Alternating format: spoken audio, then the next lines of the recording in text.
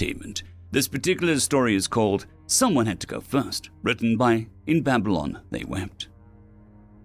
The first ship that had arrived was pretty matter-of-fact about its fate. The pilot introduced himself as Eric and told us that he was part of the first sublight resupply attempt in modern history. He then gave me and the ground control team his bad news. "So," he said, "without real-time telemetry, we weren't even sure which half of your orbit we would be in. That's a half a solar system's worth of wiggle room. Decelerating enough to survive contact with your low orbit would take me 2 weeks, which, it looks like we don't have. That means that in order to get the second ship in before you lose orbital control to the crash, I'm going to have to make a sacrificial flyby. 10 to the -4 torque is good enough for a lot of things, but at 0.7 C, it's going to be like sandblasting a soup cracker. Good news is that all the expensive toys are in the next ship, so this really ain't costing you more than the ship and a pilot." "You knew," I said. If they put that expensive toys in the second ship, they knew that the first was likely a sacrifice. No one smart enough to handle orbital physics would miss that. "I did," he said, "but someone had to go first." That was, of course, a lie. No one had to go first. No one else had, at least. When our connection to the FTL network was lost, we understood that as the end of our reinforcements. Doing resupply via sublight was just too risky. It was a testament to Earth that it had accepted its risk and continued anyway. "Is there anything we can do for you?" I asked. This man had come here to die for us. I wasn't sure how much I could give, but what I had was his. "I do have a few requests," he said. "First up, I need as much high orbital data as you've got, the whole lot." I began directing tight beam resources to him immediately. It was an easy resource to exchange. It wasn't like there was anyone else out there to talk to anymore. When we lost FTL, we found ourselves very, very alone. "Second," he said. "Right. I'm now gonna sound like a princess right now, but I've been stuck in this stupid tin can for almost 2 years now, and I seriously overestimated how much I like synth music. If you have anything that's analog, I don't care what kind of string or drum bass you play, but I'd kill to hear something without a beep in it." I jumped my own cue into the type beam and added a short playlist that I ripped from the local web. Human music. It was labeled 3 terabytes. I prayed there was something on it that he'd like. "And third," he said. The next pilot is pretty mad at me. Turns out this will just be one of those things left unfinished. That's all death really is, I guess. A lot of unfinished things. Let him know that he was right, that he is the better pilot than me. But tell him that it wouldn't have made a difference here. Bad luck beats skill, and this luck was shit." I promised, and he went silent after that. We could see what data he was analyzing, and the short answer was all of it. Everything from atmospheric density to troop positions and his own ship's blueprints. He knew that he had one shot at this, and knew that if the price wasn't paid here, it would be paid by whoever came next. Ground control didn't get a verbal warning that he entered atmosphere, just a ping, a little "here I am" whispered in the dark. After that, we could keep track with visuals alone. He hit the outskirts of the exo-atmosphere in his first pass, burning bright enough to be seen with the naked eye. He caught a space particles like a kite, trying to shed enough speed to hit actual low orbit. Automatic telemetry updates gave us grim news for the ship. Thermals were holding up decently, but the ablative was wearing out fast. The entire descent brought us more than 2 hours of reprieve. The crash hadn't expected to see a resupply, but they knew what one meant. Get it now, get it fast, or deal with a stream of new troops. They could buy themselves 10 days' time by shooting this one down now. That was an eternity during a siege. The first loop lowered the speed by about a 20th of light. The pilot responded by pulling the ship in tighter, burning, trying to preserve more ablative plating by trading off with thermal. 7 fighters were close enough to fire off heat seekers. I don't think the crash had ever anticipated shooting down a craft coming in that hot. The missile's decoy avoidance countermeasures actually made it steer around the thing, chasing down loose pieces of shrapnel. Cool fragments, still hotter than an engine should be at full blast. The simple mistake brought it enough time to enter pre-orbit, and the fighters had to stop their pursuit. They weren't willing to die to stop the ship. Our man, on the other hand, was already committed to the course. A third loop followed by a fourth. Ablative coating went from 65% integrity to 30 to 5. Telemetry scans were exponentially detailed. The pilot was making a flyby count. The last message we got from him was simple. "Are you EMP shielded?" he asked, not even bothering to encrypt the text stream. He didn't have time to process more than that. "Yes," we replied. We knew what he was thinking, but it was still a shock to see it. The fusion torch flared hot, burning through the nozzle and feeding directly into the deuterium supply. The reaction went supercritical, and the resulting neutron pulse set off everything in the ship with an Z count higher than iron. 3 continuous seconds of EM interference screamed through the comms as the Hulk burned through orbit. The explosion itself wasn't powerful enough to kill the crashed ships still in high orbit, but it made enough broadband radiation to blind both sides' radar. The man must have been a hell of a pilot. Half the shrapnel went down and got burned up as it entered the atmosphere, traded as the cost of moving the other half past Lagrange. Standard evasion would have made the pieces easy to dodge, but with the radar down, all the cash could do was sit still and cower as the wrath of a dead man riddled them full of holes. Our best ace had managed to shoot down 7 ships before this, before getting shot down himself. The wreckage of the freighter took down 6. The second ship came in stealth. 1 second, we were holding attrition in high orbit. The next, something the size of a small station came ripping through the atmosphere. It did the same trick as the former, swapping between ablative and thermal loads, coming down at a speed that the crash fighters didn't even try to match. Armies could be built in years, but skills like these took decades. Telemetry connection was established almost as an afterthought. The way the ship casually ate through the ablative armoring made my eyes water, but the pilot himself seemed pretty nonplussed.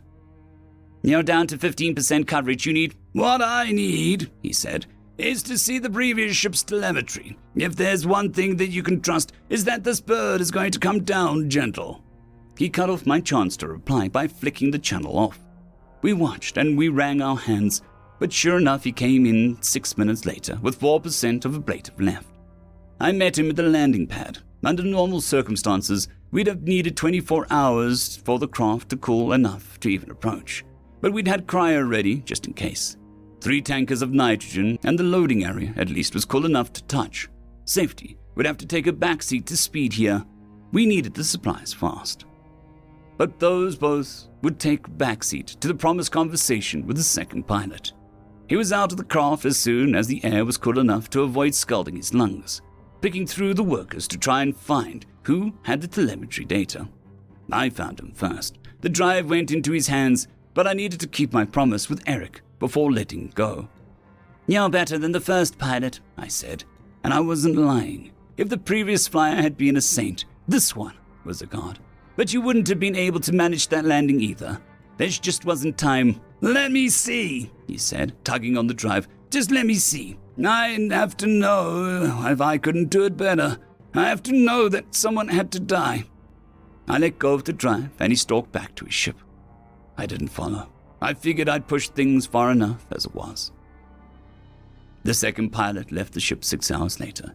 He looked bleary in a way that put me at ease. I'd been up the last 6 hours directing supplies from the ship. Everything from ground to orbit rails to AGI targeting systems was inside. And to say that it was game-changing would be an understatement. It was good work. But I was tired, and I didn't want to have to pretend otherwise. Seeing the other man with bags under his eyes meant that we could just be frank with each other. I couldn't have managed it," he said, half ashamed, half relieved. "It just wasn't possible," I agreed. We sat there for a moment. I didn't mind the break. This was time well spent. Did it hurt?" he asked finally. "Ablative failed before heating," I said, which was a technical way of saying no.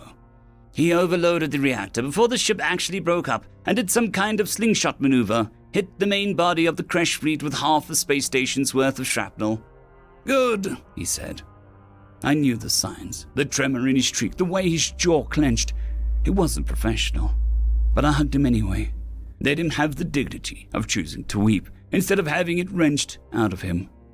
It was a gift that we'd all been given at one point in this war. At least for now, there was hope that it could be over soon. End of story. Called We Never Got Over It, written by FarmWitch4275. The delegation sat quietly in the room, all staring in deep wonder at the sight of the closed door in front of them. The air around them pungent with the stench of impatience, fear, and frustration. Everything was riding on what was going on now. What was happening behind that door? This nonsense had carried on for far too long. We looked up at the sight of the board next to the door displaying a single message. 59.885 seconds. A simple amount of time that has haunted and humiliated us for over a decade now. Every time we challenged it, and every time we fail. We haven't even come close to that time frame. In fact, the fastest time that we've ever had was 3 hours, 22 minutes, 8 seconds. A mind-numbing time. The challenge we were presented had no time limitations either. But the humans, those damn terrifying humans, had put it there to taunt us. I sat in my seat considering the reasons we were here. As the Varklakian delegate held his head high, though it had been 3.5 hours, he was more boisterously certain of himself than ever before. For nearly a century, humanity had terrified and awed the galaxy in equal measure. Their warship fleets, ever expanding in size and scope, defied and decimated the power-hungry masses of emperors and warlords. The scope of the economy drowning the galaxy in debt, then promptly flooding it with more wealth than we knew what to do with in short order. The culinary arts created by mankind's addiction to food created a new resurgence of indulgence, leading to illegal religious cults surrounding foodstuffs. The worst of them, the so-called children of sea. Human military technology, not only far surpassing us by sheer absurdity, but sheer volume of arms, with human manufacturing being so far above the galaxy, it beggars belief. We, the Galactic Council, had grown terrified of human expansion. Paranoia, fear, distaste, and instinct brought the galaxy into a standstill as humanity took its place on the Council, making changes, then brandishing a plasma-wrought titanium fist to bear when challenged. Although humans were more a boon than anything, we all agreed in equal measure they had to go. At the very least, we would be happy if they left us alone. And so, after months of petitions, challenges, and lawsuits, all of which they flawlessly won, they presented us with a challenge. Tired of the constant badgering, as they called it, humanity presented the galaxy with a simple challenge. If they managed to complete it without raging, humanity would withdraw, isolate, and disappear. We feared humans, but we knew that they were as good as their word. We failed. Every damn time. Humanity made every single possible attempt to accommodate us, going so far as to completely rewrite the system they offered to us for this challenge. They rebuilt control systems, so that it would be as easy as a matter of taking a breath of air to attempt the challenge. I myself attempted the challenge dozens of times. After 6 hours of it, I could stand no more, throwing chairs and breaking windows, even going so far as to, in a blind hate-fueled rage, injure one of my podlings.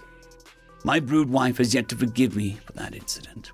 A scene I knew to be spread many times across the galaxy, 100 times over. Every time thus far, it had ended the same way. My train of thought is cut short by a door loudly being bashed open, followed by a cacophony of human-focused racial slurs mixed with a frustrated question and a litany of hastily gasped curses and swear words.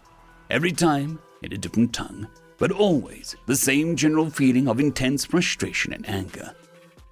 He lasted longer than I thought. He is a Dagthorian, a race of strong car-sized crab-like people that serve as the bulk of the Council's military ground forces and shock troops. And he was wailing like a petulant child, while humanity's so-called legionaries carry him squirming like a live dinner platter out of the room with smiles on their faces. They all wear helmets. I cannot see their faces, but I know they are all smiling. The Varklakian diplomat sits with his mandibles open in shock, his chitinous form taking on a slightly darker hue as he realizes his 5-year trained champion has failed humanity's challenge. He sniffles, then crashes to the door, bawling like a newborn potling, bashing his claws against the floor. They allowed us every grace they could think of.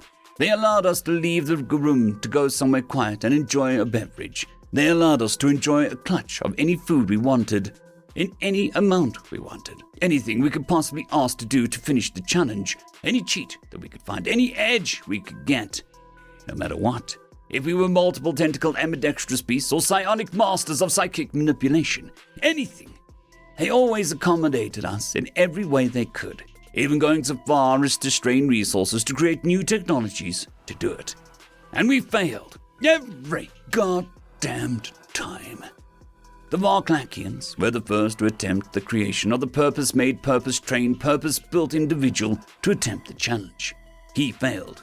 The human ambassador stepped forward, his smug smirk ever present, approached us and chuckled as we looked at him in despair. Well, he got as far as the radio tower, further than any, but a little accident let him fall, bounce off the snowman, then way back down to the very start. If he hadn't panicked, he might have saved it, but alas, once again, it is a failure. He chuckled again and walked away, closing proceedings for the day, leaving us all groaning in despair. The challenge left us all broken yet again. All we had to do was not rage, not get angry, not throw chairs, not threaten genocide, not try to destroy the office out of sheer blistering frustration-fueled hatred. But each time, we failed. What is this challenge? Play a simple video game made by a developer centuries ago. We don't even have to finish it. We just need to go through a single session playing this game without becoming irate or stressed. All we have to do is play it and stay calm, and we can be rid of them once for all. We have tried time and time again. For over a decade, each week, sometimes multiple days in a row, a new challenger would attempt it. And for a decade, each time, it ended the same way. Broken furniture, shattered monitors, destroyed hardware, threats of murder, violence. All within the same few minutes, as a gaggle of hastily gasped curse words, desperate prayers, and an endless litany of imaginary racial slurs. Every single time. What is this video game? What evil terror of a game could they bring on us to bring this reaction? Getting Over It with Bennett Foddy. Story number 2. Going Medieval, written by Ouija Warrior. The door dilated, then contracted again. There was a tiny patter of soft feet rushing up to me as I half read the information flashing across the screens on the armory wall, half paid attention to the contents of my locker. Friend Josh? I looked at my companion. The normally easygoing Umai was looking distressed. Her normally sleek tail stood out like a bottle brush. Yes, Miss Kawai. She winced slightly at my mispronunciation of her name, wrapping her upper pair of arms around a standard-issue sonic rifle. Her secondary pair of eyes scanned the screens as she looked at me as I pulled my special gear out of my private locker. Friend Josh, why are you putting on metal clothing? Why have you not armed yourself from the armory? I gave her a crooked smile, remembering in time not to show teeth. Miss Kawai, the captain has requested that we prepare to repel boarders. Yes, but you should. I sat down and started to adjust the buckles. I'd only worn the gear in bits and pieces up to this point, and most of it needed adjusting. And the captain has expressly forbidden me from using Terran kinetic weapons after the last boarding action and the decompression event. Yes, but there is plenty. And, frankly, I do find xeno-weaponry to be a bit underwhelming. The young Umai looked at the sonic rifle she was holding, easily capable of stunning most known sentient beings. Yes, I know, but wouldn't it be... And I have made this specifically for the Terran history event that I was asked to do next planetfall. She shifted her secondary eyes on me as I buckled the breastplate. That is historical, all that metal. A klaxon started wailing, signaling that the pirates had gotten their boarding vessels past the close-in defense systems. I nodded and grinned, letting my teeth show as I pulled on the reinforced gauntlets. Yes, as it is as historically accurate as I could make it. Variations of this was used for several thousand cycles on Terra, long before we climbed out of the gravity well." The young Umai looked curious despite the wailing Claxton. "Really, friend Josh, but it is primitive, yes?" "It may look primitive, but this pattern is often considered one of the most highly developed versions of the style combat suit." "But friend Josh, why are you wearing that when there are several modern Terran standard ablative combat suits in the armory?" "Because, dear Miss Kauai," I said as I lowered the replica giant helm onto my padded head and reached for my morning star, "it is time to go medieval on their asses." End of story. For entertainment. This particular story is called Combat for Us Isn't Just About the Fight, written by Random 3X. A light knock at his door distracted Alex from the aimless notes that he was scribbling. "Come in." "It's Maxwell, sir." "Ah, yes. What brings you here at this late hour?" Alex paused to look at the clock. Gods, morning." "Yeah, it's about the upcoming crusade, sir," Maxwell said, his voice tinged with worry. Alex narrowed his eyes at the young werebeast. The boy had been growing increasingly worried since the war had been declared to the public. Worse still, his hometown was likely to be the center of the coming conflict with the invaders. "Sure, take a seat," Alex replied, gesturing to the seat across from his desk. "It just is, well, my father, you see." Maxwell tried to start, but couldn't seem to find where to actually begin. "You're worried about your friends and family back home being on the front lines, aren't you?" Alex's voice was gentle and understanding. "Well, I wouldn't worry too much." "But, sir, those blasted humans have amassed an imposing army," Maxwell protested, only for his face to drop, realizing who he was talking to. Alex only smirked. "Yes, we humans truly are blasted. Maxwell, this isn't the first crusade this place has dealt with. It won't even be the last. I may be a human, but this is my homeland, and I will help keep it safe." "Then why can't we fight?" Maxwell asked. Thanks to Alex's teaching, he and his classmates were easily above the rest of the students, but they had been expressly banned from even stepping outside the city walls, outside an evacuation order. Alex just shook his head. "Because you are not ready for how humans fight." "Then how do they fight? Teach us." "Maxwell, combat for us isn't just about the fight." "What?" Maxwell asked, confused. His teacher liked to talk in riddles and the odd ways, but this just didn't make sense. Alex, though, just let out a sigh. "Take the Titans, for instance. They are incredibly strong. Or the dwarves and their sometimes ungodly durability." Maxwell nodded along. "Due to their nature, they are prone for more frontal attacks. They use their given nature to their advantage." "This much is obvious, sir," Maxwell grumbled at the non-answer he was getting from Alex. "Then the orcs and the werebeasts, how do they like to fight?" Maxwell thought about Alex's question for a moment. "With self-reliance and honor?" "Exactly. They will never back down from a fight and will press forward. What about the Ironwood elves or the vampires? What traits do they have?" Maxwell paused in thought. The primary thing outside unique individuals was their heightened senses. Their senses, he answered unsurely. "Precisely. The Ironwoods and the vampire clans are unique in speed, but also their senses, making them exceptional in covert combat. Now, compared to these marvelous traits, what do humans—" He paused to gesture to himself. "What do we possess?" "Numbers?" "Nah, numbers can be got anywhere. What we humans have is simple. We have performance." As if to accentuate his point, Alex put on a pose Maxwell had seen many times. His waiting for applause pose. "Performance?" Maxwell parroted incredulously. "You doubt me?" Alex replied, his demeanor changing. "Are you calling me a liar?" Maxwell retreated at the sudden shift in mood. "I would think very hard about what you intend to say next, young Maxwell." Maxwell began to retreat further till his back bumped against the wall as he silently activated a light circle to conjure a defensive grid. "See," Alex began, his demeanor shifting back to his usual relaxed attitude. "Now, why did you back up and start all the protection magic?" You scared me." "Did I? My performance scared you? Did I convince you of a falsehood when I had no intention of ever harming you?" You were pretending?" Maxwell asked, only for Alex to nod. To be fair, sir, I've seen what you can do. You're very scary when you want to be. Very well, I will concede that point. But my reputation at large, what is it like? Maxwell paused as he tried to find a way to word unhinged maniac that shouldn't be allowed near children as politely as possible before settling on one word. Eccentric? Oh, what a polite way of putting it. Maxwell, I have cultivated a reputation as a bit of a crazy person. But I am anything but in an actual fight. But if my enemy goes on expecting one thing but encounters another, they'll be found more on the back foot. That is how humans fight. They utilize a performance of sorts to convince their enemies incorrect information is, in fact, true. Alex explained, his words shrouded in intrigue. But that's just deception. Alex paused as he looked over at his students.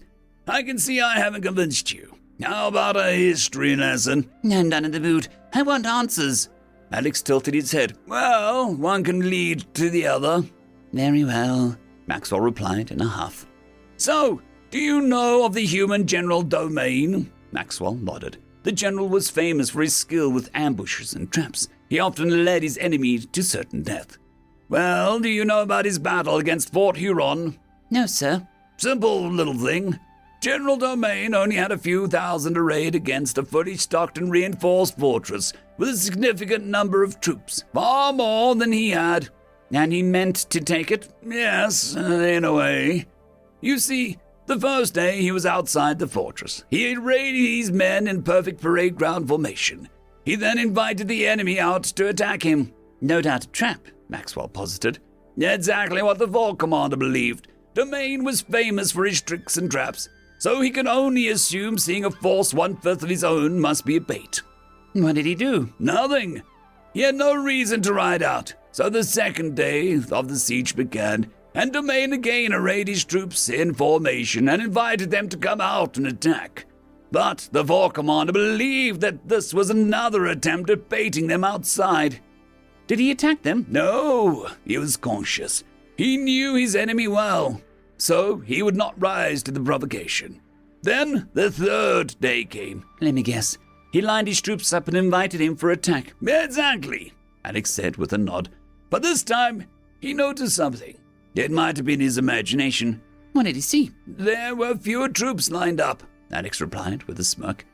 Fewer troops? The bait was even more enticing than previous 2 days. But where had the missing troops gone? Exactly what the commander wondered. The best his officers could come up with was that they had met up with some ambush force wherever it was hidden. So, what happened next? This continued day after day for 2 weeks. 2 weeks? Maxwell repeated it, surprised. Some reports say that it was only Domain and his honor guard by the end, though I suspected that was apocryphal. What happened after 2 weeks?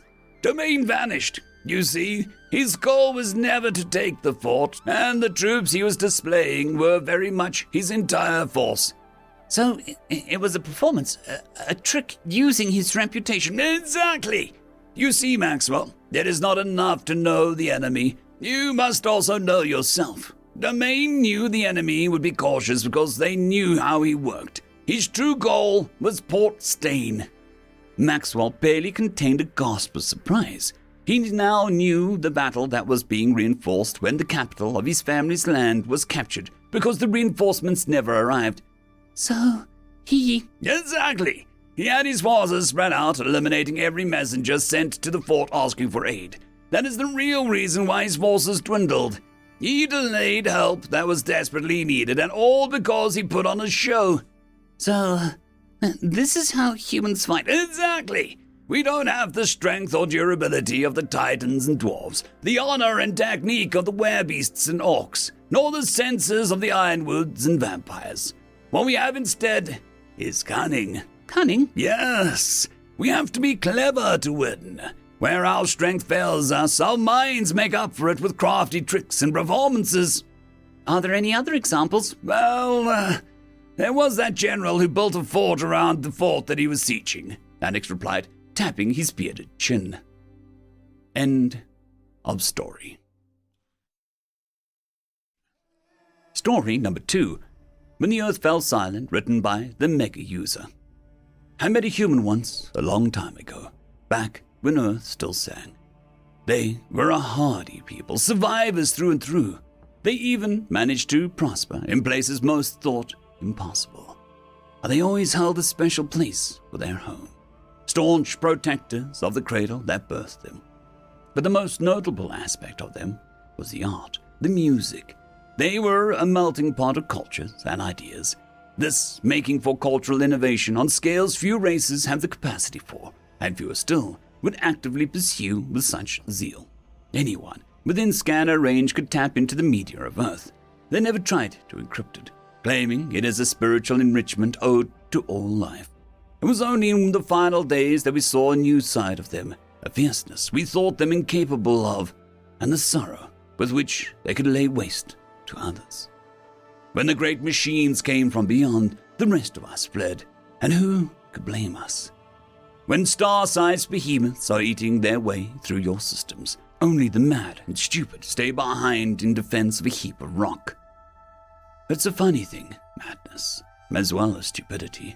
They are so awfully close to bravery, and bravery the humans had in abundance. Whilst the coalition of the time pulled back its borders and evacuated homeworlds towards colonies, the humans did the reverse, pulling all resources from their colony efforts, making Sol into a fortress the likes of which we hadn't thought possible. And to this day, we scarcely have the capacity to replicate. The great Imperial Palace is modeled after the remnants of Sol, after all. They stripped themselves of their precious culture, silenced their ever-present hum of life that radiated from their world, and shifted into a war economy we still use as an emergency model. They held on longer than all expected, longer than many dared to dream. So long, in fact, that some began to think that they could hold forever. Hope. They gave us hope that we might still return victorious to our own homes. And then, try as they might, they could hold no longer. After 10 cycles under siege that broke other systems in days, the mighty Sol defense buckled, and the machines swung in. And as we watched the great Sol bastion be breached, they sang a melody to the stars themselves. Billions of souls sang as one, in defiance to the machine god that ate the sun. They ended the war that day, detonated a dark matter bomb we had only theorized possible, and cleaved the known galaxy in two. The last words from Earth, a line from a 39th century poet. Let this aspect of Babylonia cleanse away the darkness. End of story. This particular story is called We Are Human, written by Captain Candy. The loud hiss of the hydraulic door opening and depressurizing sounded out in the massive, miles-wide, empty chamber with a single machine in the center. Myself and my group walked forwards with our metallic footsteps echoing out as we uniformly marched to the machine in the center. Me and my team of 5 all stopped in front of the device that is meant to hold the knowledge of our long-lost legacy. It took us thousands upon thousands of years to finally find even a small thread to grab to rediscover our lost history. We aren't the only old race with a lost history, not after the Great War. That war left half of our universe dead and the other half gasping for breath and praying to the now-dead gods that they would make it through. There were millions of races with uncountable numbers of lives that had lost their histories and forgot who they were before the war. What is known is that a mythic race that has been praised, feared, and revered called humanity started the war. The exact reasons are lost to time, as are the specifics of the first battles. We know that humanity started it by fighting some slaver empire that served some lesser god of desire. We know the war escalated when the empire tried to surrender, and humanity pushed for their genocide. The god that this empire served stepped in to prevent the complete extinction of the race that served him. The human took this personally and decided that if a god would stand in the way, then they would kill a god. That was the first time humanity would kill a god, but it would be far, far from the last.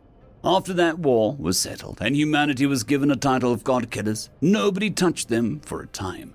Eventually, though, another empire under another lesser god, this one a god of war, wanted to prove their strength and challenged humanity. We know that they attacked unprovoked and killed no less than 10 human worlds in surprise attack to start the war. This ignited a fury in the humans that dwarfed what they showed even in the last war. This empire under this god of war fell in mere months under the wrath of humans that made even some lesser gods of wrath recoil in horror. This time, humanity didn't pause as they bound, chained, and subdued the god of war. They dragged him back to the capital of the human empire and publicly executed a god with a life feared across the galaxy. The force with which they used to kill this god was said to atomize even his divine vessel. Other lesser gods, out of fear, jealousy, and some out of boredom and greed, alighted together to eliminate humanity. It is said that the humans faced a 10-front wall, all against divine empires who outnumbered them 3-1. At the end of the war, 10 new gods lay dead, their divine essence spreading across human space and enhancing the humans further. Well, it would have been if humans were able to use magic or divinity. Instead, the humans saw no difference in their worlds and continued as normal. After this war, no lesser god dared to even invoke the notice of humanity, lest their unholy armaments be turned to them. There were god-killer races before, but none had ever killed a full dozen gods. Humanity, for a time, became untouchable. Peace reigned in the human empire for a few centuries, and they developed in silence and prosperity with other races. That is, until the intermediate god of slaughter saw mankind and tried to subjugate them as loyal slave soldiers after hearing how even lesser gods were unable to bar their path. This war turned into one between two galaxies, and humanity, with steps like those of an old titan, a being beyond even gods, marched across the void between galaxies and sought to exterminate this new threat. The weapons they brought to bear in this war bent the laws of reality itself until they screamed for mercy. The ships they piloted named planet breakers after the old icebreaker ships they used in their naval days. The ships would sail through planets, cracking them in half and hardly even slowing down. The intermediate god threw dozens of lesser gods at humanity, and 10 times that number in empires under his rule. Humanity slew gods like reaping wheat from a field, and the normal citizens under these gods were oft seen kneeling to humans in worship and surrender. Whole empires bent the knee under humanity's titanic wrath until they faced the intermediate god himself, and in battle they tore asunder the very supermassive black hole that held the god galaxy together. Humanity lost half of their forces, but finally the intermediate god fell as well. At this point, even the high gods took notice of humanity. As many races had slain lesser gods, none in the history of creation had killed an intermediate god. Humanity knew this as well, and it is said that they converted in their whole to a life of war and power. It is said that their civilization reached a Type 3 on the Kardashev scale, and with the power of an entire galaxy concentrated, created weapons that could smite parts of reality itself from being. They knew other gods would come to eliminate a threat the likes of which they had never seen before, and the power they built and began projecting was godlike in its own right. This is when the war finally, truly began. The gods attacked first, and in a matter of years, hundreds of lesser gods fell, and the humans had expanded to other galaxies and tamed them as well. Divine blood flowed into rivers in this war, and as it went on, more and more gods joined in to form a front against the monsters that were humanity. Then it happened. A human scientist made a breakthrough, and they became a Type 4, pulling energy from the space between universes. This was the power of the divine, and a territory of no mortal race was meant to tread. After humans achieved this, intermediate gods fell like grass to a mower. Then the high gods decided enough was enough. Gods of creation, life and death stepped into the battle to suppress and annihilate the human menace. What nobody saw coming was that the humans would not kill but cripple every single high god that attempted to destroy them. With the high gods falling back to recover, humanity had a chance to catch its breath from its now millennia of constant war and battle against the divine. This was a chance that the gods would regret giving mankind as they continued to develop and grow. They gained power over creation and were harnessing whole universes in contained vessels to power their weapons and armaments. They stepped into the ranks of a Type 5 civilization and stood as equals with the high gods themselves. With this new power, half of the universe kneeled at the feet and whims of humanity. This was when the Titans themselves came from beyond creation, from the space between space, from dimension designed specifically to allow them to exist without harming other universes. When they stepped into reality, the universe itself trembled before their power of time, space, creation, and a myriad of other powers beyond even God. Humanity did not back down, though this time they were exterminated in the quadrillions, galaxy by galaxy. They were pushed all the way back to their home galaxy, as the Titans sought their total destruction for disrupting the order that they had worked for countless Gogls to produce. When pushed into this corner, humanity desperately sought ways to fight these Titans, and a breakthrough occurred in a desperate gamble.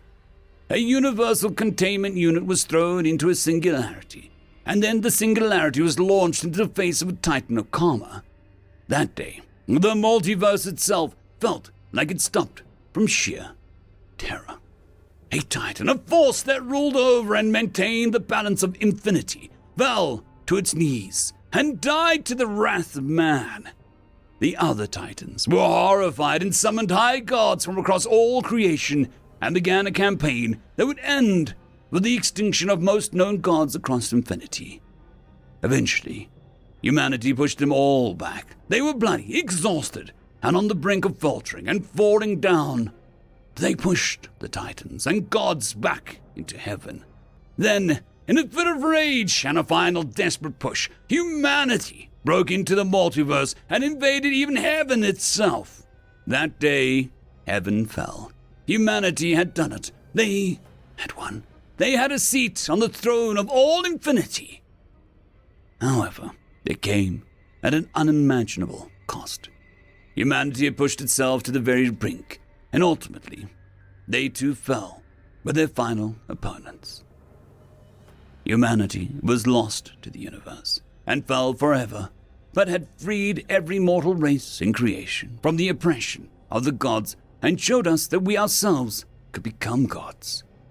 After this war, though, nobody in our universe knew their own histories. Kronos, Titan of Time, had in the last feck you to humanity scanted history and time. He distorted everyone's memories, and time became tangled. Humanity had prevented this from wiping any races out, but controlling time across infinity was no easy task, and history was not lost physically, but forgotten. Now my race and every other race seeks to find our lost pasts before we try to take steps forward as civilizations. In front of me and my team is a device said to hold our history, one we searched 20,000 years to find. Taking a deep breath that my mechanical body no longer needs, I placed my hand on the device and started, connecting my mind to the network of minds of my now mechanical race. We have been mechanical since the war, and lost not only our memories but our biological forms. We are millions, but unable to reproduce or replicate ourselves. Our numbers have dwindled in our search for this device. And now, all of my remaining brothers and sisters will know what we are. Then, as my mind connects to the device in front of me, I fall to my knees, and the sound of my team doing the same echoes through the chambers, and we, my entire race, in our collective mechanical forms, begin to weep. All the knowledge of our past is once again restored from this device that we had made in case Kronos or another Titan decided to do something like this. I feel millions of trembling minds echo the same words as knowledge of how to return to our biological selves come in. We are human. End of story. For entertainment, this particular story is called The Soldier and Death, written by Coyote Havoc. Last time it was a sack. Lawrence was dazed by the bright flash of light, but heard the voice clearly. As his vision began to return, he saw the figure who had spoken, neither tall nor short, revealing neither face nor eye nor hair. Their hands were clenched loosely in front of them and seemed to be every skin tone and none. Assuming his vision was blurred and would return in time, he focused on what appeared to be the cloak the figure wore in an impossibly dark shade of grey. I'm sorry, but who are you? Lawrence asked. You know exactly who I am, Larry, the figure said, disappointment dripping from every word. With a sigh, the figure extended a hand out and made contact with a barrier of energy. Plasma erupted around their outstretched hand, the likes of which would have reduced another human to a roasted pile of flesh. But the figure was unaffected. Removing their hand from the barrier, they revealed that neither the palm nor the back of their hand was blemished, and let it fall back into place. Of all the species in the universe, only humans would dare to capture me, and, twice at that, the figure said softly. The display shocked Lawrence back into reality as he remembered where he was and what he'd hoped to do. It had been his life's work to construct his apparatus. Every detail from every myth had been examined in minute detail. Every legend available had been considered before even just the frame of the machine had been built. And all of it had been done for a singular purpose, resulting in a successful capture of an entity that was not supposed to exist. Yes, it was quite successful, Larry. The figure spoke as if knowing the exact thought that had been running through Lawrence's mind. But you're also trapped in here with me. Lawrence began. Yes, I am, the figure cut him off. And this was very foolish of you. Twice, Lawrence asked. Oh, the first was a Russian soldier of little renown until he started passing out biscuits, the figure replied. He was given a sack and a deck of cards that could never lose, as their story goes. I remember you reading that story over and over again, looking for a clue on how to capture me. Well, it worked, didn't it? Lawrence smirked.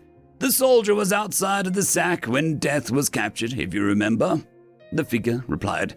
A minor detail, Lawrence said dismissively. The result is the same. Minor, the figure scoffed. For want of a detail, you dismissed the story. Not entirely, Lawrence said with a smile. If you were watching me, you knew what I was after. Immortality, the figure replied. But are you prepared for the consequences? Even if I am trapped here with you, nobody else has to suffer your torment, Lawrence answered. Torment? The figure repeated. Then your life's work is a failure, Larry. The figure produced a small book from its robes, opened it, and began to read. Yes, Father, the time has long come and passed. At the time in which you caught Death in your sack, I had only an hour left to live. I would very much like to pass, but cannot die. Then you have committed a grave sin in God's eyes. There is none left on earth who suffers like I do. The figure returned its gaze to Lawrence while closing the book and replacing it into their robe. In your vain attempt to live forever, you forgot what eternal life means, the figure began. Pain and suffering are a part of life, but there is also joy and hope.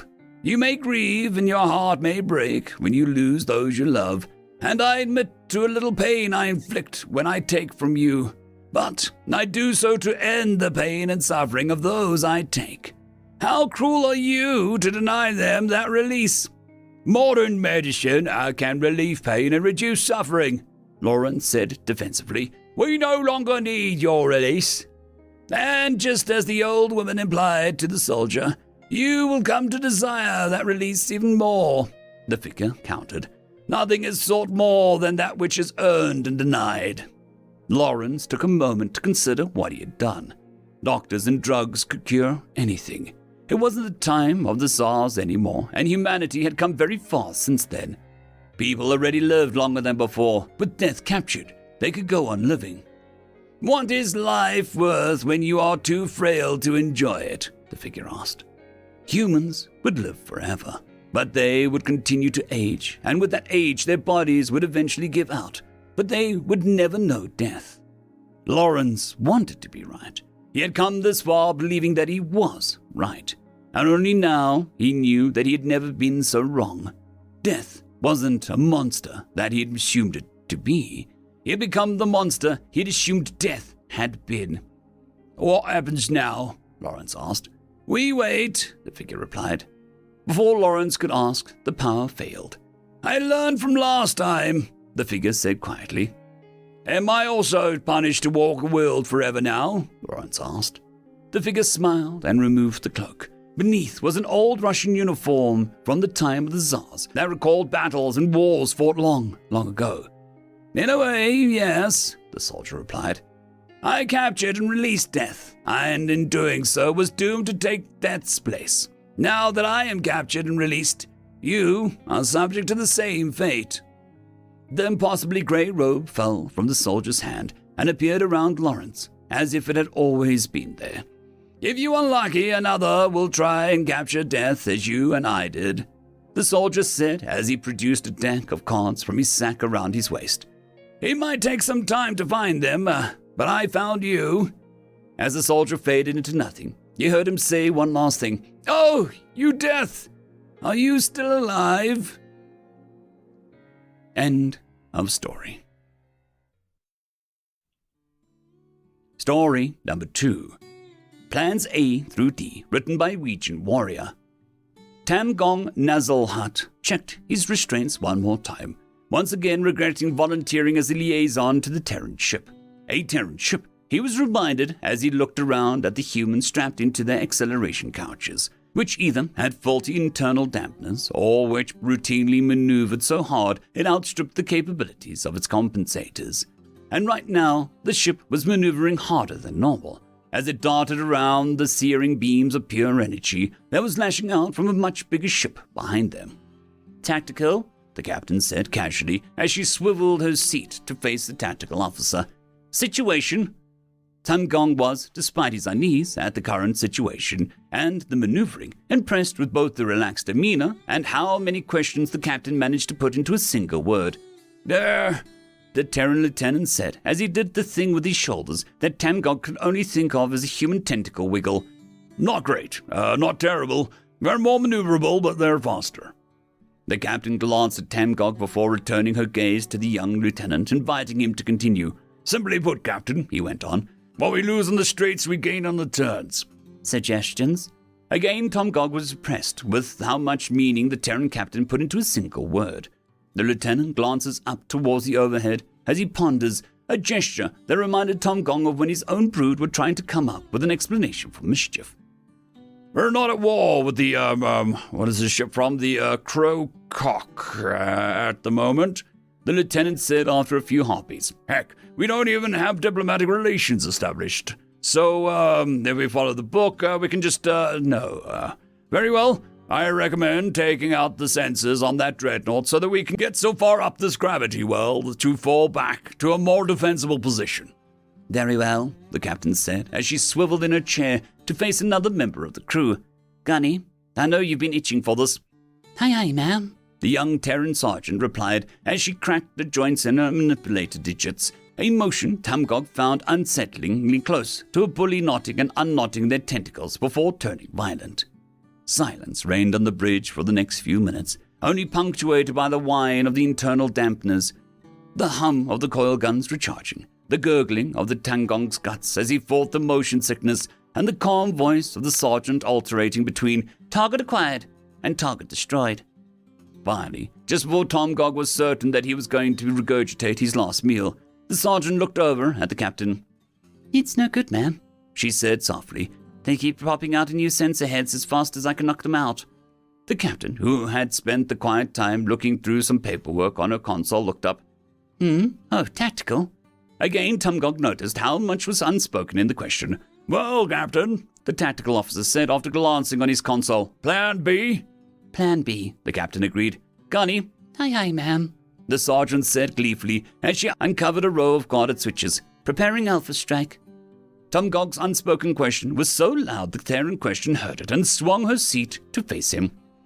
An Alpha Strike, Mr. Nuzzleheart, she explained through barely concealed grin, is when we fire every weapon we have at once. Tamgong felt his skin grow cold and clammy as he thought about some of the armaments he had been shown down on the battery deck. Every weapon? Every single weapon, Mr. Nuzzleheart, the captain confirmed, so expect the lights to go out for a few.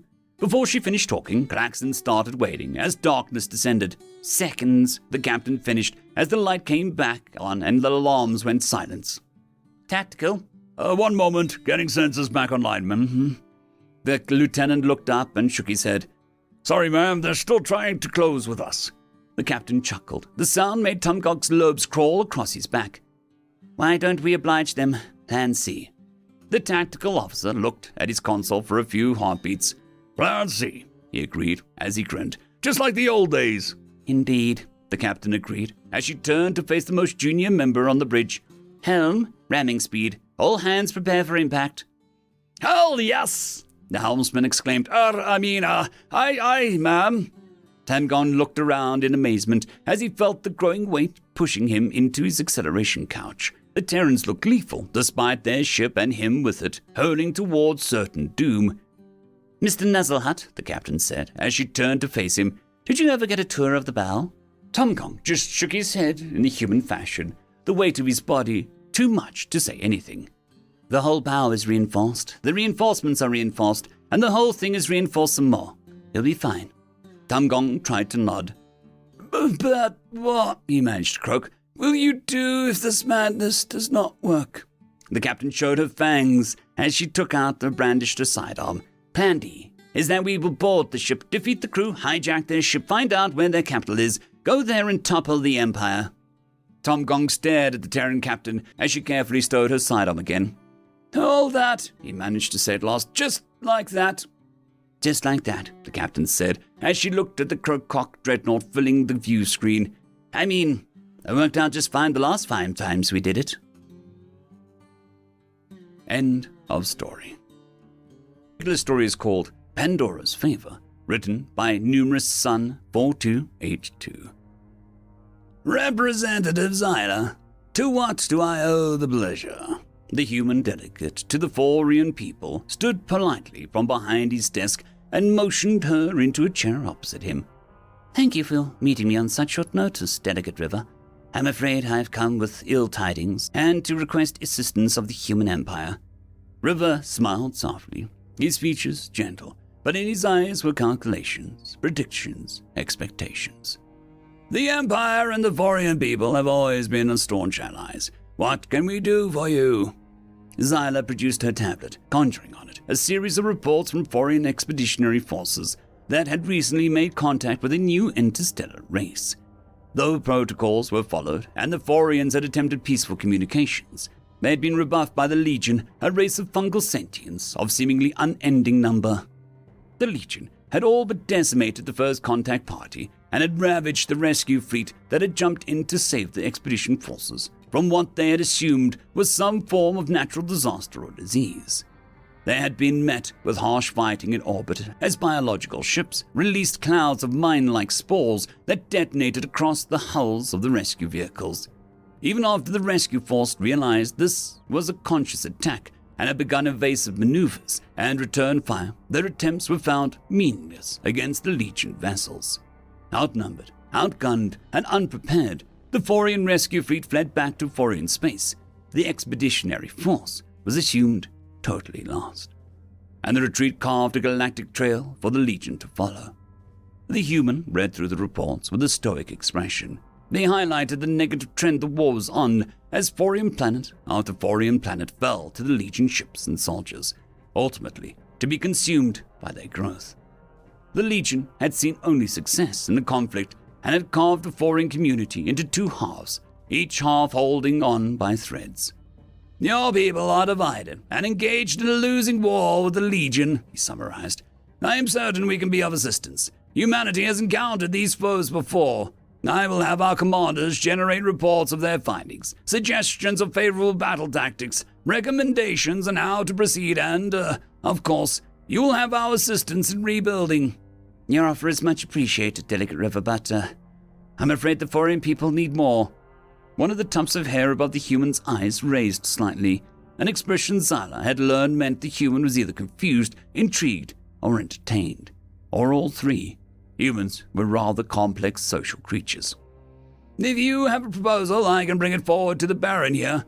If it's within our power, we can grant it immediately. Of course." He set the tablet down and turned fully towards Zyra, his countenance more serious than polite now. "If you are requesting something more serious, something substantial, it will need to be approved by the Emperor and his advisors. I can only promise so much."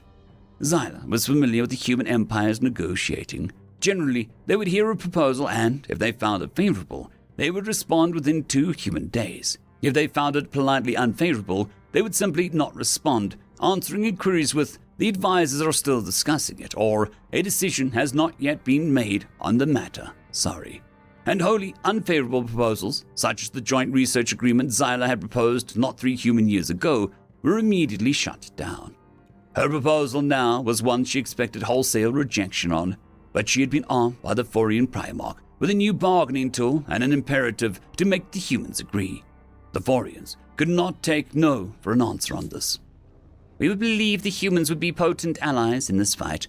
Our military intelligence once generated a report on human forces that implied that what we could see of human military and weaponry was a placating show, and that more effort had been spent to conceal human military might than any galactic nation had ever spent using military might." The human said nothing. He leaned forwards, resting his elbows on the desk, his fingers into a steeple, and his mouth behind his hands. His head tilted down as he now looked with his eyes towards Zyla. The look was serious, dangerous, predatory even, but he did not say anything. "The Forians formally request human aid in defeating the Legion forces and reuniting Forian space."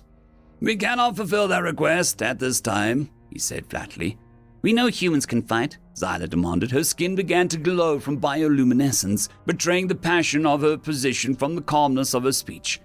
"Are you not capable of defeating the Legion? Are you afraid of them?" "That is not the issue, Representative Zyla," the human began. "Tell me honestly now, could human warships defeat the Legion in combat?" The human glanced down at Zyla's tablet before bringing his gaze back to hers. "Off the record," he said. Zyla shut off her tablet and stowed it into her pocket as the human walked quietly around the desk and poked his head out the door. He glanced side to side for a moment, and then, seemingly satisfied, closed and locked the door.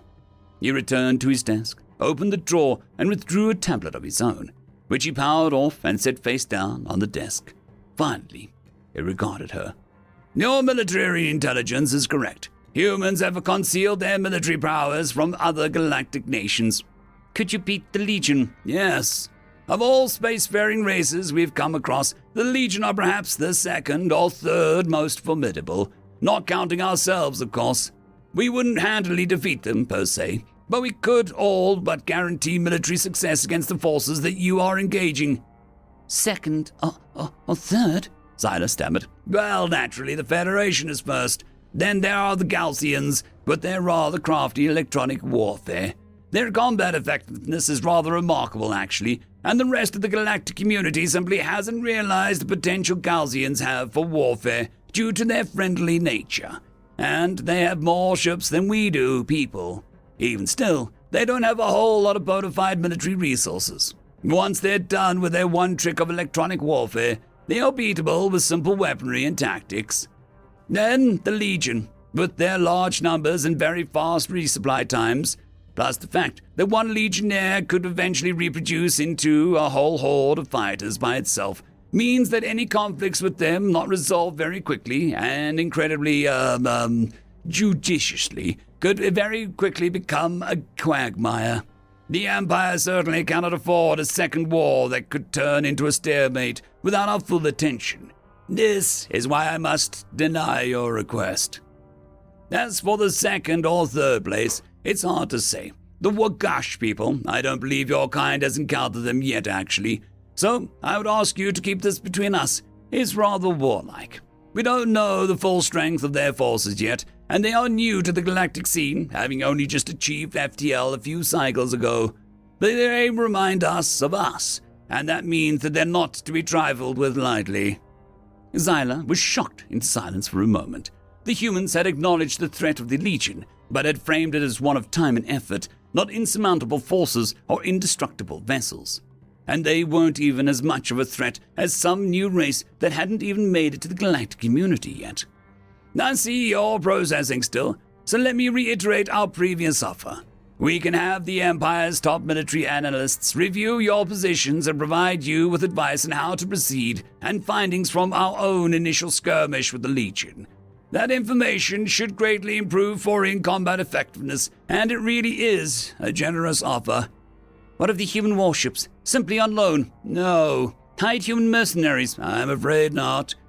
"Human weapons, training, even just the blueprint?" "Out of the question," the human said flatly. "What I have offered is already a stretch and—" Xyla cut him off. "The Primarch calls in his favor." "What?"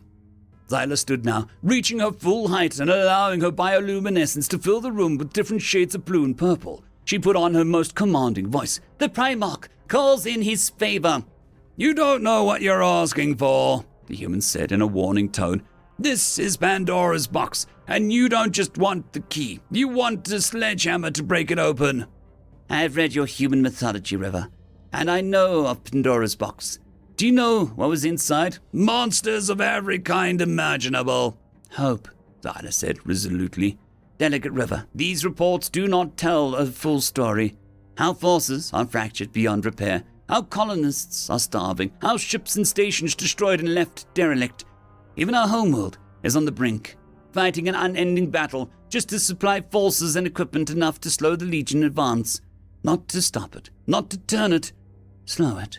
Without human military intervention, the Forian race is finished. We are a proud people, Mr. River, but not too proud to beg. Please help us." River was silent for a moment, staring into the room beyond Xyla. His calculating eyes glasses over, as if seeing something horrible from his past before him now.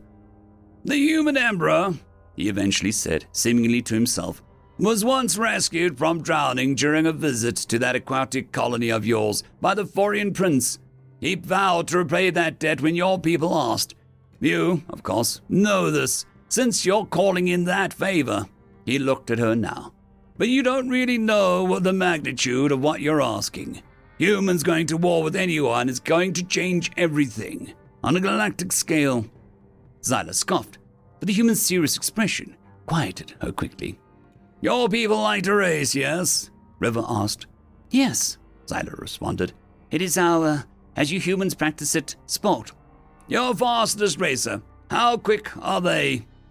"Resben is our fastest racer. He could circumnavigate our home planet in less than 3 of its days." "How long would it take you to do?" River asked. "Well, I'm no racer." Xyla blushed shyly. "Maybe 20, 15 if I'm given time to get in shape." River sighed and then looked at her deeply. "You are to your race what Resben is to mine, at least in terms of military. I said that the Legion was perhaps the second or third strongest military power in the galaxy. Well, the difference between first, the Federation, and second place is like the difference between Resben and you. It is astronomical. It's leaps and bounds. It's degrees of magnitude. The only things that prevent us from wiping out the Legion are that we'd have to be decisive and thorough, and that we're too busy with the Federation to be thorough. You are asking an adult to get into a fight with a child. Only once everyone else sees the adult fight, they'll realize they're all children. It's going to start an arms race with every other species in the galaxy." "We have no other choice," Xyla said. "We need your military to save us from annihilation." River sighed for a moment and rubbed his hand across his brow. He muttered under his breath for a moment something about diplomatic relations in light of military prowess. Eventually he stood. "I must attend to something first. Will you stay here a moment while I make some negotiations?" Xyla nodded, and River left the room quietly. He was back in only a few minutes and nodded to her. "You'll have our support, but just how much support we can offer depends on this next bit." He tapped on his tablet a few decisive keystrokes, and a telemonitor descended from the ceiling behind her. It whirred quietly for a moment before an image of another human appeared on it. In contrast to River's white, stiff attire with blue trim, the human wore black with a white undershirt and no assenting colors. His feet were kicked up onto a desk as he leaned back in his chair and grinned at the screen. "River!" he called joyously. "Finally calling to surrender, Well, you can suck my—" River cut him off quickly and loudly. "I am joined here by a representative of the Forian people, Miss Xyla." Xyla nodded a polite greeting, and the human on the monitor stammered for a moment before adopting a polite, formal posture. Apologies, Miss Xyla. How can the Federation of Human Territories be of assistance?" "The Forians have called in their favor," River answered for her. "I am calling to negotiate a ceasefire while we answer it. The Federation is friendly to the Forian people, but we are under no such obligations, River. I respect you for your responding to the favor, but your ceasefire is denied." River put out his palms in a placating gesture. "Hear me out first. The favor is military aid. The reason—" He swiped at his tablet, and the human on the monitor looked down at his own as he received the message. "is of mutual interest to us." The human on the screen was quiet for a moment as he read, his face changing from one of surprise, curiosity of the call, to one of bitterness and anger. Finally, he looked up at Xyla through the monitor. "The Legion harvested one of our colonies when we first encountered them. An undefended civilian colony was all but devoured. And when we finally made diplomatic contact with them, they said it wasn't their fault. They had just eat dead stuff. It was the colony's fault for being dead so easily. I thought we destroyed those spory bastards, but I just guess we accidentally sent them your way. River, you have your ceasefire, and Xyla, you got more ships. Tell your Primarch to point him out and get out of the way. The humans are coming." The transmission went dark, and River turned towards Xyla. "Well," he clapped his hands together and rubbed them enthusiastically, "with Imperial and Federation forces, we should have this taken care of in a couple days. It's like you got 2 Resmonds for the price of 1. "And what you said about Pandora's box? About the arms race?"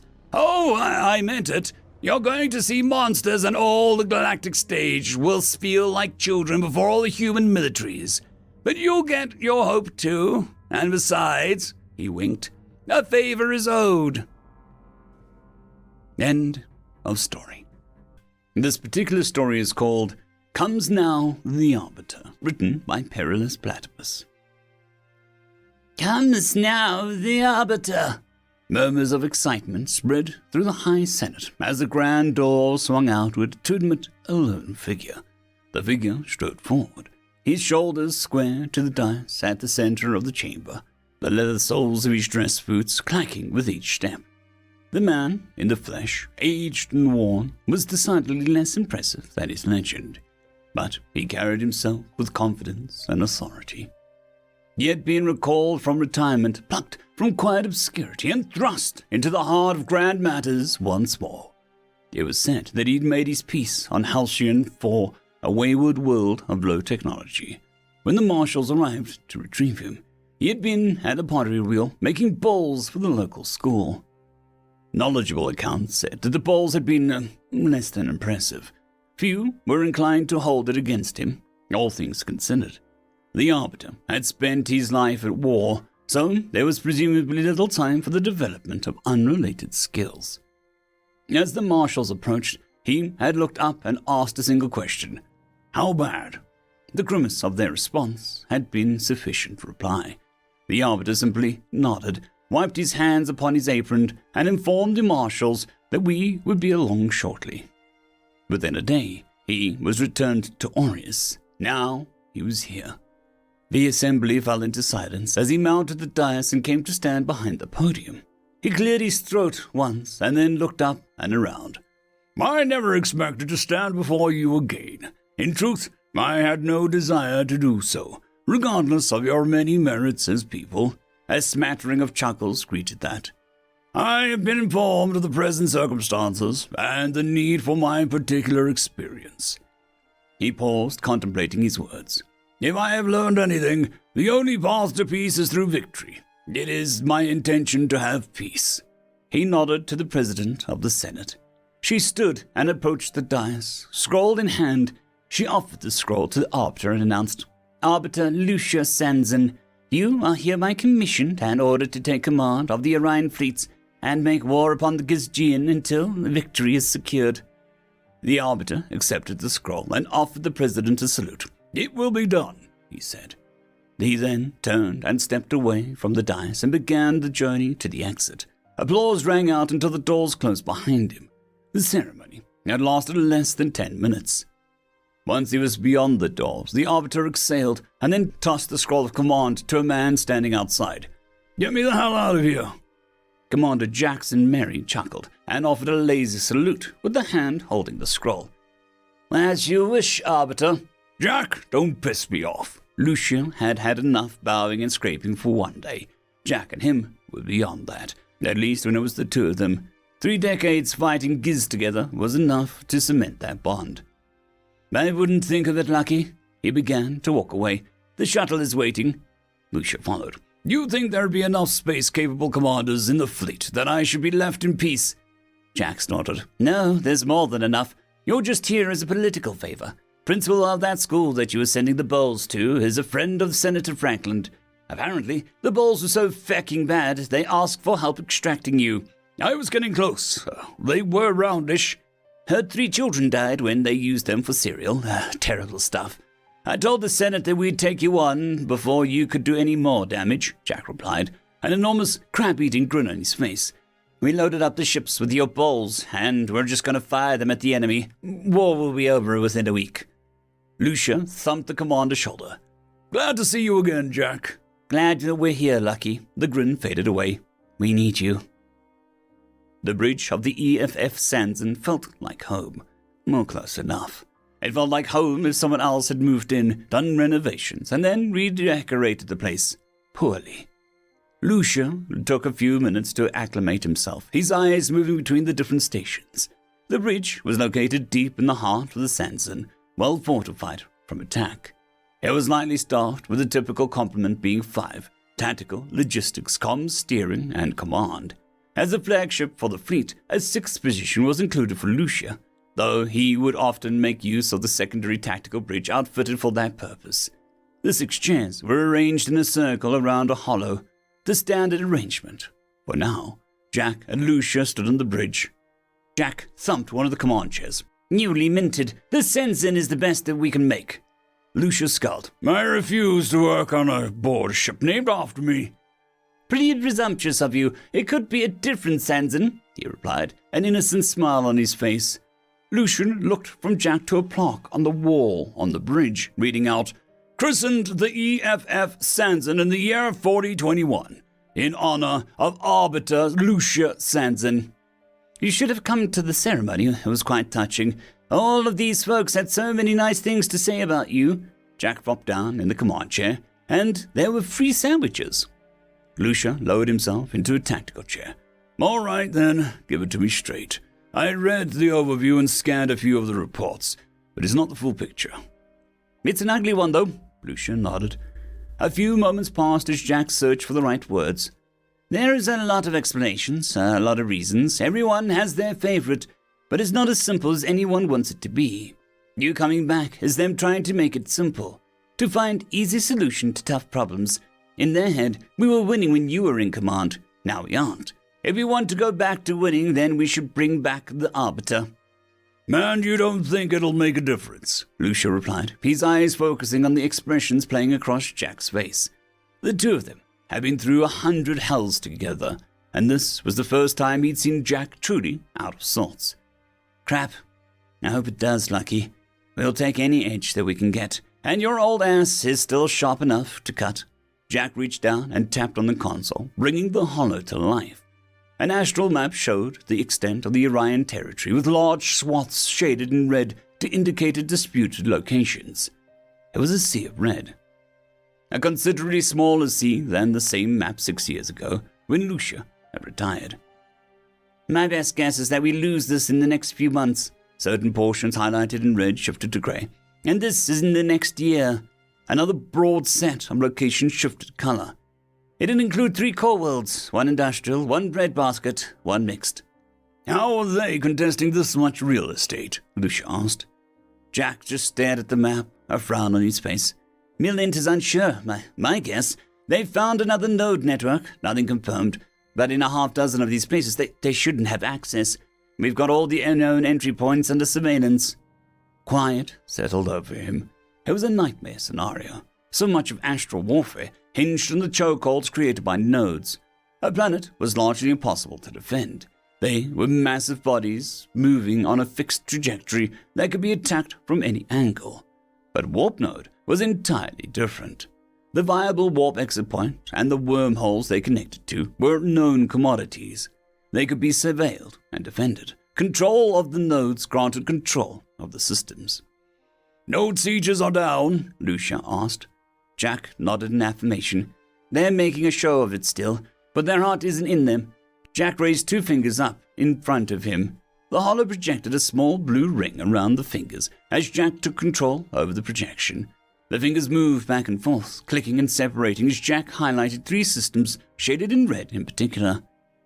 They've been scouted here, and it's not active conflict yet, and I don't think that they know that we've seen them snooping about. Our deep senses have gotten a lot stronger. They shouldn't be there, Lucky. It should be impossible. The known nodes connected to the system highlighted. Lucia squinted at the hollow and then raised his own hand. The ring of blue attached and Lucia began to apply filters to the data underpinning the visualization. Time. Reporting sightings, ranges in terms of light years, known node status. Jack offered the occasional observation, but largely remained silent as Lucia navigated the information. Lucia's frown deepened as he continued. Doesn't add up, he muttered. Any new class of giz ship come online? A few, mostly variations on what we've seen before. Slight increases in beam output and nominally higher shield absorption capacity. They're still weaker than us in a fair fight. Doesn't give them much of an incentive to fight fair, does it? Lucia replied. Suddenly his fingers jabbed forward and then spread, targeting a section on the map. Then he held his hand up like a claw, slowly rotating it back and forth, as if he were clutching an invisible knob. The system in the center remained grey, but a number of surrounding systems shifted to red as time moved on. There's no nodes connecting those, Jack said. Do you think there might be? Lucia replied. Then what? Not sure. Something. His hand turned back and forth. Then he pulled up the scouting reports, moving down to the vessels picked up by the sensors. 6 different systems, all within 10 light years of that one. No confrontation on their side, but all the listed giz ships appeared to be the same. He paused and glanced over at Jack. You said we upped our depth sensor tech. Yeah? Do they know? We've kept it under wraps. They aren't fully deployed yet. Reasonable to think that they think that they're outside of our range? Lucia asked. Reasonable, not certain, Jack replied. Lucia nodded. We need to get out there. In force. What is it? Not sure. Just a hunch. How about you just tell me what the feck you're seeing so I don't have to spend my time grasping at straws, Jack replied. Need to work on that temper, Jack. Lucia came to a stand, knees popping and old bones creaking. They're boring new wormholes, making new nodes. Jack leaned forward, his eyes wide. That's impossible. Let's hope so. Lucia moved over to the free command chair and pressed his thumb on the pad beside the chair. Arbiter Sanson. The pad flashed and then turned to green. Fleet supplement request. 3 Nodebreaker class and associated support vessels. 8 Farbeam class and associated support vessels. Request logged. The console flashed. That's a lot of artillery, Jack said. What's the plan? If they're making new nodes, then they're likely to be fortifying them. We find them, we take them, and then we follow them back to wherever they came from and find out what the hell is going on. Sounds so easy. War is easy. Winning is hard. Lucia paused, looking at the map again. Let's just hope I'm wrong. It'll be a lot better for us. Agreed, Arbiter Sanson. That reminds me. Lucia pressed his thumb against the Fleet Command chair. Rechristened flagship, new designation, Judgment. Acknowledged. Flagship designation, EFF, Judgment. Jack chuckled. That's a relief. It was a terrible name. We ship out when the supplements arrive. Get them all ready. Yes, Arbiter. And Jack, Lucia gestured towards the wall, get rid of that fecking plaque while you're at it. Jack stood, came to attention, and snapped a crisp salute. Abso-fecking-lutely, Arbiter. Lucia nodded. It's good to be back, Jack. It's good to have you back, Lucky. Also, good to have that senator owe me one for saving all those kids. Get to work, Jack. Yes, Arbiter. End of story. entertainment. This particular story is called Genre Savvy, written by Echoing Cascade. 5 individuals wearing matching uniforms walked down a shuttle's ramp. The man in the lead began to talk into a small device in his hand. Captain's log, supplemental. We are here on Stella's Prime to check on a research team that has not reported back in over a standard week. Their mission, to boldly go where no man... Another man slapped him behind the head hard. That hurts, Sarge. Try to at least pretend to be professional, would you? Cortez grumbled, but grabbed his rifle and started to look around, keeping an eye out for trouble. Why does friend Cortez always start every mission reciting a variation of that monologue into his electric shaver? Snitch was an Iron, a recent addition to the Terran Alliance. They could be mistaken for human if it wasn't for the red skin and horns made of fingernails. Lashari, Doc Francis, answered the alien question while checking her bioscanner. Because he's a geek and an imbecile. I love you too. No, you don't. Lashari then proceeded to hit her scanner a few times, clearly not getting the results she wanted. Cortez whispered under his breath, I really don't. Still not getting any viable readings on that thing, Doc. Lashari shook her head. I'm getting some sort of interference. No idea what it could be. For all we know, it might be normal. Sam Specs Brenton, the team's combat engineer, spoke up. Why exactly do we have so little info on the planet and the locals?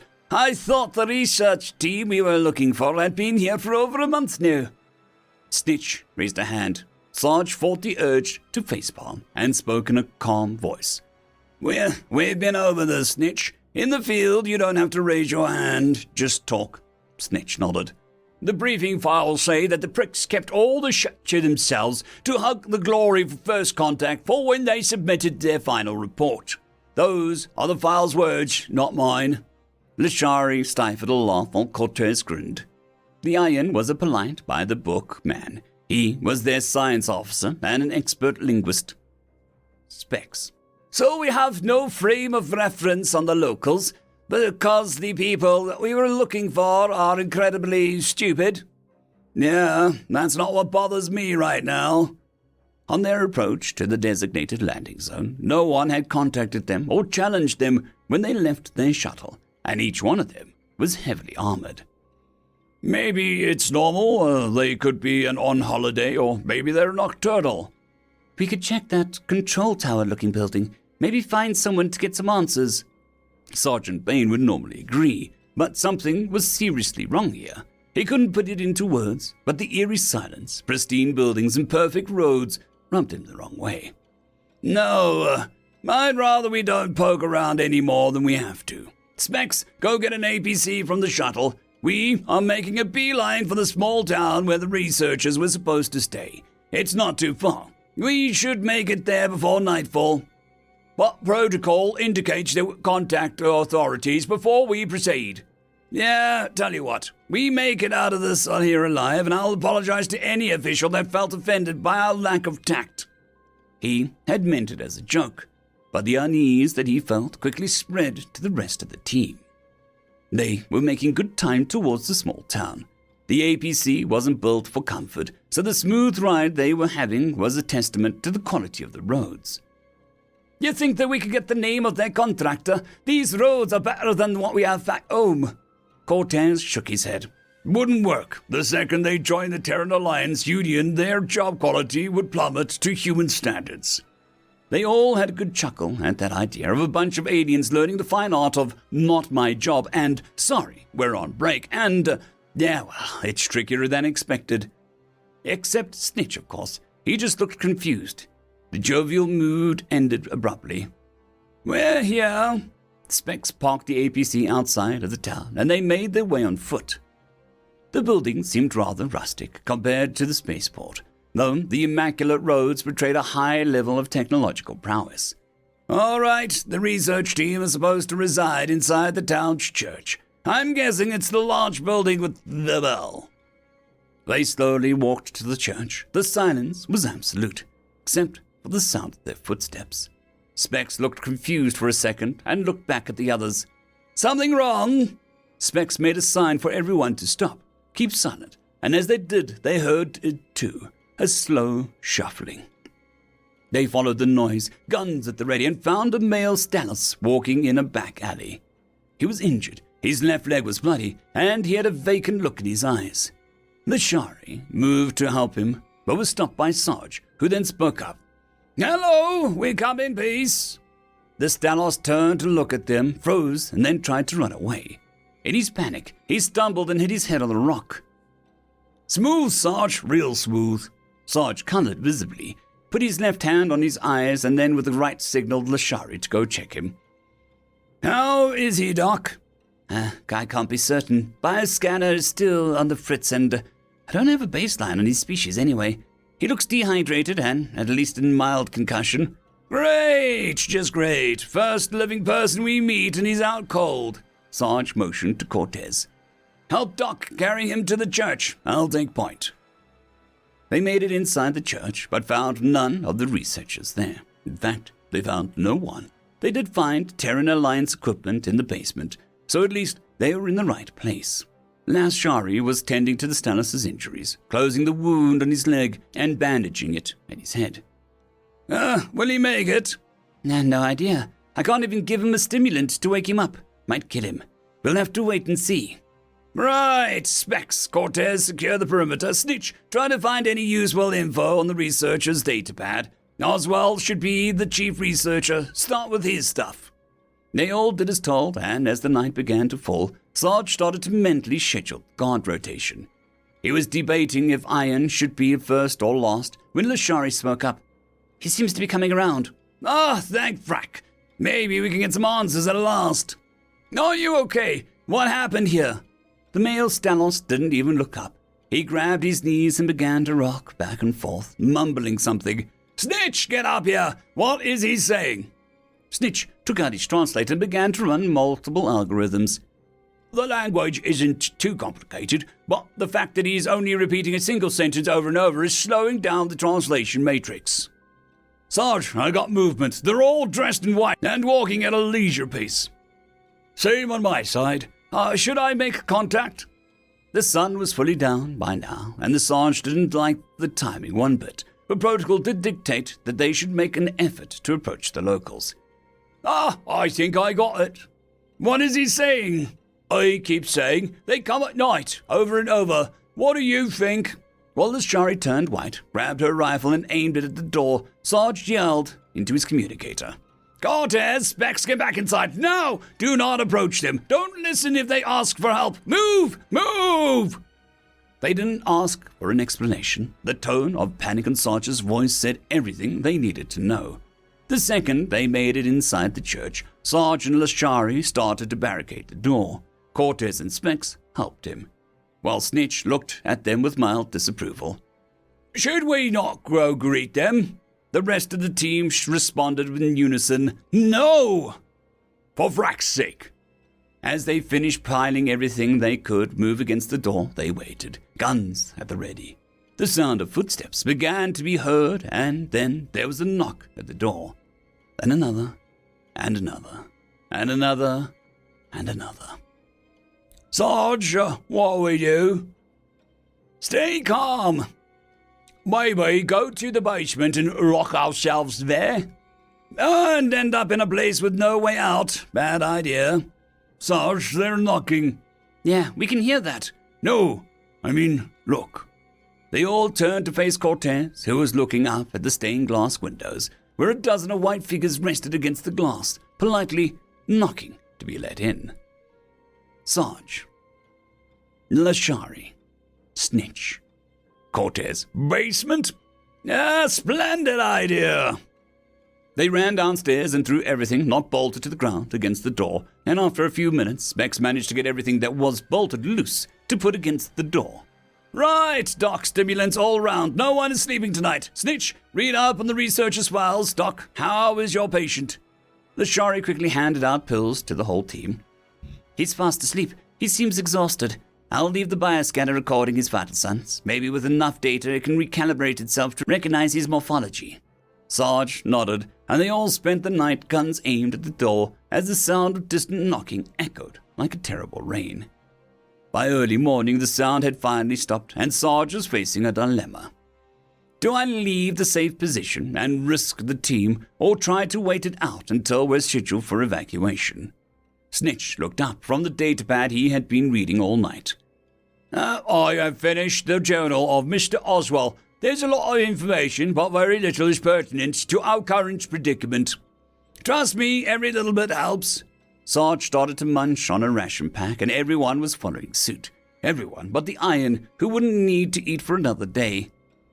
They were going to be allowed participation in some kind of sacred rite of appeasement to the local folk creature. What kind of creature? The Night Knocker. Everyone stopped eating their meager breakfast. What else does it say about those creatures? Nothing. The journal stops on the day that they were supposed to document the ritual. When was this written? 2 weeks ago. And in that time it managed to get everyone in town and the spaceport, without anyone managing to get a message out. Everyone looked at Sarge, who closed his eyes and swallowed the last mouthful of his rations. Get ready, we leave in 5 minutes. How's the Stellos? Can we move him? The Shari. He's stable enough, yes. Scanner seems to be working properly now. They removed the makeshift barricade slowly, making as little noise as possible, and to their great relief, found the church as empty as when they left it. As they made their way to the APC, Snitch looked quizzical for a second. Huh! Everyone else stopped to look at him. What is it? It's absolutely nothing.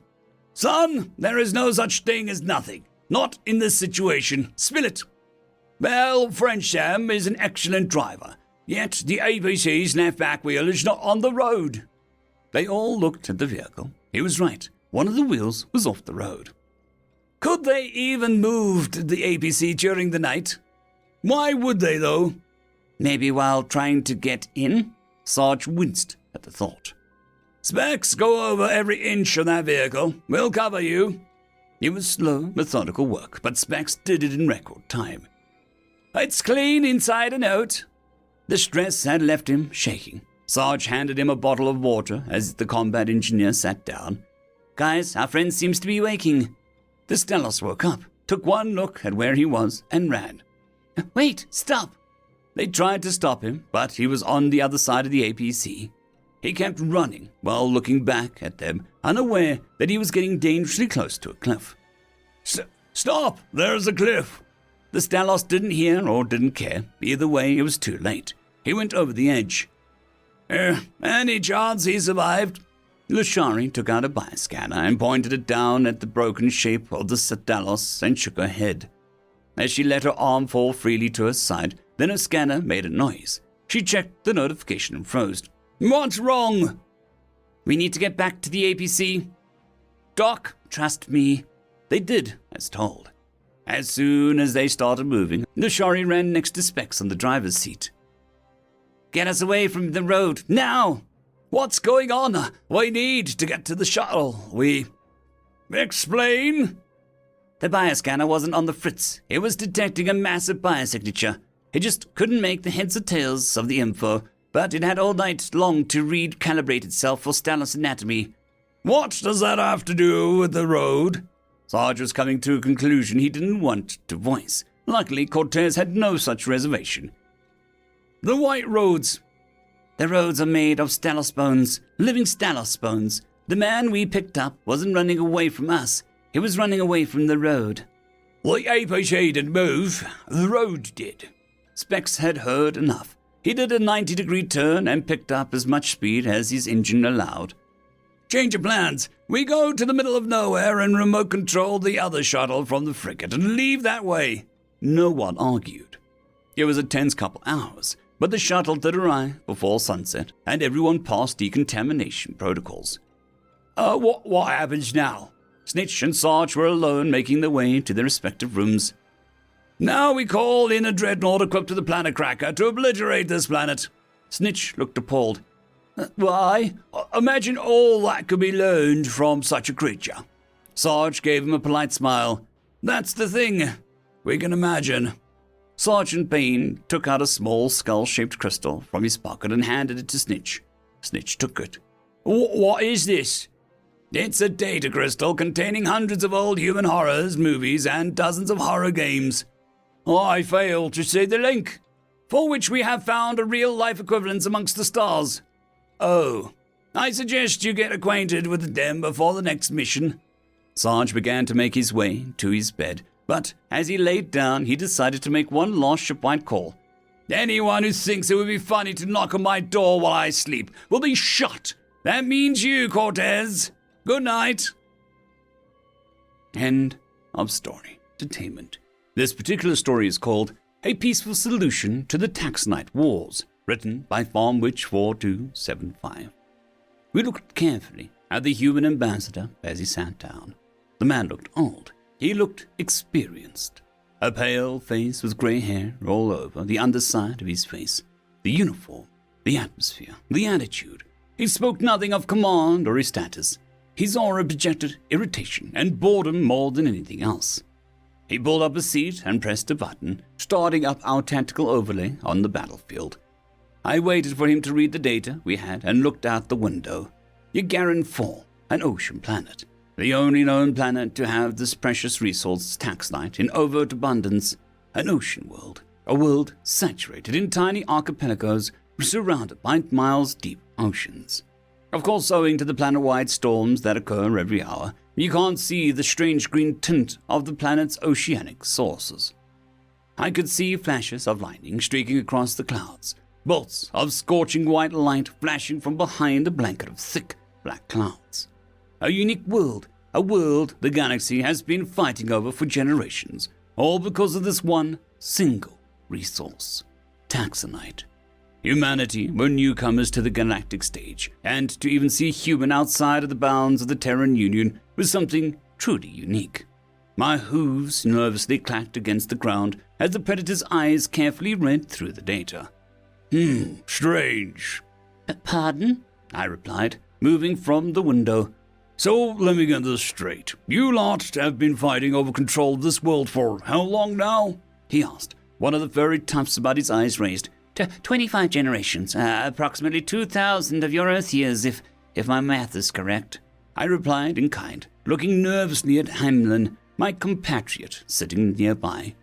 He let out a noise that sounded like steam coming from a kettle. I didn't know that they could do that. Oh my, that sounds like a long-ass time. What exactly are you fighting over? Taxonite. It's a very potent energy source that we use to power cities and starships. To 10 pounds, I think, is a measurement you use. Can supply enough energy for a city of 10 million for up to 50 years, Hamlin said matter-of-factly. The human let out that sound again. The human word for it was whistle. Impressive. So, why this planet then? Yagaran 4 is a planet that is essentially its own niche of celestial evolution. The planet's geological and tectonic activity give just the right conditions and mineral composition to create this mineral in ridiculous amounts. Other planets have it, of course, but in most cases it is not worth the energy to acquire, but we do it anyway, I said, sitting in my own chair. Okay. So, the entire galaxy uses this stuff? He asked again as his posture straightened out. Yes, there is enough of it in the universe generally that we can make enough of it to build fleets, make cities, power industries.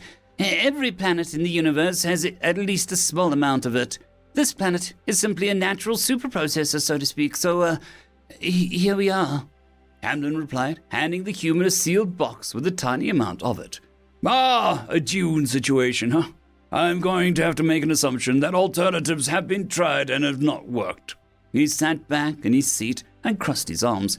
Of course, everything. We were even beginning to build I believe you humans term them as a Dyson sphere, for energy harvesting. Then various wars over taxonite left us to abandon the project. That was long ago, though. We went through wind farms, fossil fuels, coal hell, even tried a steam-powered starship at one point. Ancestors. That was a disaster. However, as it turns out, taxonite is still the best option, I said with a hint of sorrow. Best power source in the galaxy, bar none. Best input to output ratio in the right reactors. Can power any city with one reactor. A colony can start on any planet with one of these reactors and not run out of energy for 5 generations, eventually finding their own way to sustain their growth with solar power or careful management. But But eventually it runs out and we have to get more fuel, Hamlin said, showing various readouts on the console. Ah, have you tried nuclear? He asked, scratching his chin. Yes, nowhere near as efficient, abundant, but after a time it just wasn't worth it. Meltdowns, fusion explosions. After a time, we just gave up on stating that it was not worth the risk of our investment. It was decent, of course, a very good source of power, but otherwise more useful as weapons against hive swarms. Of course, we haven't had a hive war in centuries, so the tech has fallen out of favor, I said with a sigh. I'm assuming everyone has tried a peaceful solution multiple times by now? He asked. Yes, repeatedly. Due to the way that the planet works, we can't define territory lines very well since the tax wells move according to tectonic activity. Some areas can be barren of taxonite for months on end, while others can overflow with it. This causes territorial disputes. After a lot of bloodshed, we came up with a solution. Let me guess. You came up with a sort of tournament thing where every planetary year you guys form up, duke it out, and the winner gets the spoils while the losers get to grab the scraps from the outskirts. He said plainly, making both of us blink in surprise. Well, guest, that is indeed what we do. The territories are respected, of course, at least for the year. Then it starts up again, I replied. Well, you obviously ain't stupid enough to use the resources you are fighting for to power your gear, so I'm guessing it's fossil fuel? Diesel, maybe. It's an ocean planet. I'm going to assume turbine screw-driven propulsion on boats. He raised a tuft of fur again as he spoke. Yes, actually, the planet's surface is too tempestuous, so we usually use non-energy-based projectile weaponry, ion storms, electrical storms, nothing really electronic that's too sophisticated can actually tolerate operating for long. And it's usually very expensive to EMP shield the ship, so we usually just go with cannons or low-power railguns, with localized battery sources, of course, Hamlin explained. How many other factions have you got here? He asked calmly. House Dress from the Vakazan, House Arunth from the Saranai, the Kaysuni Syndicate of the Iridani, the Triumvirate of the Disukani, the Taurian Hierarchy, which is us, and the Olivarch's Orion Nest. Counting yourselves, hopefully, on our side, that's 7. We have won at least 2 tournaments. We do, however, have serious reservations on the next. That's why you are here, I said. I see. Well, that is interesting. How long until we go to the next tournament? He asked, standing up to lean over the counter. 2 months, Hamlin said. Well, I'm going to need a sample of the taxonite stuff, see what it is. I will talk to the brass and see what we need to do. Thank you for your time, gentlemen, he said, gave us a bow and walked out to his shuttle, taking the small sample with him. Do you think this will work? I asked Hamlin. No, but do we have a choice? Reserves are dangerously low, he said, reminding me of the fact by showing me his meticulously made charge. Please don't. I knew the council was making a mistake. 1 planet a year. 1! What the hell were they thinking when they commanded 10 new colonies? Hamlin and I both sat quiet for a bit as we continued to check the readouts. It had been a month since the human visited us at the station. A month of essentially silence. I sat quietly behind my desk, my despair essentially overcoming me. To such an extent, I couldn't hear the station master calling me. My lord, Varys, he bellowed loudly. Oh, damn it, yes, Sukan, I replied, snapping out of my stupor. The human ambassador is here to see you. Send him in. I hope it is good news. I sighed and waited for the door to open. The human ambassador seemed cheery as he walked in the door. He had with him one of our master engineers, also with a huge grin on his face. Master Mathlas, good news, I hope. Ah, the best news that we could have hoped for, Lord Varys. The absolute best. He smiled happily at me as the human ambassador presented me with a document. I read it in front of them. You cannot be serious. Is this for real? Ah, as real as it gets. Yes, it is a damn serious. Witnessed it with my own 2 eyes. Mathlas said, still with that smirk. So here's how it is. The unnatural beings of unholy insanity, more commonly known as the human engineer, have come up with a few interesting ideas about this taxonite stuff. Quite an interesting material as it turns out, but in terms of energy production, it ranks about 5th. It's definitely fascinating, but there is better and far cheaper. So we've decided to come up with a deal for you," the human ambassador said as he handed me a document. It had the Emperor's signature on it already. That was interesting. "If you lot will all immediately cease all mining operations and all hostilities, we will supply you with first-generation tech of ours, and if you give us the planet and hand over all operations to the Terran Republic, we will send out engineering teams to replace all active taxonite reactors immediately.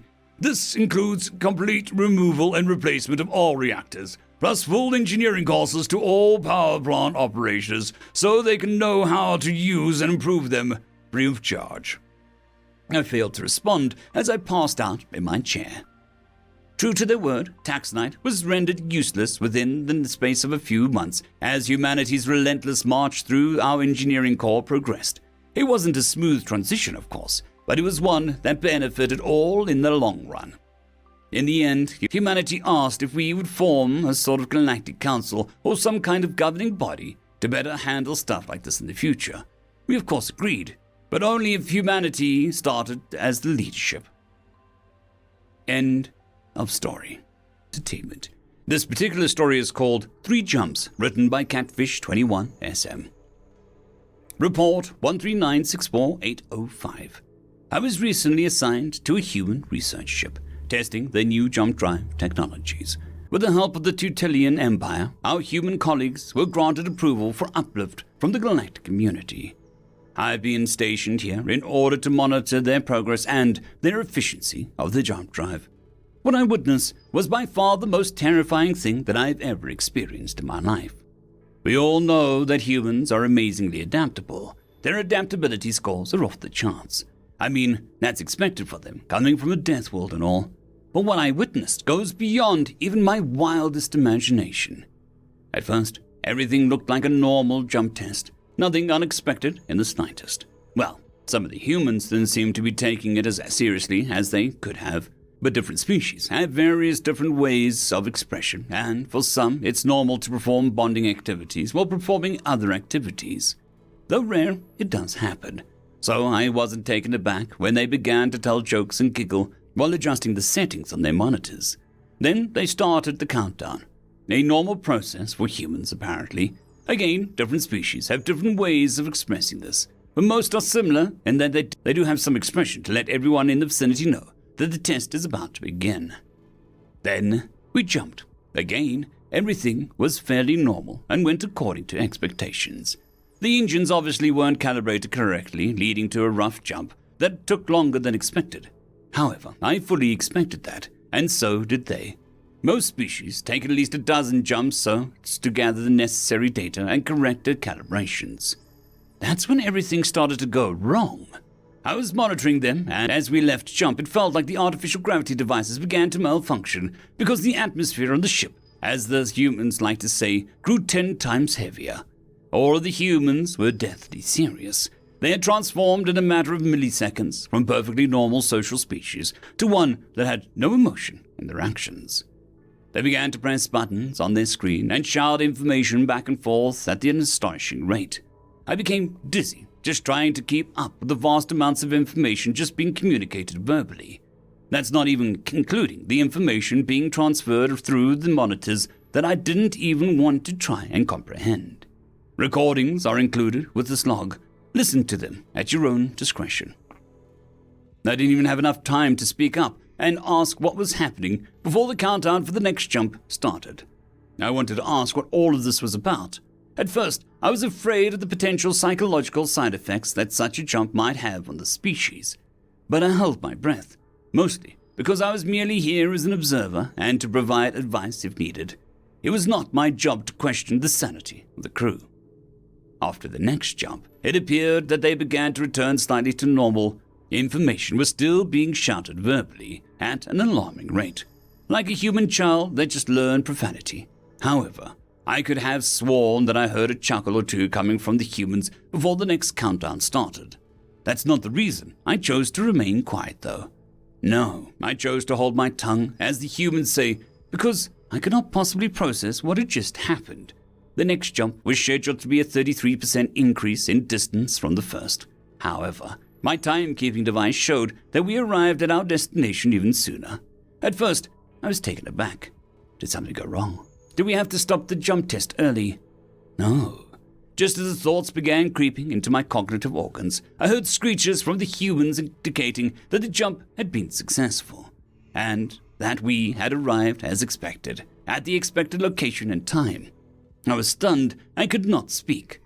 Then the third jump. Again the humans shouted and typed away at their monitors. Again the jump was longer distance and shorter time. Again I could not speak. For several minutes I stood there in complete horror at what I'd just witnessed. Then the most terrifying thing yet occurred. The human captain walked up to me and displayed a diagram of the ship's jump drives. She asked if the designs were correct. I glanced at them, and after pulling up the diagrams from my own system, I confirmed that there were no differences in the physical construction of the device. The human captain said to me, "That's strange. You see here, this piece is slightly too large, and this one here, it is slightly too small. That's causing a slight tick and decreasing the efficiency of the drive." I double-checked the parts that she pointed out, and they matched perfectly with our diagrams. After confirming with her that there were no issues, she explained, "Well, by our calculations, by making some slight adjustments here, and here, and there, we should be able to increase the efficiency of the engine by 0.3% and decrease the likelihood of failure by 13%. I looked at her in amazement before gathering my thoughts and explained, "That's impossible. Not only was this device designed and approved by our best engineers, but we have never had a report of a malfunction in our entire history." To which she replied, "Have you had ships with these engines go missing before?" "Well, yes." "How does someone stranded in the dark space, or worst, dead, report a malfunction?" "Oh, I suppose that they don't." "Don't worry. I would expect that it's extremely rare, and I already have my engineers working on it as we speak." I was completely taken aback by her comment. I didn't know whether to be worried that a species who had never designed their own jump drive was trying to repair this one, or the fact that what she said seemed to make sense. Well, I had no say in the matter, really. I was just here as an observer. However, I did fear for my life. That wasn't the scary thing that I was talking about, though. No. The scariest part of this whole experience was the return trip. I don't think that I need to explain what happened during the return trip. Everything went smoothly. Too smoothly. The humans were capable of not just adjusting their calibrations on the fly, as they say, and with minimal date, but they were able to improve our designs in only a matter of hours. Human adaptability is immeasurable. I still do not know whether to be amazed or horrified at the revelation and experience. All of the information that you need is recorded in the logs. However, as an observer, I would like to explain my terror at this new revelation.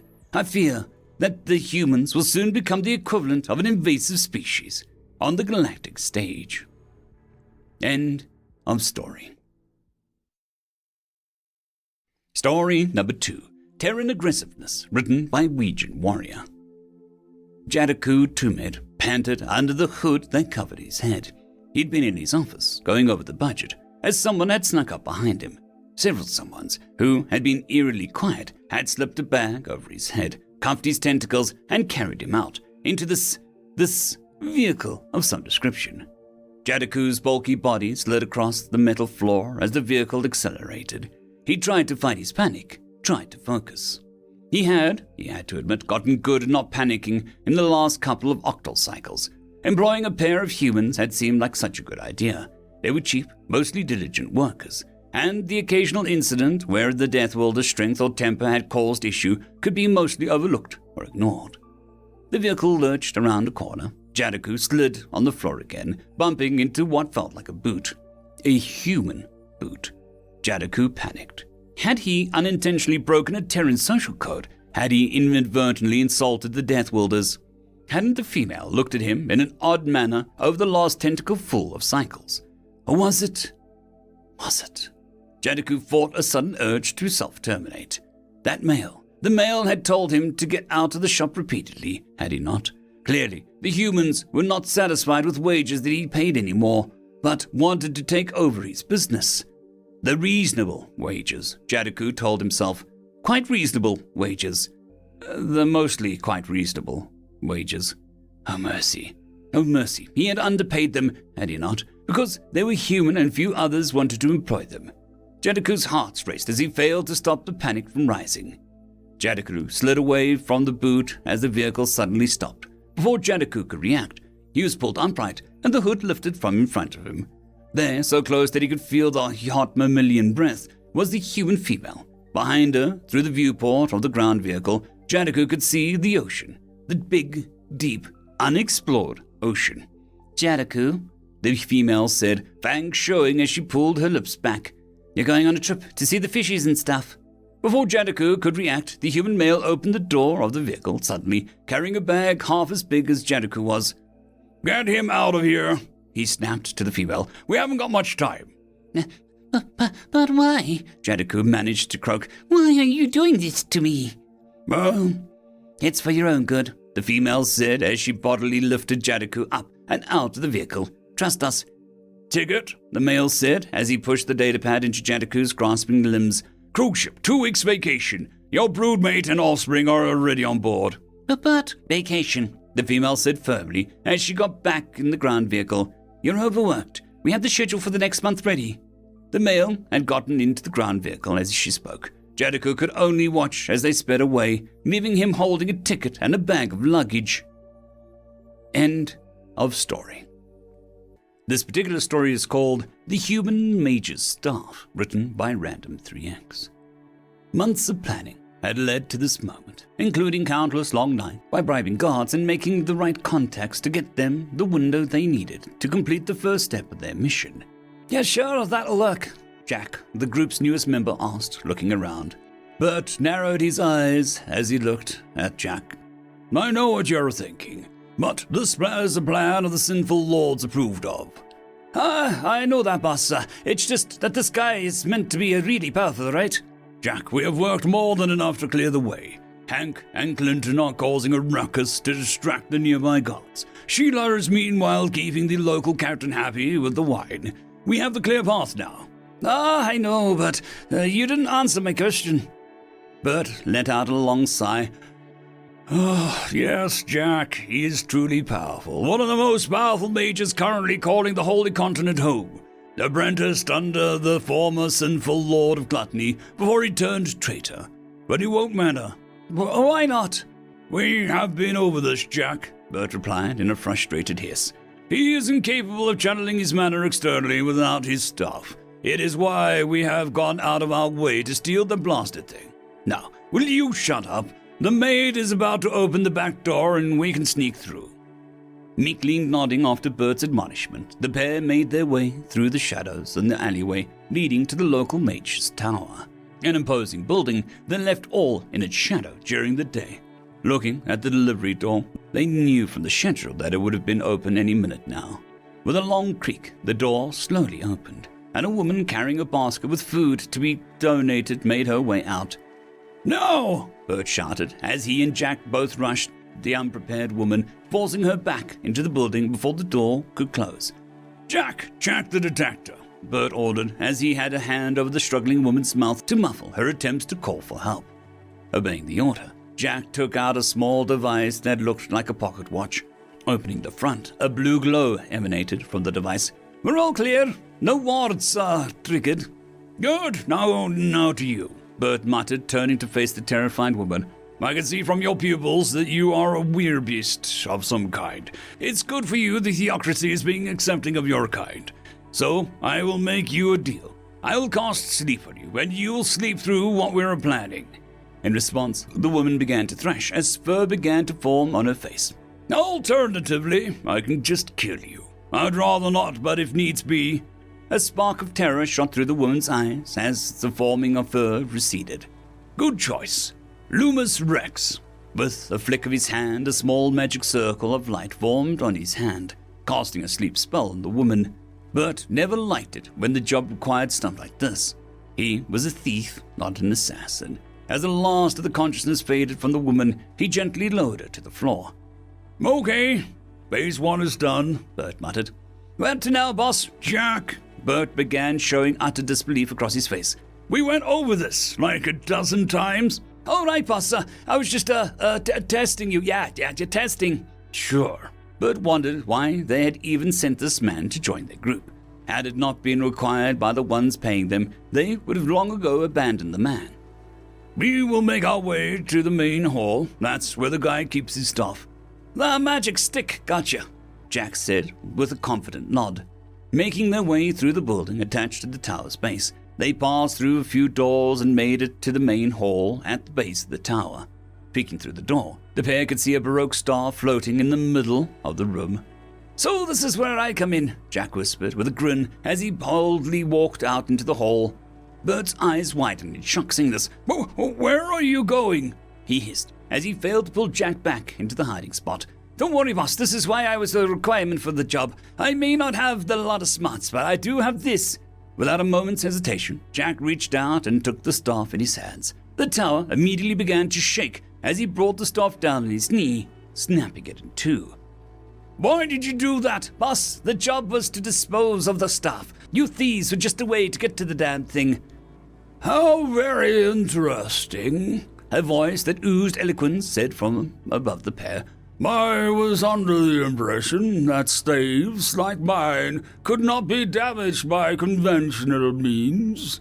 Looking up, the pair could see the mage they had been hired to rob descending the stairs, the Archmagos of the Theocracy, a renowned apprentice of Lord Guntarian, said to be the closest to matching Lord Sloth other than his former master. I must say that it is a unique experience to see what was thought impossible to be possible. Terror filling his heart, Bert began shuffling towards the door again. We'll be making our way out of here now. Oh, but you came all this way. It would be a shame to see you both leave. No, we cannot impose on you any further, Bert insisted, as he took Jack by the scruff of his collar. What you doing, boss? The guy's defenseless now. He can't cast magic without the magic stick. Bert didn't know why himself. Logically, he knew the man before him could no longer cast a spell. He knew they would be safe so long as he didn't call guards. But despite this logic, every cell in his being was screaming, "Run." Come now, you should, at the very least, threaten to kill me. You've been doing it for decades, calling me a traitor for siding with the Holy Continent. And you are one, Jack barked. No, and you must be the Academy agent they attached on. Bert again tried to pull Jack towards the door. Jack, let's go. Nah, boss, your job was to get me in here. You did your job well. I, however, have an extra mission. Kill the human traitor and be done with him. And here I am without my staff, both in the magical and service kinds. I would have offered you a cup of tea, otherwise. Hearing this, Jack stopped trying to pull away from Bert. You don't fear your death? No, I just don't fear you. Jack finally began to allow Bert to pull him towards the door. Something was very, very wrong. The man before them should be without power. He had been born a mana projection deficient, yet he was, if anything, too confident. You see, my master, lunatic that he is, taught me many things. Like the most worthwhile moment to strike is when your enemies think their trap is sprung. Well, we gotta go now, Jack barked as both he and Bert ran out of the main doors of the tower, only to turn around and see the mage standing in the doorway. You see, you were right in a way. That thing you smashed was a magic stick. But there are more ways to make a staff than just with wood. As if to explain his meaning, he touched the door frame. At that moment, the pair felt terror, which could not be described, as they looked up at the tower, where runes and carvings beginning to shine upon its surface. It was now that they realized their folly.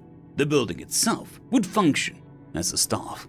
I would be sure to drink your toast in your memory, gentlemen, for I shall show those undead monsters that gave up their humanity what a real human mage can accomplish.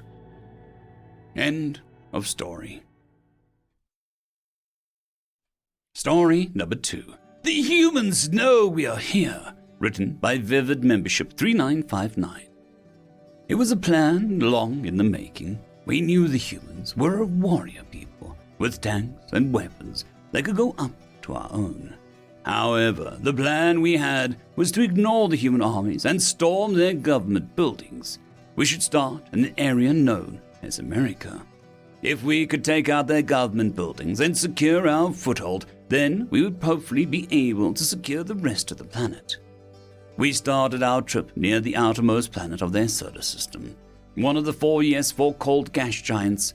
Using the planet as a shield, we enabled our cloaking system to begin our journey towards their planet.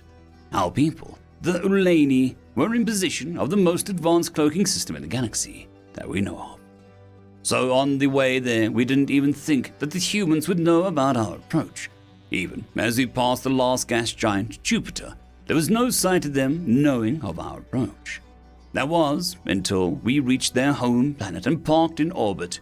We approached the staging grounds where, all of a sudden, the humans started firing at us. Explosions covered the cities, preventing a safe landing ground. Worse yet, we saw that their police forces were active and heading towards the target, that being a large field that was left open surrounded by leeches. After this, we decided that Earth wasn't worth the fight and got permission from our government to retreat back to the nearest home system. A few decades later, the humans, now a majority military power in the galactic stage, received an official apology from our government, followed by an offer to trade technology. However, we received a message of confusion. Apologies for what?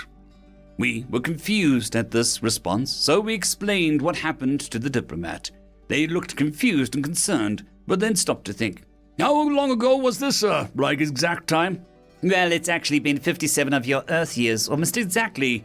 The human thinks a bit before they begin to laugh. Why are you humored at this? Was our cloaking just that primitive to you?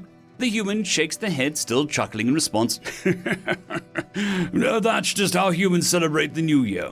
Wait, don't tell me that you were scared off by fireworks. Fireworks? So you're saying that your people use weapons to celebrate your planet going around the star? Well, yeah, they aren't very dangerous as long as you don't launch them into a forest or something. Why am I not surprised that your people celebrate stuff by blowing stuff up? I reply at them, exasperated. The human shrugs before simply replying, Humans will be humans. Happy New Year, friend. End of story. This particular story is called Not Special, written by Marilyn of Many. The refueling station was on a small moon in the back end of nowhere, close to nothing but a couple of wormhole junctions. Since it had little convenience store and everything, it really gave off a 7-Eleven next to the desert highway vibes. Just, in space. The moon wasn't big enough for proper gravity or air on its own, so someone had installed a gravity generator under the dusty red ground and turned it up just a smidge too high. But I wasn't going to complain. I was going to buy pre-packaged alien snacks at the store while my co-workers handled the refueling. Mimi was calling the shots, tentacles waving and gravelly voice audible from here, while the Frillian twins handled the heavy lifting of the connector hoses, and Captain Sunlight was at the payment kiosk. The others were either staying on board or already browsing the aisles. I just picked up a pack of something colorful, doing an artful fumble and recover because of the gravity, when a rowdy group of Armorites trooped in. I didn't pay them too much attention. Just a bunch of macho dinosaurs with holstered blasters and bipedal swagger. Totally normal here. But one of them said something that brought me up short. Hey, look, another human, said the cheerful voice. Maybe you can go get some tips on how not to be such a disappointment. Raucous laughter followed. I followed in their direction and saw that they did have a human with them, a pale and unassuming guy, just a bit shorter and stockier than me. He looked annoyed by the comment, but not surprised. When he walked over to me, I asked, "What's that about?" The Armorites were already ignoring him. The guy sighed. "They heard a lot of stories about humans before they hired me, and I don't meet their expectations." "What kind of stories?" "Humans doing daring things like running for hours to get medicine to a dying people, catching a diseased rat before it infected an entire space station, throwing fruit at a charging fauna hard enough to make it leave." He ticked things off on his fingers. "Exercising a ghost and riding a hover sled like a skateboard fast enough to catch a bomb before it blew up." How am I supposed to compete with that? He threw his hands in the air. I said, putting down the snack I was still holding. Would it make it better, or worse, to know that it was all the same person? What? The rat wasn't actually diseased. The ghost was a howling dog, and I didn't know the thing was an explosive when I rushed to catch it, I said. And I wasn't the only person throwing things at the fauna. But what? He repeated, with a spread arms gesture that smacked into the shelf. Rubbing his hand, he asked, That was all you? Yeah, I admitted. Unless there are other humans doing the same things, which is possible.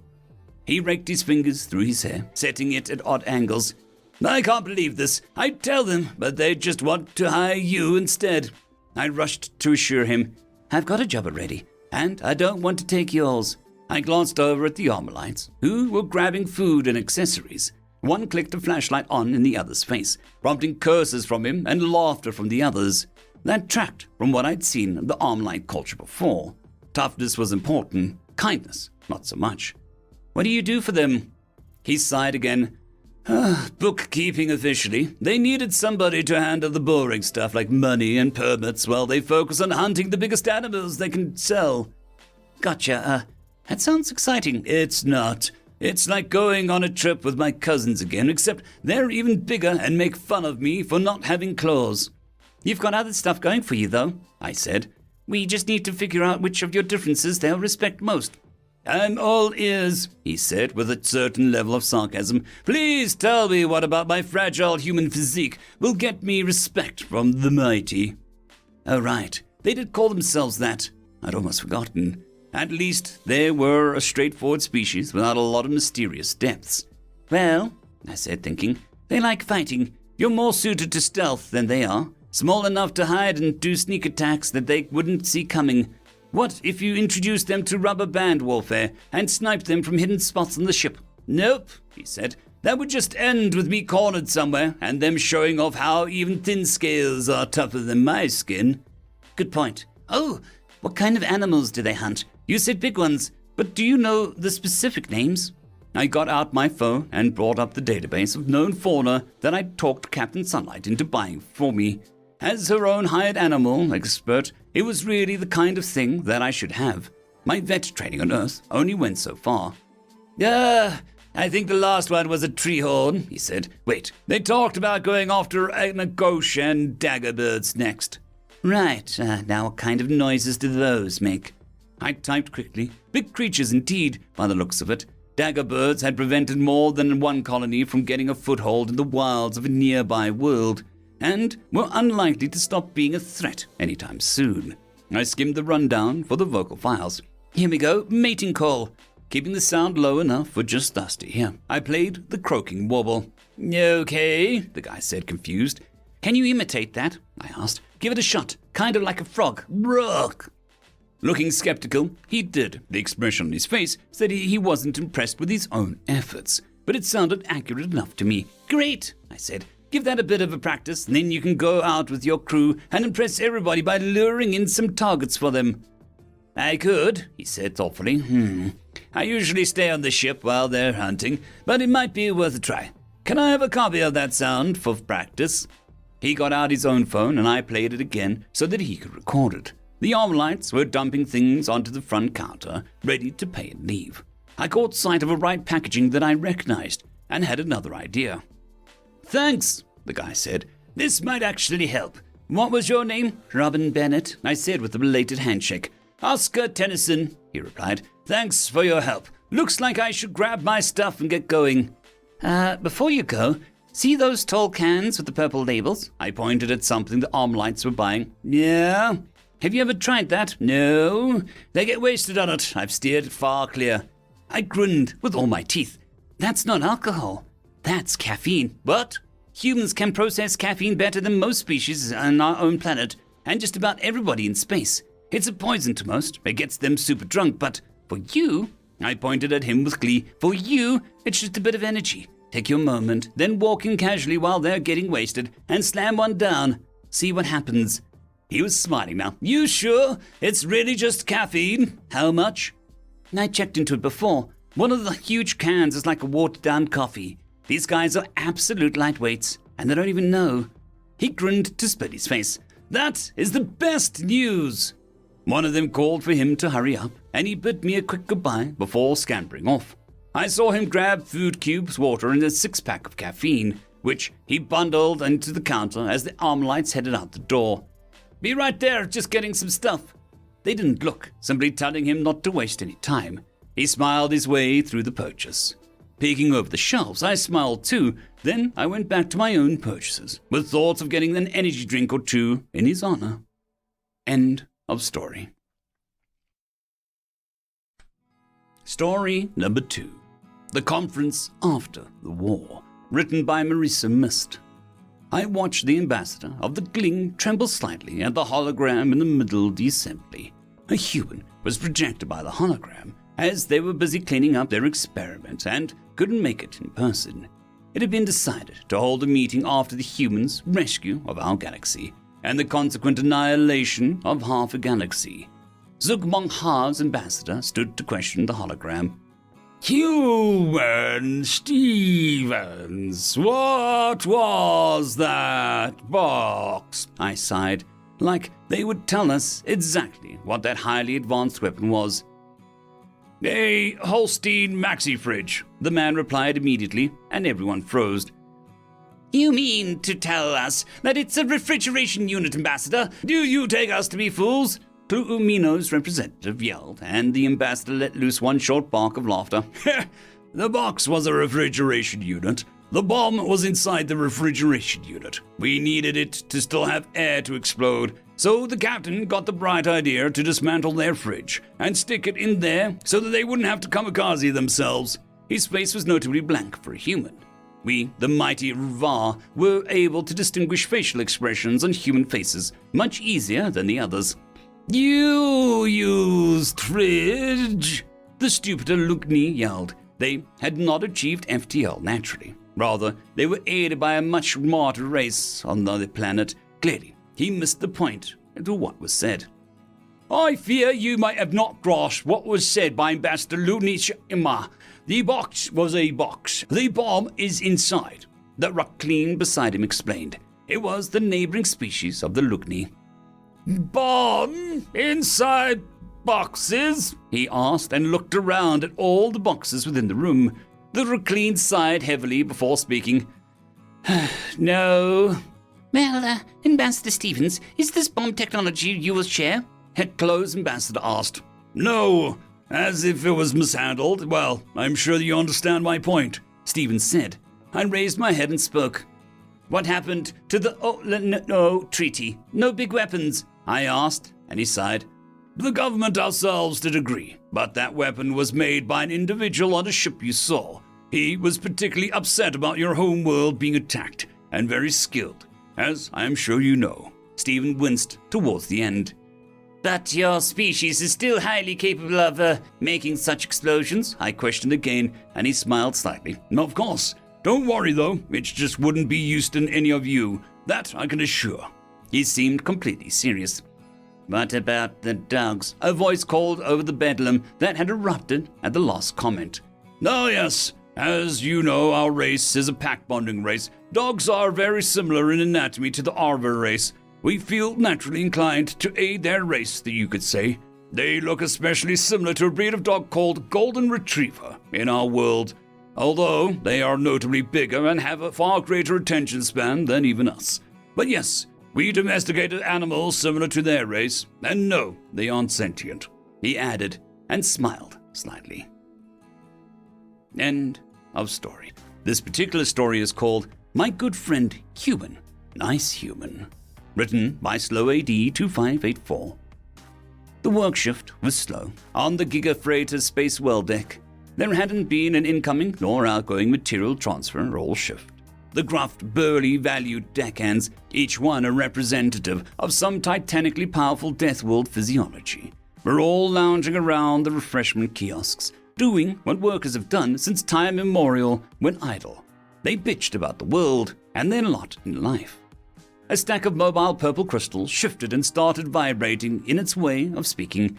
"It makes not logic sense why the moving tools and the tie-down tools on the opposite sides of the bay This unit inevitably leaves the cargo unattended when the unit translocates to get the means to secure it, leaving it unsecured for a time, all the time. So always carry a tie-down tools with you, the draconian kill screecher said, with barely hidden disdain as it idly sharpened its scything talons on a ferro ballast block. Well, now, that does explain nicely why they're never actually available. The bladed gargantuan mantis trolled. You greedy draconians never had any concept of anything other than mine. I never had enough to secure anything. Relax, guys. We can perform our job satisfactorily. Our meta rating of valued confirmations prove that. The six-armed, muscular Usarian bear-like being proclaimed calmly. No need to get our genital harnesses twisted. Here we... Hey guys, antenna up. It's that nerdling human. What's his name? Such a dork, am I right? The mantis said, always so quick to change the subject when it was focused anywhere near him. The Urson raised an expressive eyebrows and patted his 6 paws downwards placatingly. His name is Bob, and Bob is cool. A very good friend of mine. You all should be much nicer to Bob. The other valued deckhands all turned to face the Ursian with equal incredulity. Since when? Oh, he's just okay. Even his own people call him a tinker nerd. The fact that he can deadlift 3 times his substantial mass density notwithstanding. We just don't like the guy. And you, too, as of a few days ago. So what happened? What changed? Nah, me and Bob have always been cool. You guys just don't understand his human nature adequately enough, nor have seen it firsthand. And if you plan on making Bob some sort of antagonist, then I'm going to have to remove myself from the area. I will want no part of it. I don't even want to be in the square kilometer span of it. The valued deckhand sat silently, irresistibly intrigued. Okay, now you have to tell us what happened, the draconian said, with a nervous false bravado that he was clearly not comfortable with experiencing. The Urson rubbed his paws on the back of his neck. So, have you heard of aerogel? Bob and the Urson were in the cargo hold in the medical and life support stores, cleaning up a container spill. What even is the scoop? It's like Vaseline and Jello had a baby, and I don't like it, Bob said as he flung some of it off of his finger. This is aerogel, a semi-solid concentration of oxygen source for life support, for cryo and stasis medical and storage pods, and small craft air supply. One of the contributions of my people to the galactic community. So they just fill the lungs with this so they can breathe, sometimes, like for high excel inertia space fighters, yes. And it also fills all O2 tanks for EVA and combat drop troops and stuff. The oxygen density is far denser than even liquid oxygen at room temperature, so it is handy and easily transportable. Weapon of mass destruction, got it. Bob nodded with one little wicked glimmer in his eyes as his gaze flitted around rapidly, as if taking count of the aerogel containers. No. It's for breathing, life-supporting, not some weapon. Look, pal, everything is a weapon. I keep saying that, but everyone seems to think it's a joke or something. But I don't understand. How even could it be? Okay, so let's see, where to begin. Free molecular oxygen is cool, like scary cool, chemically reactive to an absurd degree while it doesn't burn itself. It supports other things to burn. And, more importantly, that ability to make other things burn is scalable. Do you see where I'm going with this? The Urson was growing alarmed, but wisely sat and paid attention. Not really. Okay, some video assistance then, of some demonstrations in our old internet histories. The tablet rather low-resolution video showed a leather working glove, smoking with a white vapor. This is an oily work glove dipped in liquid oxygen. The glove was placed on the ground and a towing pintle of a trailer was set up to drop and strike it. No flame needed because at this point, as the metal arm struck the streaming glove, it exploded, sending the metal arm flying upwards and off camera with violence. The trailer shoved off screen. The kinetic impact is enough energy to start the ignition. The Urson was amazed but confused. Ignition? But there was no flame. And why did it actually explode? It did burn, all of it, completely, in a nanosecond. And that, my friend, equals explosion. Oh? Oh, wow. Bob nodded with that savagely open-mouthed smile he's sometimes got. Yeah, oh my god. Yeah, and you say this gel is more concentrated than LOX? Yes, by an exponential factor of 4, I think it is. So, 64 times as much. Wow. Just imagine a forest or a city you don't like very much. Forget napalm, no fuel airburst, no white phosphorus, or nor even thermite needed. Just place this gel on a place that you want away in a significant ignition event. And get the heck out of there, because the supersonic atmospheric hammer of the shockwave is going to just be brutal for miles around. Oh yeah, this stuff is scary cool. It should be under more secure lockdown than it currently is, honestly. The valued deckhands sat silently, digesting the full impact of the story they just heard. So yeah, and that was only with the medical grade stuff. While I suppose it is good to know who to go to if we need to make a bomb out of only what's on board and all, but that is why Bob is a very good friend I value, and have absolutely zero interpersonal problems with, and I'm going to keep it that way. The group sat quietly for a time, recalibrating their workspace politic metrics. The purple crystal was the first to shift. Yeah, Bob always was kinda cool. End of story. Story number 2. Humans utilize zero-F energy, written by Random 3X. I call to order the latest meeting regarding the study of the human race, Grok declared, thumping a gavel against the table. Has anything new been brought to attention of the order? Shakily, a feathered wing was raised. Yeah, I have discovered something. Grok focused his gaze onto the Shugrian, a bipedal bird species famed for its weakness but brilliant mind. Please do share what you have found. Thank you, Council Member Grok. What I have discovered may explain how the humans have spread so far and fast compared to the other races upon their entry into the intergalactic stage. Is it not their Death World status? A rock-like Grundle asked. Yes, it was that idea that we posited that could explain how they could spread so fast. But I have interacted with a few humans recently. They were but juveniles, barely in their teenage years, but they explained how to me. Oh yes, the young are often prone to bragging despite elders' commands for secrecy. Pray tell, what did the young ones reveal? Grok said. They said that humans harness zero-F energy. Zero-F energy? A squid-like Ploxdidian echoed.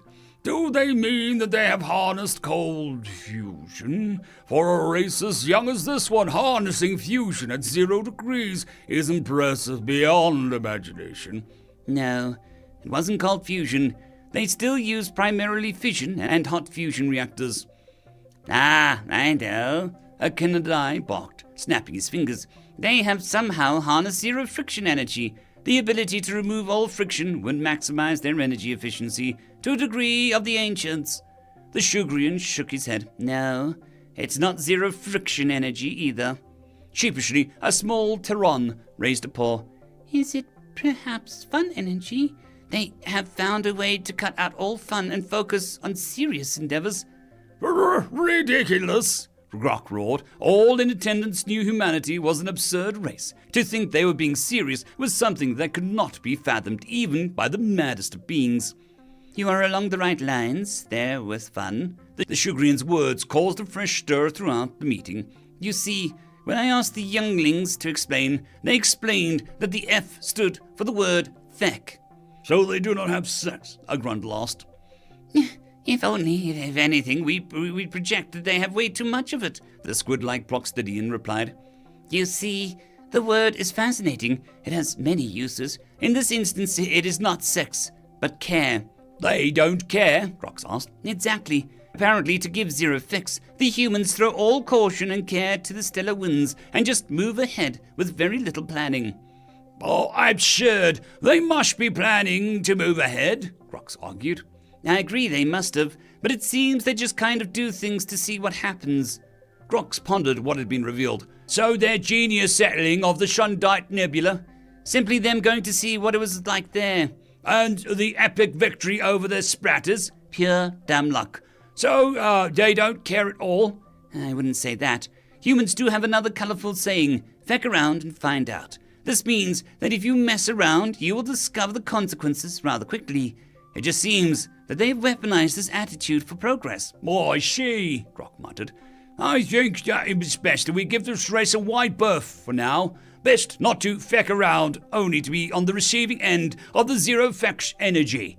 I will say, though, that it may be worthwhile integrating this word into our collective lexicon. All in favor? End of story. Statement. This particular story is called Their Duty, written by Teller of Tall Tales. Detective Clevens looked over the scene in shock. At least a dozen dead, bodies broken and twisted. One, a Gorvan, even had the broken blade of a small knife sticking out of their chest carapace. The car of a bullet train was splattered with Technicolor blood, and Clevens' talon covers were beginning to soak it up. He glanced over at the victim, a small Marcian girl who was tearfully receiving medical checkup in a Medicraft. Despite there being 4 witnesses to the event, the story hadn't changed. His sharp eyes slowly turned to the lone, dark-skinned human in dirty, ragged clothing. An emergency medical technician was squeamishly watching as the man calmly stitched a long gash on his arm closed with a monofilament suture. He sighed and glanced at his partner. Run me through it one more time. Officer Cal sighed deeply as well, making a stressed gurgling sound as he looked through his report, gesturing at the adolescent rabbit with their throats split open. Witnesses report that these 14 individuals boarded the train being loud and boisterous. Our friend outside had been sitting alone in the back of the train car, there. He used his tentacle to point out a seat where the leather bag still sat, right next to the door that led into the next car. Now, after about 2 stops, this one decided to try and assault our victim, the Mousian. Witnesses reported that the victim had repeatedly denied their perpetrator's advances. When the perp decided to get physical, Miss Slave stated that he had grabbed her by the collar. Our unknown, he pointed to the man outside, who was now splinting his own broken fingers, reportedly stood up and then shouted, and I quote, "Get your grubby paws off of her. She said no," before pulling out a small folding pocket knife and pointing it at the group. It was then that our perpetrator decided to ignore our wild card and tried to assault Miss Slave. Reports conflict slightly on what exactly happened next, but the most cohesive report from Miss Slave herself states that our wild card proceeded to rush the perpetrator. There was a struggle, and WC tore his throat open with a knife. The other perps then ganged up on our WC in an attempt to either subdue or kill him. That part is still unclear. Security footage only caught from this one. He gestured at the Zelaxian with the blunt false trauma wounds and a missing head. WC had mopped up the Ranat, 2 Golvaran and Gegnosian before the camera could start recording. Keith pointed to where the handrail had been snapped off. The Zelaxian had ripped off the handrail to defend themselves, but our WC managed to disarm them and use the handrail to brutal effect before holding the Zelaxian's head out the window while the train was moving. We found it roughly a mile back along the tracks where it had gotten embedded into a tree growing near the tracks. After that, WC proceeded to beat the remaining perpetrators to death with a handrail after giving them a chance to surrender. Naturally, they continued to try and fight their way out of the situation. Kelt finished the report with a deep, moist breath of disbelief. He waved a tentacle around in amazement before his 12 eyes focused on Detective Clevens. He still hasn't said anything to me or the guys from the precinct, but we checked his ID. He was part of the 1st Terran Marines during the siege of Granitor 6. Heard you also fought in that conflict, so we thought that you might be able to get something out of him. Clevens nodded softly, clicking his talons together as he turned his heel toe. I'll try. Terran Marines can be a tight-lipped bunch, but I know how to talk to them. Stepping out of the train car, Detective Clevens yanked off his body camera and audio recorder in full view of the man, before calmly sitting across from him and pulling out a pack of cigarettes and a flask of whiskey. Taking a pull from the flask and lighting the cigarette, he offered the human a smoke and a drink. The Marine smiled softly and took a cigarette and the flask, taking a long pull from it before grinning softly. Granitor corn whiskey. Some call it the worst in the galaxy. But in the trenches, it was like the gods' ambrosia. Clevens finished the old saying with a soft ruffling of his neck feathers. the closest he could come to approximating a return smile. The human looked back at the train car and asked, "Is she okay?" "Shaken up, but otherwise unharmed. Probably going to need therapy," the man softly. "Guess I overdid it." Clevin shrugged softly. "Maybe. I'm more concerned about why you did it. You could have gotten yourself killed." The Marine looked up into Clevin's eyes, smile fading softly as he smoked the cigarette pensively. "As a Marine, my duty was to kill the enemy and protect my battle brothers." Clevins nodded, letting the man collect his thoughts. The Marine's eyes watching the small Mousian as she received some sedatives to counteract the panic from the stressful situation. "You were there on Granitor. I can see it in your eyes. Do you remember what it was like when we entered the city?" Clevins paused for a long moment, accepting the flask back and taking a large pull. "I do. I still have nightmares about sifting through the burn pits, finding those bones too small to be an adult's eye. I remember finding those nobles holed up in their bunks, fat as ticks. I remember not seeing what happened to them." The Marine nodded slightly and took a drag of their cigarette, 1,000-yard stare fixed on some point off in the distance.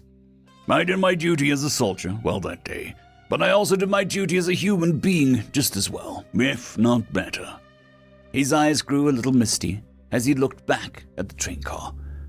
"Just like back then, I did my duty as a human today."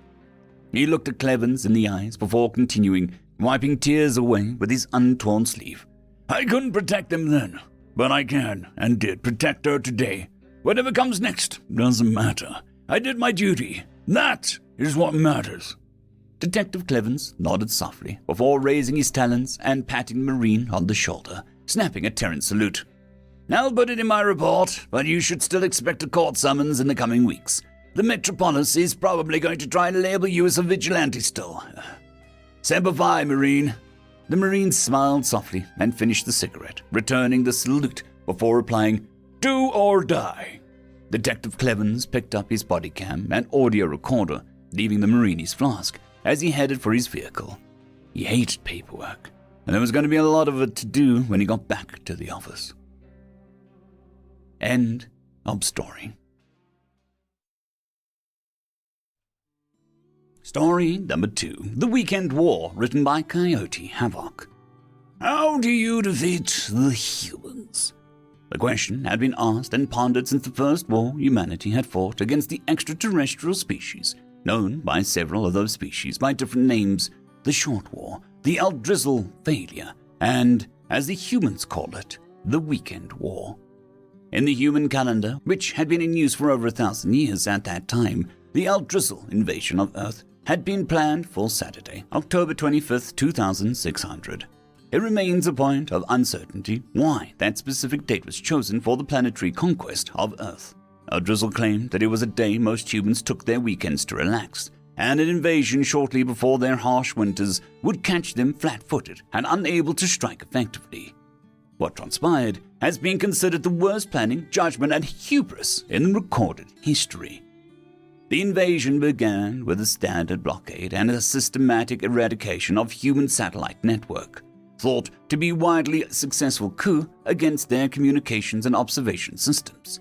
The invasion commenced in earnest. Humanity, believed incapable of coalescing into a united force due to their own divisions, would therefore be subjected to the rescue strategy where their more powerful nations would be assaulted first and their lesser nations absorbed later by pitting them against each other. Though successful in other invasions against primitive species, humans had been aware of this strategy, naming it divide and conquer. It was around this point in the invasion that the Eldrizzle admit to a slight miscalculation on their part. Since China and Russia, as well as the United States and Canada, shared a land border, a full 2 divisions were sent to conduct a shock and awe operation by entering the atmosphere over the North Pacific before splitting into 2 task forces. The primary problem was that all 4 of these nations constantly monitored their counterpart from land-based stations. China and Russia were the first to engage the Eldrizzle, believing the task force to be the first strike from the United States and Canada, employing their respective theater defense systems to eliminate the threat. only one vessel was able to avoid the hail of incoming munitions, only to become the first killed by the Mongolian Navy in a millennium. Disappointed, our Driscoll commanders focused on the far more successful assault on the United States and Canada, where transports had successfully landed their troops.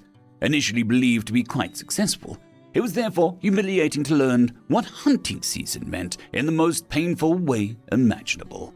Surviving troops would later recall a gun behind every blade of grass and humans trying to figure out what their tag limit was. Eventually, the United States and Canada responded to the violation of their sovereignty by setting the tag limit to 7 Aldrissel per tag. At some point between being camped and pawned, the North Americans as well as farmed for experience by the Russia and China, it was agreed upon by those 4 nations that this was not the opening stages of a nuclear conflict, but a bona fide alien invasion, and all 4 agreed to set aside their differences for the time being to address the present threat. Meanwhile, a 3rd task force had managed to penetrate the rainforests of Brazil, only to find the humans were not the most dangerous creatures inhabiting the planet. Aldrissel had fallen in droves to fish known as piranhas and arapaima. The Aldrissel survivors surrendered immediately in Manus upon seeing humans eating the same fish that had thinned their numbers so significantly. Their primary attack strategy completely ruined in what would be called the blonde moment by humanity in later years. Aldrissel commanders decided to send forces to their largest continent and their smallest in an attempt to find foothold that they could exploit and hold while reinforcements were requested, so as to not make the same mistakes twice. Instead of splitting their forces upon entry, they decided on a pincer attack from the planet's north and south, Scotland and South Africa respectively, and from up upon completion with the Mediterranean in between both strike forces. The vessels departed on their descent on early Sunday morning and quickly encountered residents, which is hotly debated to this day. I would like to know the human answer whether South African mercenaries are more dangerous than men in brightly colored skirts, but the outcome of the battles known as Fafo Sunday are enough to give any race pause before asking. Finally, one last desperate attempt was suggested about the same time as the humans made contact with what little remained of the fleet, to which the human in charge of Australia replied, "We lost a war to our emo population once." By Sunday evening, the Aldrissel had surrendered. End of story. Your entertainment.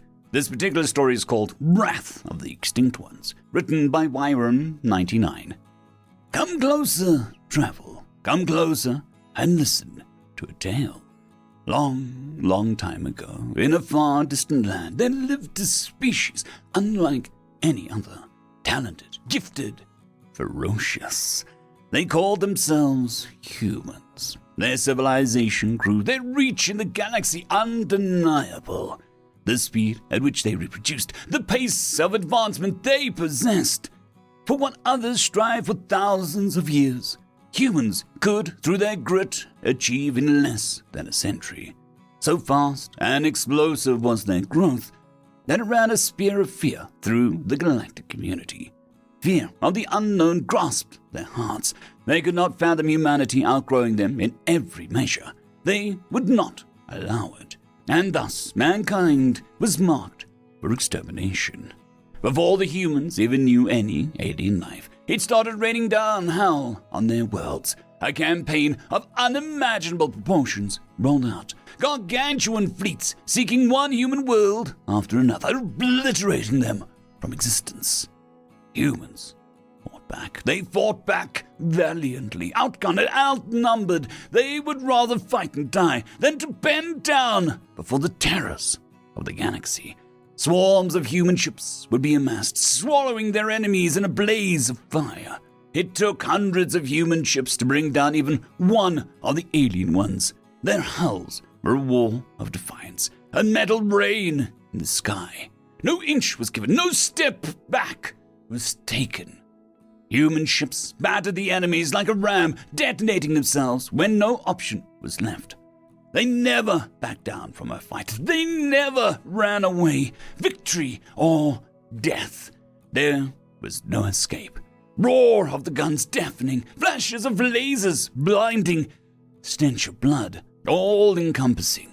Fight, fight, fight, give no ground. On the ground, battles were more equal. but nowhere near favorable. Human platoons could fight off an army. One man stopped an armor brigade for 3 days, running from cover to cover, shooting non-stop, till his lasgun melted. Fight! Fight! Fight! No retreat. Others would tell stories of a human who lost all of his limbs, but through power of sheer hatred, pulled the pin on a grenade in his chest, taking the enemy commander with him. Fight! Fight! Fight! No surrender. Nevertheless, no matter how hard they fought, no matter how much they sacrificed, aliens always had more to throw into the meat grinder. More metal, more flesh. But one thing the humans bought by their ferocity was time. Months turned into years as the humans fought on, as their worlds burned one by one, little by little. Rumors started spreading. First, lone warriors in strange gear, leveling up tanks with a sheer thought. Then, stories of elite assassins with abilities beyond unnatural. They would later become known as the first Psychers. Only an individual that underwent an incredibly tormentuous event would become one. But human pain and wrath was enough to awaken their true inner power. Fight, fight, fight until the end. Their name would only be whispered. Mere mention of their presence was enough to make everyone quiver in fear. They ravaged ranks of the aliens beyond all imagination. And at that moment, it seemed that mankind could turn the tides. The alien generals held a meeting to make a decision, one that was not even imaginable before. But the threat of defeat was too real and the pride was too high. Order was given to blow up the sons of mankind. The Great Battle of Osiris, the largest battle so far, a gem of the human world, was targeted, second only to Earth itself. Mankind brought everything to bear, and the aliens matched in return. Fight, fight, fight until death.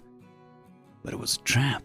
When the bulk of the remaining human fleet took a stance and battled, when the Psychers unleashed their kinetic powers down on the battlefields below, when almost every human army stood its ground, they launched a doomsday device into the star.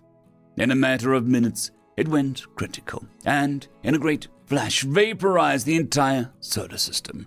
And it cost them greatly, but the elimination of the Psychers was worth it. Rest of the war was rather sad and quick. With all of the ships gone, with the army obliterated, with command paralyzed, there was nothing standing in the way of the aliens. Like a flame, they scorched what was left. They spared no one, no woman, no child. Everyone would die. They fought until the last one, with nothing but a spear if need be. They made them pay for every human life taken tenfold. Mars calls to war. Earth is burning. Children of Prometheus, march to your final stand. Those words were given their final shot as the last human fell a day later. Aliens celebrated. Mankind was gone. But their hubris was short-lived. Out of the hollow ruins of planet Earth, something rose. Red ruby veins contrasting a black obsidian surface, perfectly smooth, as if carved of marble. A last human spaceship, and at the shape of the perfect spearhead, a single solid mass. No source of power, no thrusters, no life support. It was something terrifying, something straight out of horror. This was not a mere ship. This was a Psyker ship, a living thing. Its power source was not a physical one, but a soul one. It was powered by two things, two strongest human emotions, echoing through eternity, sheer, unimaginable wrath and pain. Ship let out a shriek of pure, vengeful agony. The voice of the exterminated echoed through every being in the galaxy. It said, "Vengeance." Legends tell of the destruction. Legends tell of the aftermath. Legends tell of a world raised, then destroyed. Legends tell of a galaxy aflame. The last gift of humanity. Unstoppable, unbreakable, unwavering. Its promise was vengeance, and it was delivered to the letter. Alien blood could fill thousands of oceans. Bitter smoke choked the galaxy. Metallic debris blocked out the stars.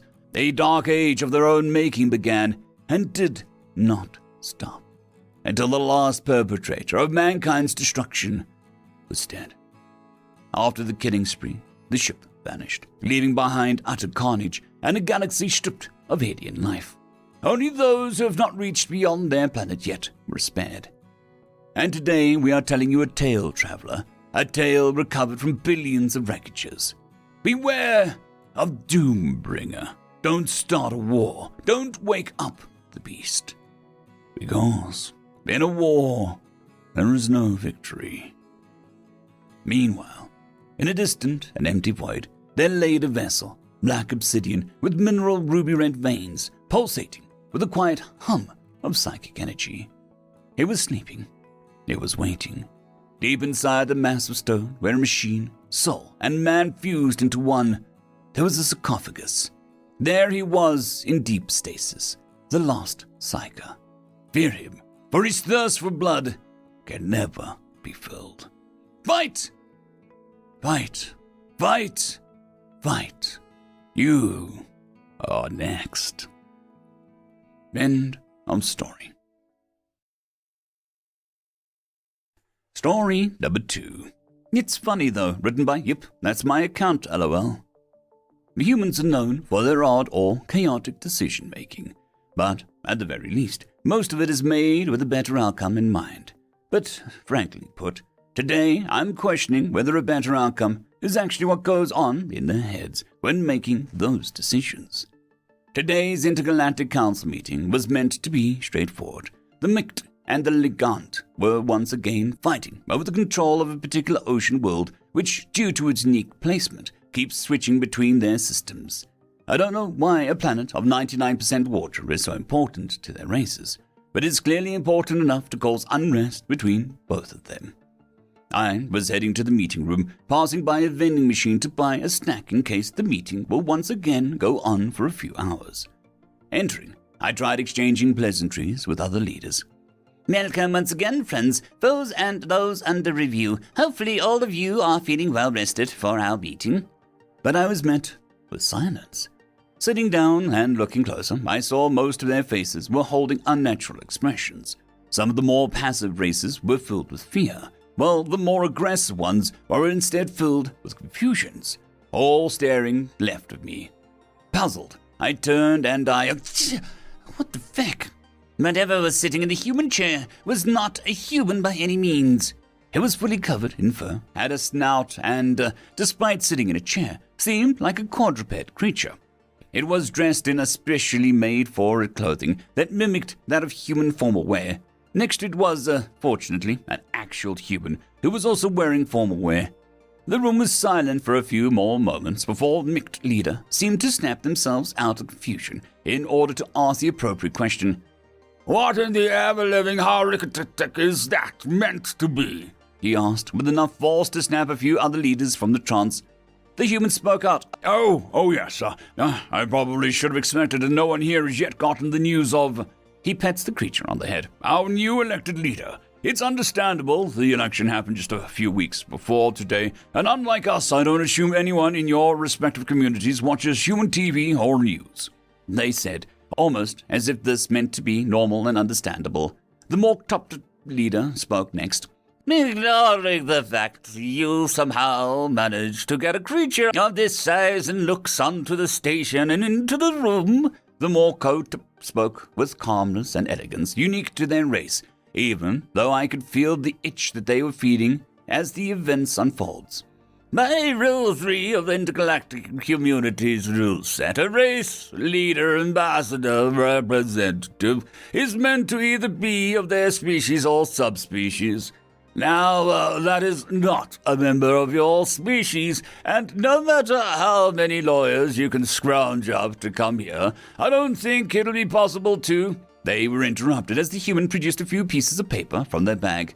Upon closer inspection, in short, it read, By the will of the ex-leader of the human species, Conrad Wolski, and upon the will of the United Human Council, the individual Grand Admiral Wojciech IV of the Polish Sole Commonwealth is granted full human rights and as of 23/10/2280 is considered to be a fellow member of the human species, and any/all rules that all humans have to abide by also extend to them, with exceptions made due to their biology/psychology.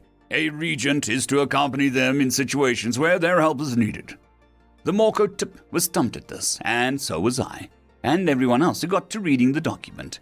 They literally just gave an animal a decree that considered them to be human. No one had fucking done that for good reasons. The human, who I now know is meant to be a regent, started talking once again. Grand Admiral and Leader Wojciech IV is happy to meet all of you. He climbed in the ranks to our government quickly, starting from a mere private to a corporal, then a captain, up to a Grand Admiral and now leader of humanity. He paused, knowing humans, probably for dramatic effect, and leader of bear kind. The creature turned human, or as it was apparently called, a bear, roared in a way that can only assume is meant to be an acknowledgement of the compliment made by the human. The roar caused a few of the species to trigger their fear responses, which made the situation only worse by making the room more unbearable to be in.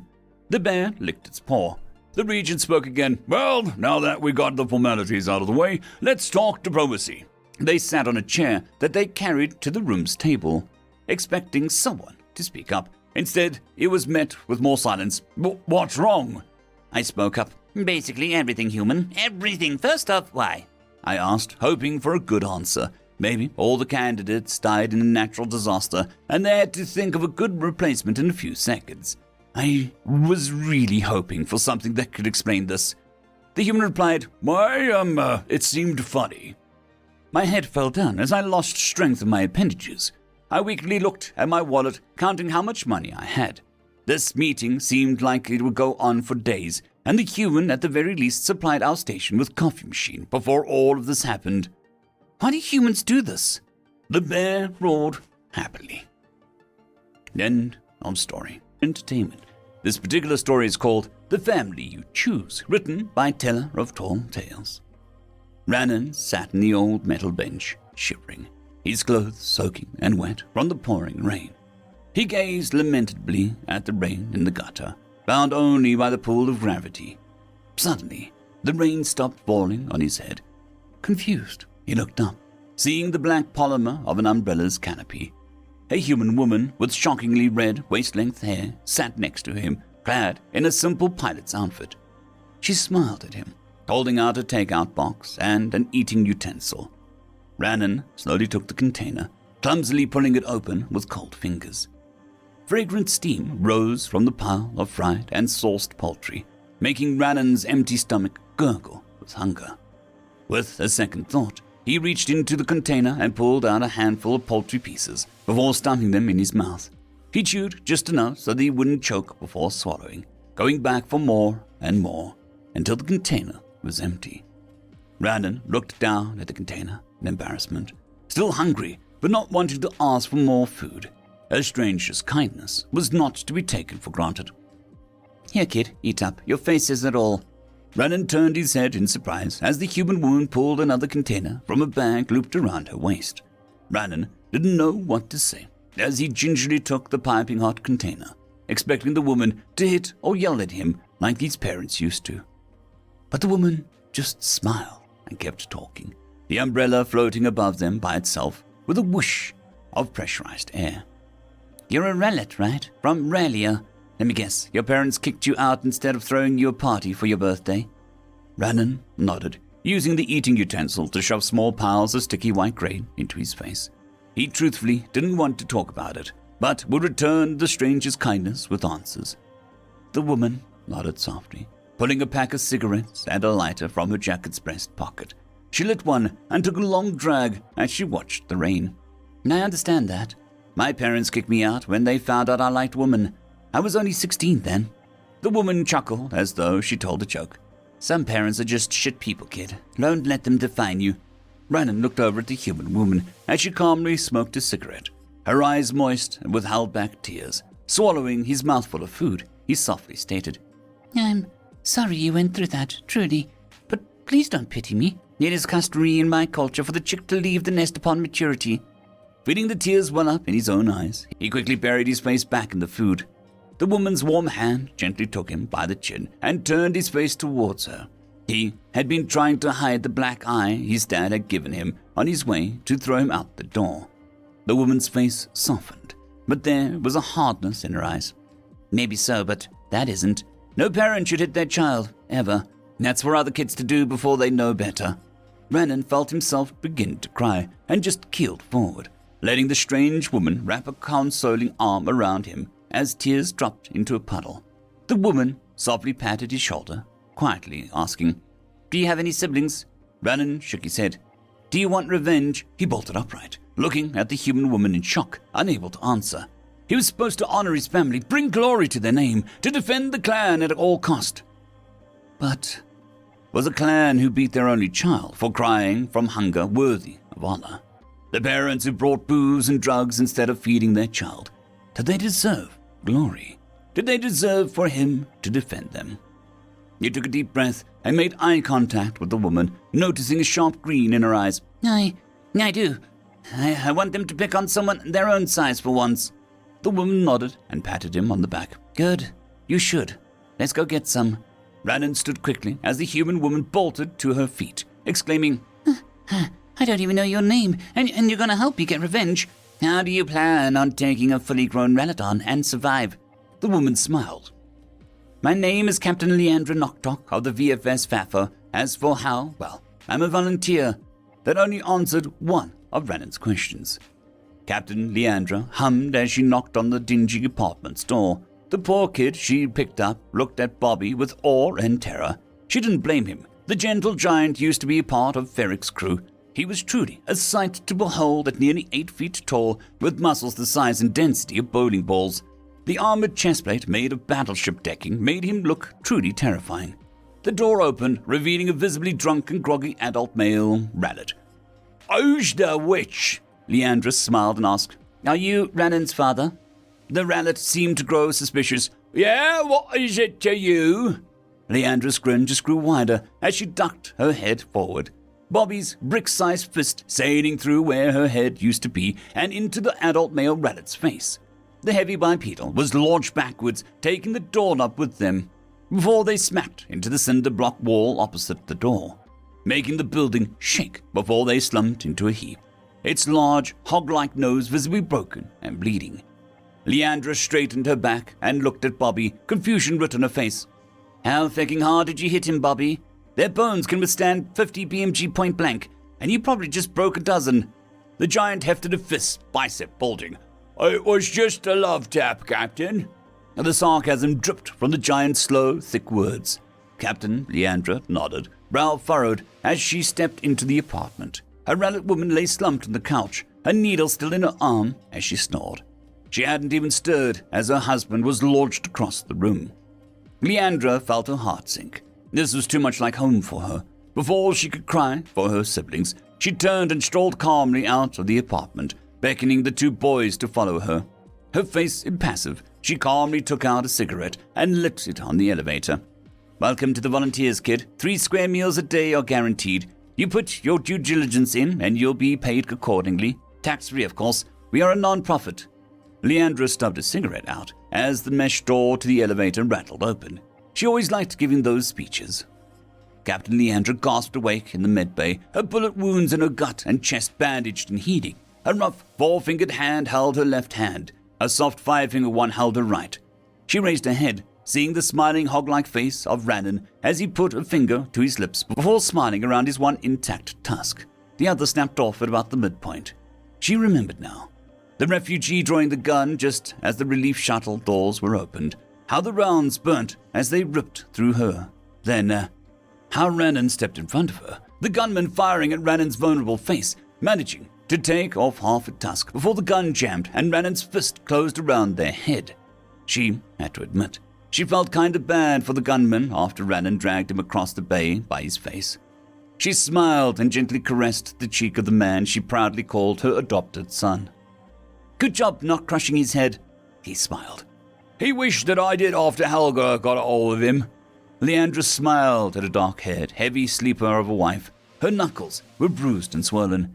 Do I want to know what she did to that poor bastard? Renan sincerely shook his head. I've never seen her that pissed before, and I think that guy's going to be pissing blood for a week. Leandra nodded and gently ruffled her wife's short, dark brown hair. She joked softly. I married a Yandera, didn't I? Helga grumbled her agreeance and scrunched her face into her blankets on the Leandra's legs before bolting upright. You're alive! Oh my goodness, never do that to me again. I broke 2 of Bobby's fingers when he tried to pull me off that guy. Renan looked at his other mother with concern. Leandra just smiled and laughed softly before becoming playfully stern. You apologized, right? Helga's head bobbed rapidly. Yep, cooked him 50 pounds of turkey legs the way he likes them. I bet he enjoyed that. Renan nodded, seeming to stare off into the distance. That man consumes poultry at an unholy pace. It was all gone in less than 15 minutes. Both women looked at him with apologies written across their faces. They both knew the terror that came with watching the 4-foot-tall pile of turkey legs disappear into one man's stomach. Renan simply stared off into space. Where the feck does Bobby put all? End of story. Pigment. This particular story is called General Distress Received, written by I.R. Good at Writing. General Distress Received. Standard date 0220.2557 063255. Source IRV Pacific Dusk. Tesla class research vessel. Type automated FTL transmission. Reason hull breach detected. Life support failure recorded. Hazardous trajectory. Main thrusters offline. Location Star System GF00109. Coordinates X151.12, Y -88.49, Z -4.92. Day 1. The airlock slammed shut with a heavy thud. Katsura grabbed the handle next to her seat and yanked it back. A metallic squeal and an explosion sent the escape pod rocketing into space. The initial force slammed her into the pilot's chair and pressed her internal organs hard, but they were away from the Pacific dusk. She checked the dashboard's radar for other life pods. Nothing. Minutes passed. They were alone. She unbuckled herself and checked the passenger compartment behind her. The escape pod had a capacity of 20. There was only one Tillian strapped in on the seat closest to the back door. All 4 of his amber eyes fixed in the seat in front of him with a 1,000-yard stare. Hey, she moved down the aisle between the seats. Hey, she repeated when she reached him. His eyes didn't move. The fabric harness twisted and groaned under his iron grip. Tillian's scales were normally lime green with orange accents, but his were a sickly yellow color. Hey, she placed her hand on his shoulder, and he jolted in his seat, noticing her for the first time. After blinking one eye at a time, he looked around the cabin. Where is everyone else? We're the only ones in this pod, she tried, keeping her voice light. The small porthole at the back of the escape pod revealed the twisted wreck of a Pacific dusk falling into an angry red gas giant's gravity well. How many others are there? Katsura kept watching the portal, wanting to avoid the Tillian's desperate stare. I'm keeping an eye on it. If anything new pings, I'll set a course immediately so that we can link up pods. We're the only ones that made it out. The wreck was falling faster and faster towards the ammonia clouds below. If a pod launched now, it couldn't escape the planet's pull. She didn't know how to answer, so she said nothing. The Tillian covered his eyes and grimaced, revealing 2 rows of needle-like teeth. By the Overlord, 348 gone, just like that. Lieutenant Nassoon, Hakkad, Justine. Look at me, Katsura cut in. Focus on the here and now. What's your name? He took a deep breath. Ensign Nalip Farsia. I am Ensign Katsura Takagi. Feel free to drop the formalities and call me Katsura. Day 3. In the morning, Katsura and Nahib watched the portal as the Pacific dusk finally slipped beneath the clouds. It cast a gloom over the rest of their day. They decided taking inventory in the cockpit would keep them distracted. According to the manifest, food stores are divided 3 ways for human, Tillian, and Skitarian anatomies. Unless either of us wants our insides violently liquefied, I think it's a good idea to avoid the Skitari rations. Katsuro hoped to lighten the air with sarcasm, but Nahib simply shrugged. Assuming they would keep eating carefully, 2 people can make that last about... She finished the calculation in the manifest margin. 2.5 months. What's the point? Why not just eat until we're full and space ourselves when we run out? Because help is coming. Don't be stupid. You know how far we are from Interstellar Republic space. Katsura dropped the manifest onto the dashboard, far enough to know that they've picked up a distress beacon by now. Any ship in the Republic worth its salt would drop everything and head straight for us. Nalib scoffed and folded his arms. You can't possibly believe that the drivel they taught us in the Academy applies to exploration ships light years into uncharted space. She clenched her fists. I'd believe it if we were on the far side of Andromeda. If you want to go on with that miserable defeatist attitude, you'll end up spacing yourself long before help arrives. And you have the fecking nerve to call me stupid. She looked away so he couldn't see tears in her eyes. A heavy silence settled between them. That was too far. I'm sorry. Day 24. Whoever chose the contents of the escape pod understood that boredom could be as big of an enemy as hunger or thirst. In the manifest, Katsura noted a deck of playing cards, a Tillian board game similar to chess, and a Skatari game that projected a small map of their homeworld in Iktazi. The last one came with a small box of miniature Skatari soldiers, but neither Katsura nor Nalib knew how to play. At first, he refused to play anything, but gave in after an hour of prodding. Katsura opted for the last game, and they spent a day coming up with their own rules. Nalib stroked his chin and moved his 4 eyes independently across the board. A smirk tugged at the corner of his lips as he moved one of his pieces. High Overlord to the Nazamar Desert, say goodbye to your orbital shock troopers.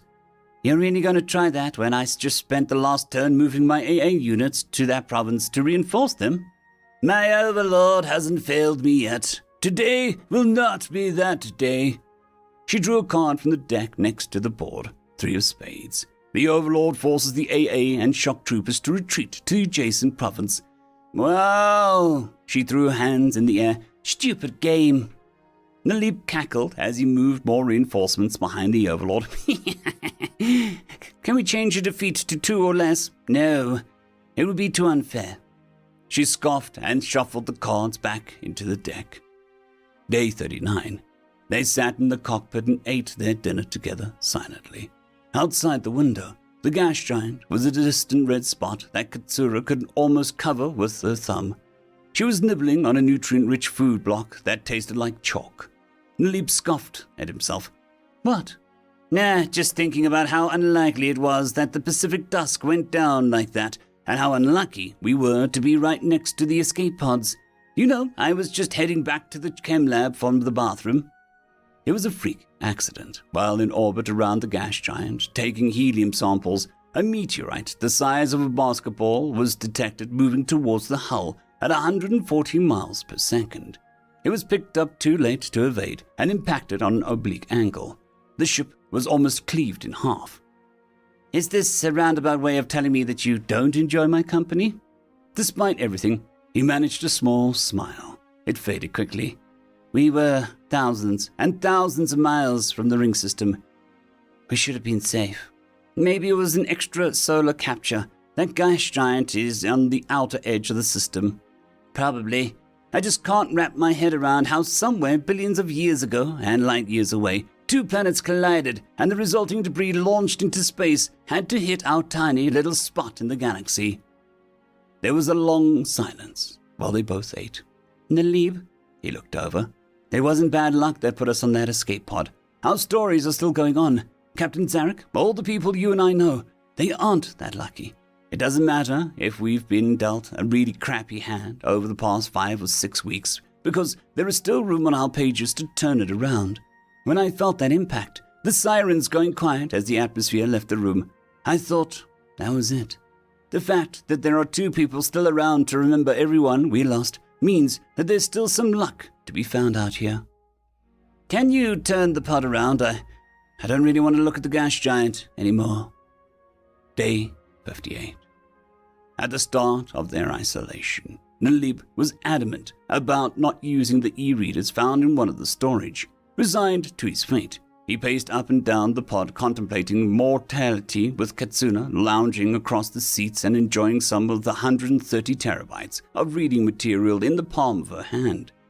When the days stretched to weeks, he eventually gave in and joined her book club. Nah, I don't get it. At this point, Watney is unaware Earth knows he's alive. To what end is he pushing towards? Because he knows NASA will try and save him as soon as they find out he's still stuck there. There is no other option besides survival. But how does he know? The story makes it clear how long, costly, and dangerous missions to Mars can be. What if the human space agencies judge the risk greater than the reward? Then it wouldn't feel like a realistic story. Even if there is a chance he could be saved, there is no limit to how far people will go to bail him out. Aren't Tillians and Skitarii the same? To an extent, sure. But think about when we read Voyage into the Uzaran's Rift the other week. The other Tillian explorers could have saved Captain Entrala when he got trapped on the other end of the portal. But at least half a dozen of them would die in an attempt to get him out. It wouldn't make sense to attempt it. I don't know. The fact that they didn't even try rubbed me the wrong way. Why? From both logical and emotional standpoint, it makes no sense to risk so many lives for just one person. Katsura sighed. This would be the last survival story she shared with him. Day 71. The pod was heavy with the black mood. It wasn't started by anything in particular, but over the past few days, Katsura and Nali both withdrew from their usual activities. They sat on opposite ends of the pod, Katsura taking the seats close to the rear porthole and Nalib resting his eyes in the cockpit. The Skitarii map game lay on its side, flickering on and off. The e-readers were covered with a thin layer of dust on the dashboard. She checked the rations panel twice in the last 30 minutes and felt worse each time. And there wasn't much left. A day or two at tops. The little that was there long lost its appeal. Tillian rations weren't faring well either. Nalib looked like hell too. His eyes were sunken and distant. That sickly yellow hue to his scales returned. He finally looked as well as he felt. Not that she had much room to judge. Her black hair was greasy and matted, and months without a shower left her feeling demoralized and disgusting. It was always going to be a long haul before rescue came, but she never spent too much time dwelling on the how much time it would be. It had been at least a day since either of them spoke. She joined Nalib in the cockpit to exercise her vocal cords. Top 3 Tillian synth bands, go. He opened one of his eyes to look at her and then closed it again. I don't know how much more of this I can take. That's a long name, but your synth bands are like that. Next one? I'm serious. Are they a parody group? Katsura stopped. He opened all 4 of his eyes and turned to her. What day is it? I think we're on 71. I might have forgotten to log a couple days once they started blending together. Why are we still doing this? What do we have left? The rescue operation was never going to be quick when we were this far out, but every new day is a chance they might get to us. We may run out of food, our water purifier might eventually break down, but as long as one of us is alive, we can never run out of hope. She expected him to scoff at this comment, deflect it, or even ignore it completely. Okay, you're right. He sat up and rubbed his eyes. Tillian synth bands, are you referring to classical synth, retro synth, or modern synth? Day 90-something. Katsura didn't wake up from her sleep last night. Rations are long gone and her body finally shut down. It was a peaceful passing. Nalib used what little strength he had left to carry her into the airlock and slowly vented the atmosphere inside the chamber to preserve her body. Despite their disagreements, she was ultimately right.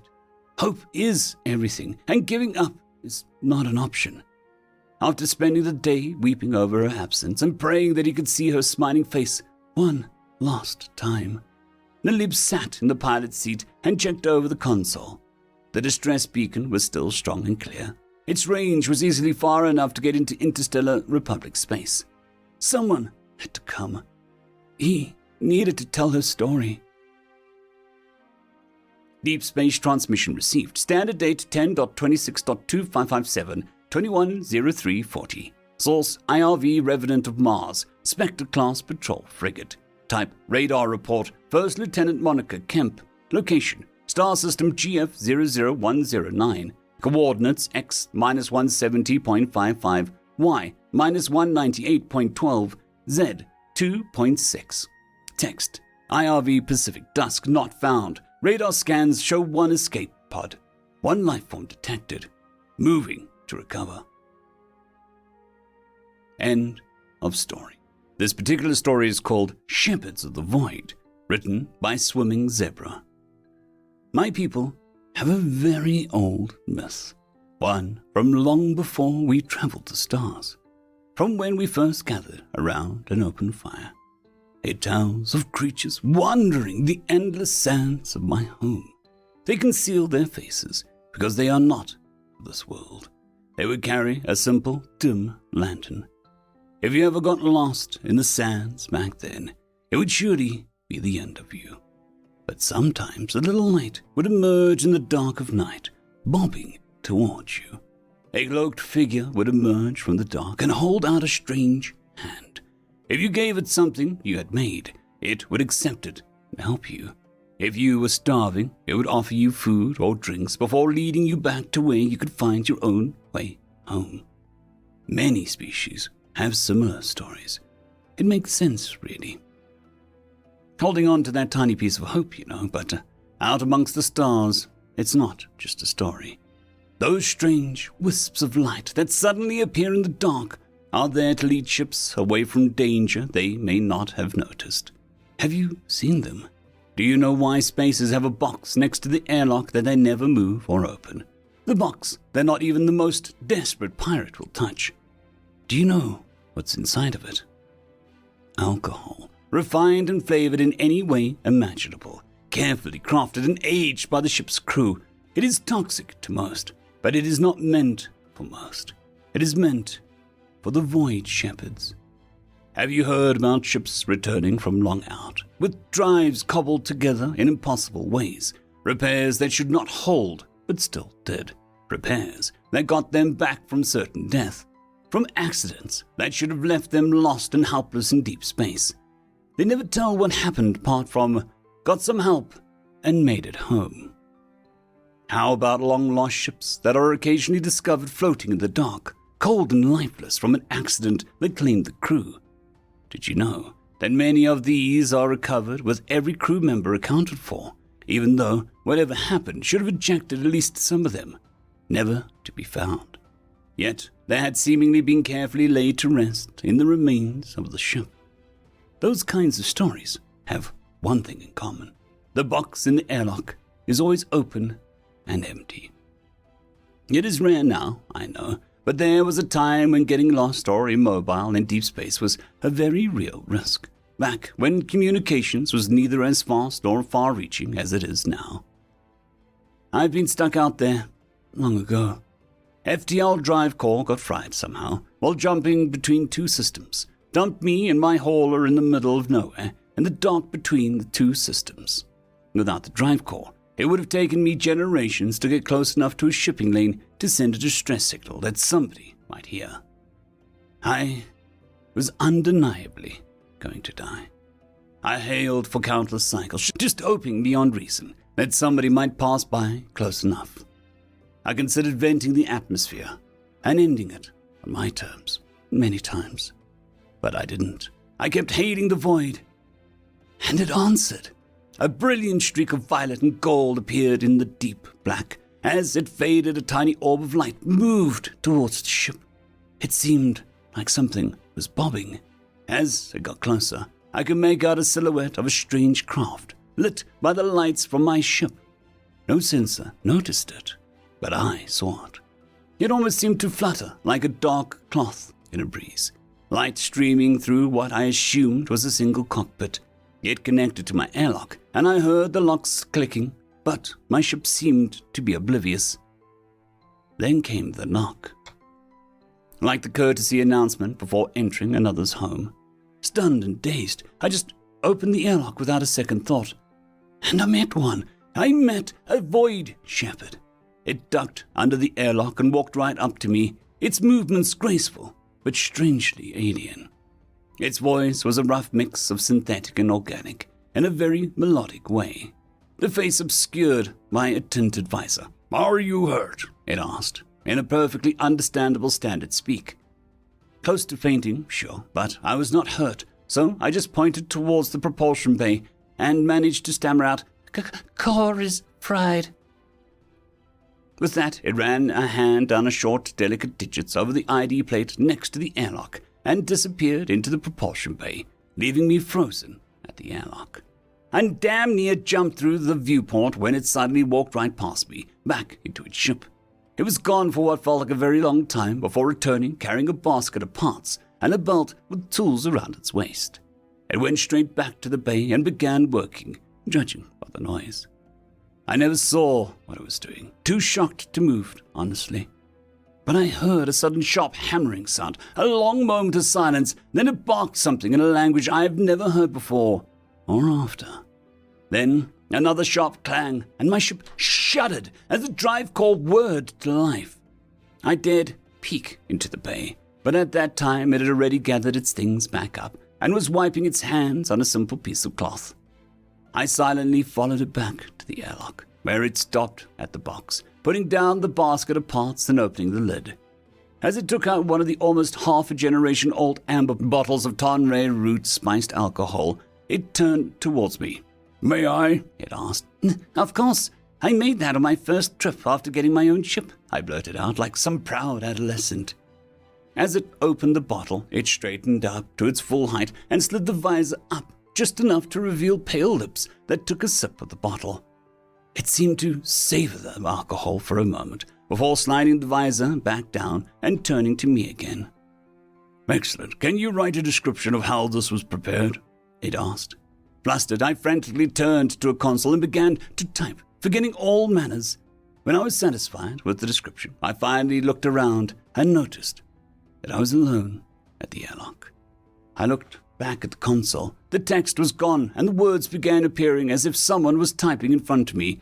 It just read, "A route back has been plotted. Be proud of that recipe. A gift for a gift. It's time we told somebody. Be safe." Confused, I looked around and noticed the box was open and all 3 bottles were gone. Next to the box sat a small crystal cube covered in a form of writing. I felt the decoupling, and when I reached the viewport moments later, all I saw was that colored streak fading in the dark void. The route it had plotted back took me directly to a refit station. Never had to repair that drive ever since. Just a whack with something heavy from time to time. I got some scholar friends really excited when they got to look at the cube. It took them a long time, but they translated some of it. Allegedly, it reads, "We made a terrible mistake. While our planet was dying, some of us fled to find a solution, we claimed. Honestly, we were just afraid. We tinkered and toyed with the very essence of ourselves under the guise of finding a cure.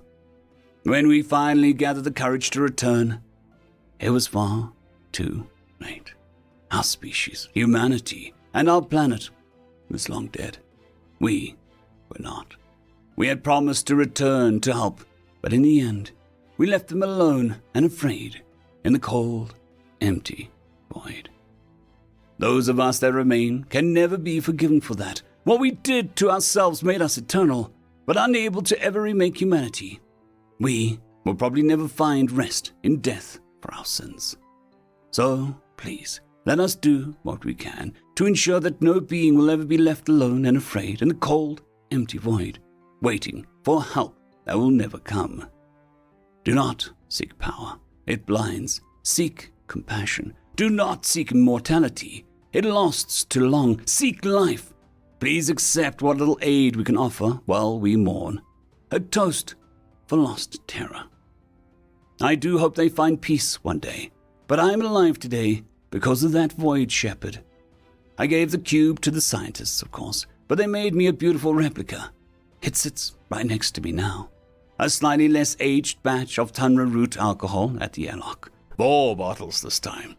And the only ship I will ever trust to get me through the void. Renamed in their honor, after the words I heard from that propulsion bay. My dear fucking peace over shite. End of story. This particular story is called Fake, written by Storm the Castle. Human Carol? Asked Vex the Psycho. Carol the human was sitting in a corner of the room, curled up, as small as she could go, her hands on her face. Vex didn't know the emotion, but had learned the importance of expressing things like compassion from Carol herself. And damn it, if he wasn't going to give it a go here. Human Carol, why do you curl up? From what do you hide? Leave me alone, Vex. Please, I just want to be alone. Vex nodded and made to walk away as described, only to stop in place, remembering direction provided by human Steve on this very issue. Women never say what they mean. They tell you that they don't want anything to eat. Get them a plate of fries. If they tell you everything's fine, something's probably dead. And, for the love of God, if they tell you to go away, you better root in place, man. How complicated these humans are. I will not. You are clearly distressed, and I have learned it is a role of a friend to dispel distress. Seriously, Vex, I'm fine. Everything is fine. Oh, God! Something died. Thinking fast, Vex tried to get ahead of the situations so that he could get her to tell him who was dead or dying. Who was she close to? Who would most likely have passed where she could have seen? Right. Is human Clyde all right? He asked in distress. Carol looked up at Vex in bewilderment for a moment, and he saw that her face was the wrong color, being a shade of red, and her visible eye was red as well. Huh? What? She shook her head vigorously for a moment, then shot up to her feet, standing almost a third taller than Vex. Did he say something? Did you say something? No, denied Vex, perturbed at the normally warm and gentle human's sudden change in behavior. You speak of him often, and you are often together. I thought that if someone's death had led to your state of smallness, it would have to be his. Carol just groaned, seemingly in realization. Oh, God, don't do that to me, Vex. Scared the hell out of me. Sklar Vex found it very hard to believe that he had managed to scare someone who could kill him by falling on him, but the smallness was a more pressing issue, and he chose to pursue it that instead. By your actions and redness and the previous smallness, your earlier statement that you are fine is categorically a lie. Will you tell me what is wrong? Maybe I can help. Human Carol looked at Sklar Vex in clear consternation for a moment, struggling whether to share, her face even turning redder than previous, before finally sighing and speaking up to him.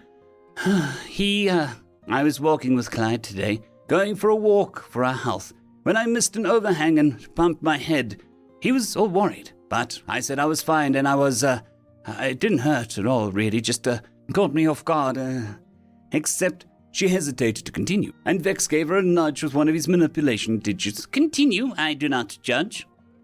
She seemed to burst all at once from his prodding, finishing her story at seemingly some sort of rush. My eye popped out at the bop to my noggin, knocked my glass eye loose, and I didn't notice 'cause my forehead hurt, but as soon as we started walking, Clyde saw it, and he picked it up. Carol returned to her state of smallness and covered her face once more. I'd never told him about my fake eye. Then he just picks it up. I panicked. I grabbed it and I ran. God, he probably thinks I'm a freak of nature now. Carol continued to grumble about how much of a ninny she was and how he'd never like her now, only to realize that the usually difficult to shut up Vex was dead silent. Vex? She asked, looking up at him. Vex stood stock still, staring at her. Carol had difficulty reading the insectoid face, so couldn't make out what had him so spooked. Buddy, everything okay? Sklar Vex stood there a moment longer before finally starting to mumble, Glass fake? Oh great, now this was happening. Carol stood up and pulled back her hair, which was covering her face. The eye it revealed was similar to a regular human eye, but lacked depth. The color was off, and it didn't dilate or move at all. Seemingly to prove a point, she popped it out and let the glass orb sit in her hand, looking at it bitterly and noting that he'd shuddered visibly at the act. Yes, Vex, I've got a glass eye. Thanks for not making a big deal out of it. Really makes a girl feel pretty. This statement served to knock Sklar Vex out of whatever funk he was in. We must get you to the medical bay immediately. Perhaps there is still time. Huh? Vex scurried up and grabbed her hand, pulling, with all his body to try and apparently get her to the ship's nurse for whatever reason. Why? We are friends, human Carol. I will not let you die from this. Oh, my honor as a Sklar. It was hard to tell, but Vex may have been doing what his people considered crying. What? Vex, I'm not dying. I said the bump didn't even hurt. You are delusional from pain, human Carol. Please be strong. I will save you. Vex, she pulled her hand out of his grip hard enough that he flopped onto his back. Stop it. I'm fine, I swear. Oh, Hive, it's worse than I thought. Rolling her one good eye, Carol popped the fake back in with a bit of effort, then propped Vex back on his feet, though held him firm so that he wouldn't go anywhere. Vex, my eye has been missing for years, she said, finally getting what he was so up about. I lost it when a piece of slag off a launching rocket flew in. The eye couldn't be saved, so now I have a prosthetic. Is that really such a big deal? Big deal? Human Carol, can you please define prosthetic? I don't think I understand. That one caught Carol off guard. Vex in particular came from a boonies planet of the galaxy, so he was usually the least well informed of all other Xeno crew members. But for a space-faring race to have never even heard of a prosthetic, maybe it was just a translation error. A prosthetic is an artificial body part, a fake one, made of plastics and metals and stuff, not grown by the body but added by surgery. It's done to replace damaged body parts, and we can replace anything from arms and legs to hearts and lungs, which includes my eyes. Though this one is more for decoration. The ship doesn't have the usable charging port for my real prosthetic. The prospect of going to space way outweighed things like depth perception to Carol, then and now. Damaged? You consider losing an eye mere damage? He asked incredulously. And you said heart and lungs, as in the core most organs to your bodily function. Yeah? Do you, not? We consider it dead, he clarified, to her shock. If I lose an eye, which is connected to my brain, I would be dead inside the cycle. That's true for most races, at least as far as I know. Wow, freak out much? Carol couldn't help giggling. If Vex was just putting on an act to make her feel better, it was working. Yes, complaining about missing an eye and surviving. It's like complaining that your warp drive machine isn't pink to us. You're ignoring the laws of reality. Who in the hive cares about what color it is? Vex was hopping mad now, jumping up and down and stamping his feet in frustration. That she was more concerned with whether her crush wouldn't like her than she was with losing her eye and living.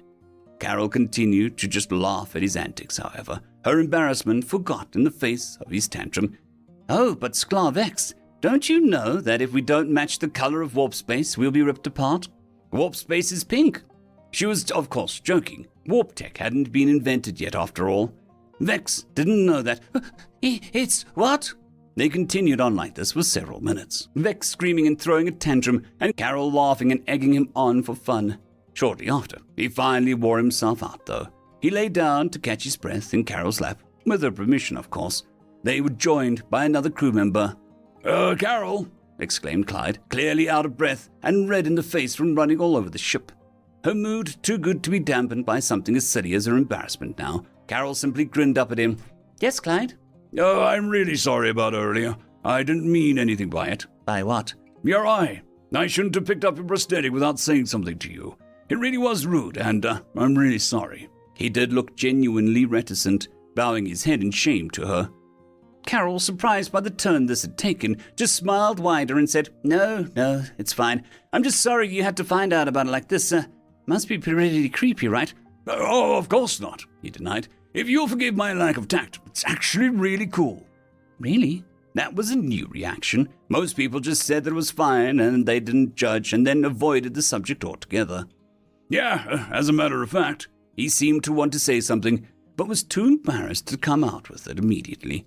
Carol gave him as much time as he needed, though, smiling at him gently, until finally said, I work in fabrications. We have the 3D printer. I can make you a custom eye if you want. The Kudo guys said they can even get it to print gemstones with coal. How cool would that be?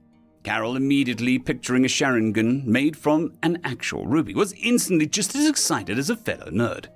From her lap, as he was slowly transferred to the floor so they could convince the Kudo guys to help them, Vex just said, "Yeah, of course, you personalized them.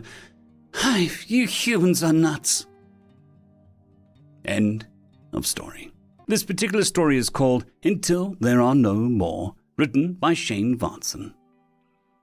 Anka hadn't known what to expect, but wandering around the small city threw her for a loop. That a city this small on a human world would have so many different species, it was too overwhelming to think about. She saw a group of Koreans like herself, bipedal, upright walkers with 2 manipulator limbs and 2 long, sensitive feeler tentacles that extended from above their 4 compound eyes. Anka's fur was a pale grey, a natural colour, but she saw stripes and designs in a myriad of colours on their fur.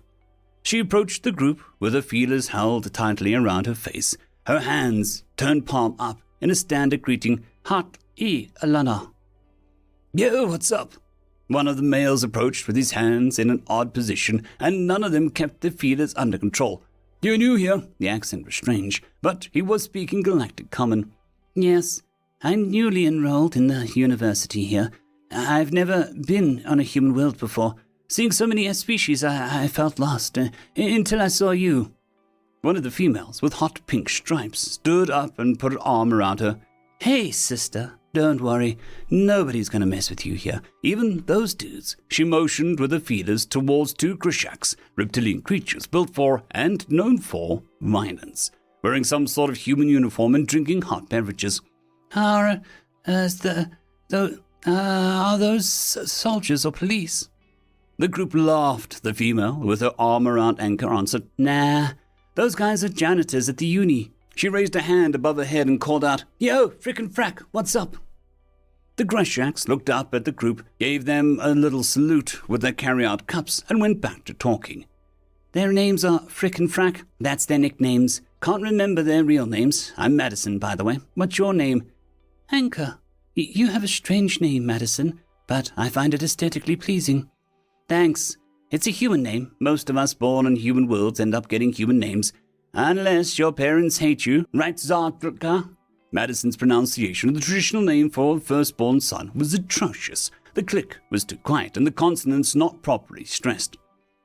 "Just call me X-Ray," he said. "Well," Madison said, "it's been fun, but we have a concert to get to. We'd invite you, but it's sold out. No hard feelings, Anka?" "None. Enjoy your concert." As they walked away, Madison turned around and pointed. "Oh, a decent Korean restaurant 400 meters that way." Anka waved in thanks and wondered what a meter was. Was 400 of them a long distance or a short one? She would have to acclimate to human weights and measures, so it seemed like a perfect time to start. As she walked, she tried her best not to gawk at all the people ambulating by, walking, slithering, or even by hopping. Many were species she'd never heard of, much less met. Still, most of the ones who were not alone were the humans. A large group seated at outdoor tables in front of a cafe consisted of humans, Koreans, Groshanks, Kalathans, and another species she couldn't identify. This surprised her, since the Groshaks and the Kalanthas were still in a protracted Cold War that had drug on since they ended hostilities 7 periods prior. Everyone seemed to be enjoying themselves, and Anka noticed something else as she passed by. The humans seemed to be at least friendly, if not outright amorous with many of the non-humans. The next thing she noticed, some of them were eating araklik, a Korean comfort food. She hoped, however, that this was not the place recommended, as the preparation seemed wrong. Anka's fears were unfounded, for the recommended place was just a little further down the way. The signs were in Korean Common, Galactic Common, and several others she didn't recognize. As she stepped in the door, a slender human bowed his head slightly, holding his hands palms up. It wasn't perfect, but the best he could do with no feeders. His pronunciation of Korean Common was perfect. "Hachiluna," she returned the greeting in this casual form to let him know that he could relax. He welcomed her to the restaurant and told her about the daily specials, and led her to a seat. She praised his command of her language, and they shared a bit of small talk, and she got his assurance about the quality of the food before she ordered the araklik. While she waited for her food, she watched him. He greeted Kalanthas in one of their languages, Grishanks in one of theirs, and humans in 4 different languages. When he brought her food, she asked, "How many languages do you speak?" 11 right now, he said, but I have a trip planned to Grishak Colony World to pick up another one of theirs. Why do you learn all of these languages? Because I want to know more about people, and the best way is to let them tell you in their own words. He gave a wink and went about his business. She finished her meal. Maybe not as good as her father's, but probably the best Eric clicked she'd had in a restaurant. As she pushed the empty bowl away, and the waiter came back. "Can I get anything else for you?" he asked in perfect Korean common. "No," she answered, switching back to Galactic Common. "Perhaps you could tell me where I could find human entertainment." PJ and the Xenos are sold out, but there are some smaller venues with local bands that always have room. He offered his hand in the traditional human greeting. My name is Brad, by the way. Anchor had practiced this before she came. She shook his hand. "Very nice to meet you, Brad. I'm Anchor." "The pleasure is all mine. Look, I get off work in about an hour. Can I put my contact in your comm? If you still haven't found anything to occupy you by then, give me a call. I'd love to take you to my favorite place." Anchor held a comm out, and he waved his near it. "How long is an hour?" she asked. Brad checked his comm. "It's, about 22 megaclicks-ish." Anchor looked at the strange eyes that seemed to exude even more emotion than her own feelers could. If only she could understand them. I'll meet you here then." He took her to a bar that served intoxicants for every species she'd seen in the city, plus a few she hadn't. "Why is everything here so mixed?" she asked. "How so?" "It's a human world, and sure, there's an interstellar university here, but there are so many non-humans that seem right at home." A band set up on a small stage, made up of one human, one Grishak, two Calanthus, and a Korean. Brad pointed to the stage. "That band is local. They're all brothers and sisters. Their father is human and their mother is a Korean refugee." "How? They're not even the same species." "How much do you know about the Grishak-Calantha War?" "I know it went on for a long time, and at one point, the Grishak took a Korean system to use as a choke point for the Calantha space." "Yeah, it was horrible. I mean, I was still a kid, first hearing about it." "Humans heard about it and told their children?" "Yes and no. While it was happening, humans heard about it and broadcast it throughout human space. That kind of story tends to lead the news," Brad shrugged. "As kids, people around my age didn't have a choice but to be exposed to the war, and the human response, the Galactic Family Initiative. The younger generations are taught about it as part of galactic social studies. But the OGFI is still active, and humans adopt children who need a home, regardless of their species." "Is there somewhere you're going with this?" The band started playing loud, crunching, percussive music, and Brad activated the sound dampener on the booth. "Yeah, those people on stage are all siblings by adoption." "Is this a human ritual to make someone your sibling? Like, we do this and then we're siblings?" No, not in that way, no." Brad took a sip of his drink. "The war orphaned a lot of kids, Grishak, Calantha, Korean, and some others whose parents were in the wrong place at the wrong time." What the Grishak referred to as secondary non-war casualties. "Exactly. Grishaks and Koreans don't take a child in unless it's blood-related. Calanthus will take in a Calantha child, sometimes, but only if the family taking them in already has an older child and is well off financially. Humans, though, see a child in need and feel the need to help, even if it's difficult financially." Anchor thought about this. "So those Koreans I met earlier today, that could barely pronounce a common name, they were orphans? No, wait, she said they were born in a human world." About your age or younger?" he asked. "Yes, they seem to be so." "Then they were probably the children of adopted orphans. It has been 42 years, what is that, 16 or 17 periods, since the start of the war, and nearly that long since the attack on the Korean colony system." "I hadn't thought of that. I'm 12 periods old myself, and late getting into university. The war ended while I was still young. How about you? I'm not so good with figuring out human ages myself." "I'm 56 years old, 22, almost 23 periods old." "Wow. I hadn't expected that." She finished her drink in a short order and raised her hand to get another. Brad shifted to Korean Common. "I'm sorry. Did I make you uncomfortable?" "No," she said, shifting language along with him. "It's just that, you're old enough to be my progenitor, and yet you speak to me as an equal."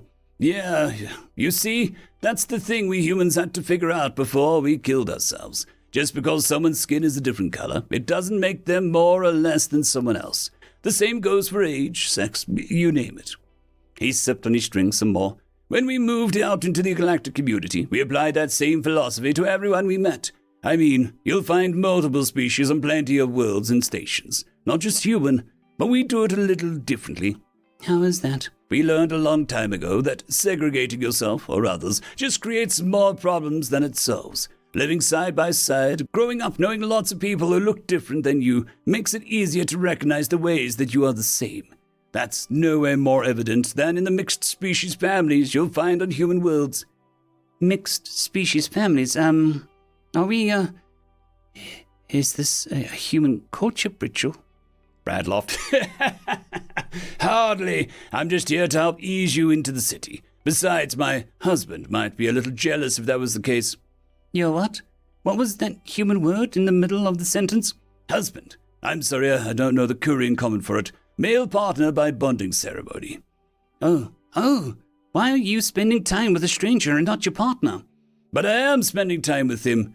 Brad leaned back and pointed at the stage. The male calantha there, playing the bass, that's my husband, Kurt. He's the oldest of the siblings and the first one adopted.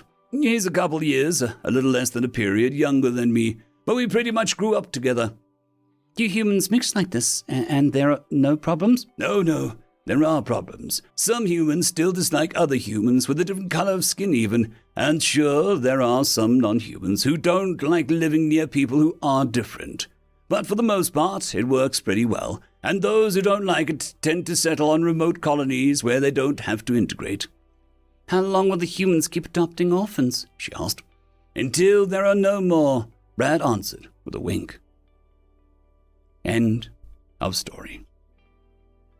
For entertainment, this particular story is called One Man Armageddon, written by Perilous Platypus. They were desperate. Ruse understood their plan, their terror. It was a terrible thing to lose your home. The Zan Planetary Defense Fleet bore down on him, hundreds of lasers targeting his OMA, a futile attempt to prevent the inevitable.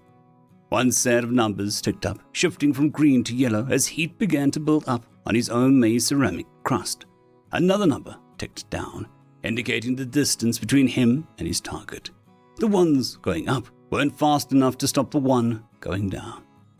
Guardian.ai to Ruse.pilot.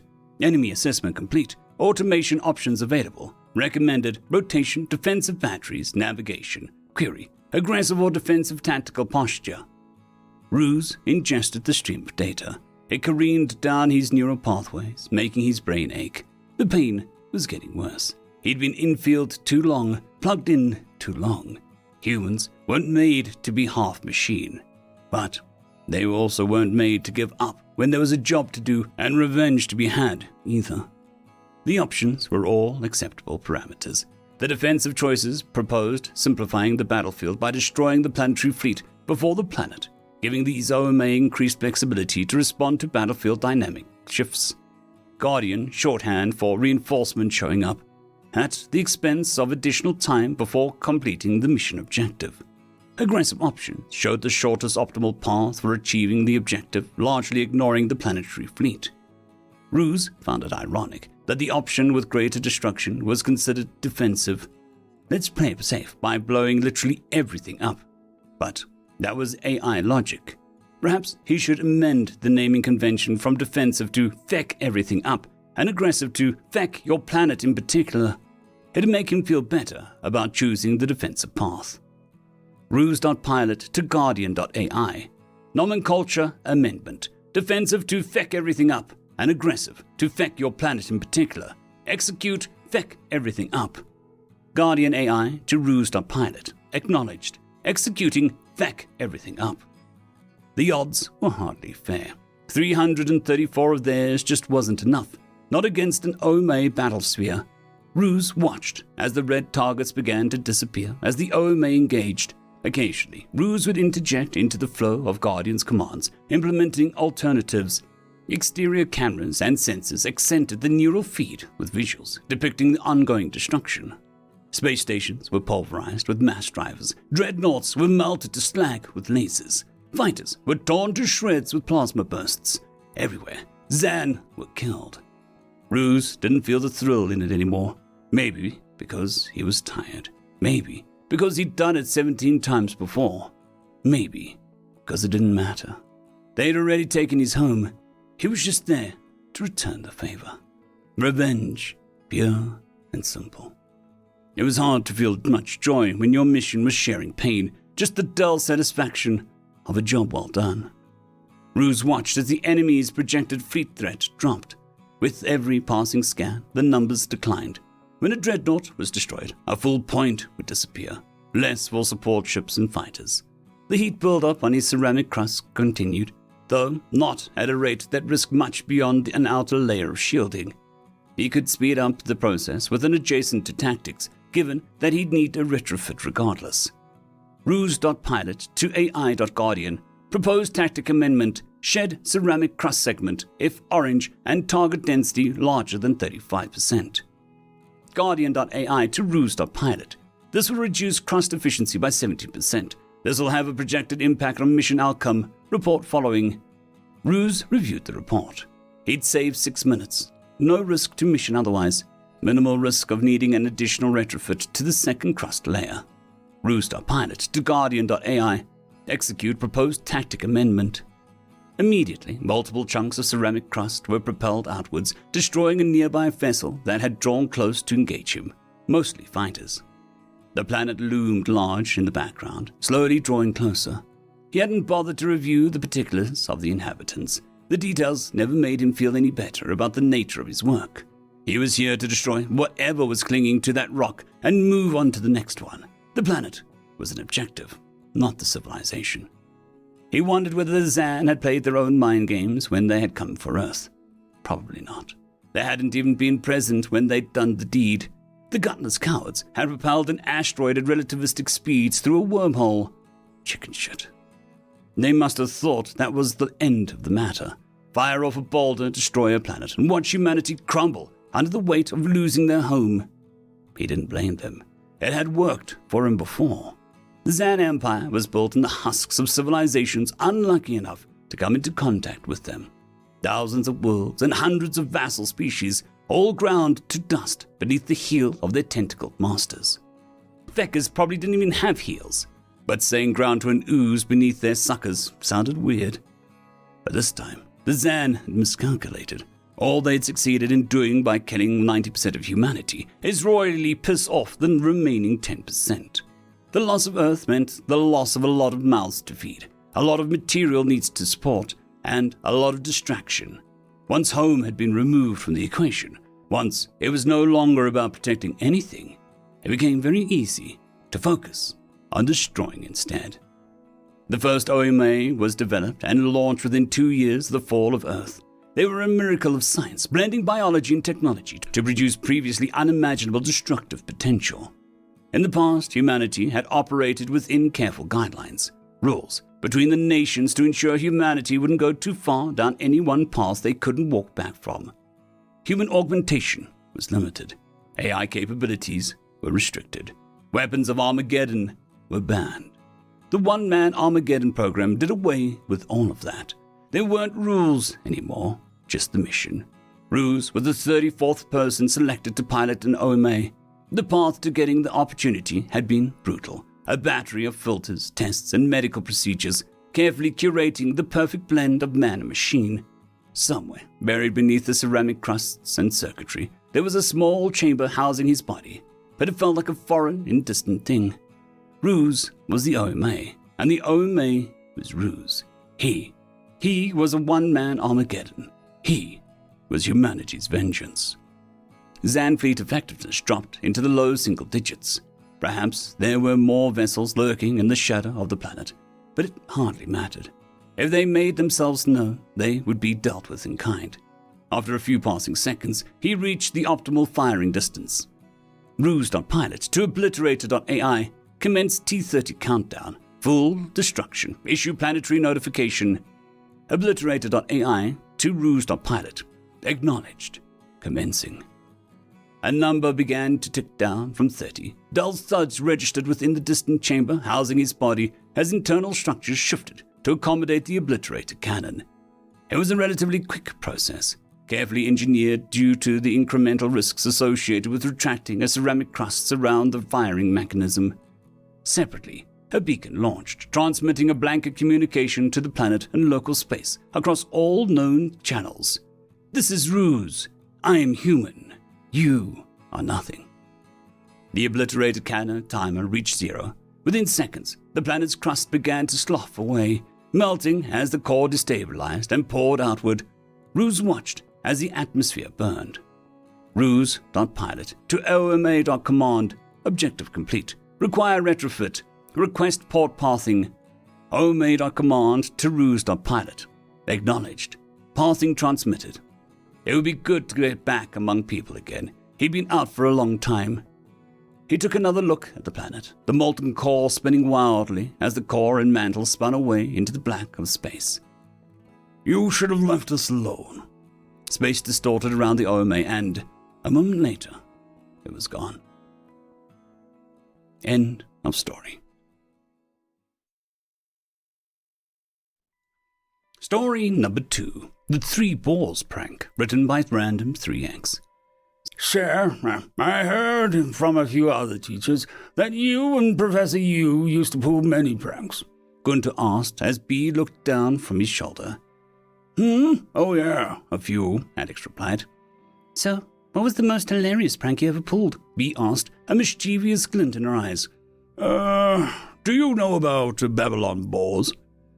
I know, sir. Daisy eagerly began. They're magical beasts, known for their incredibly tough hide and how much trouble they are to fight. Alex nodded in acknowledgement. Exactly.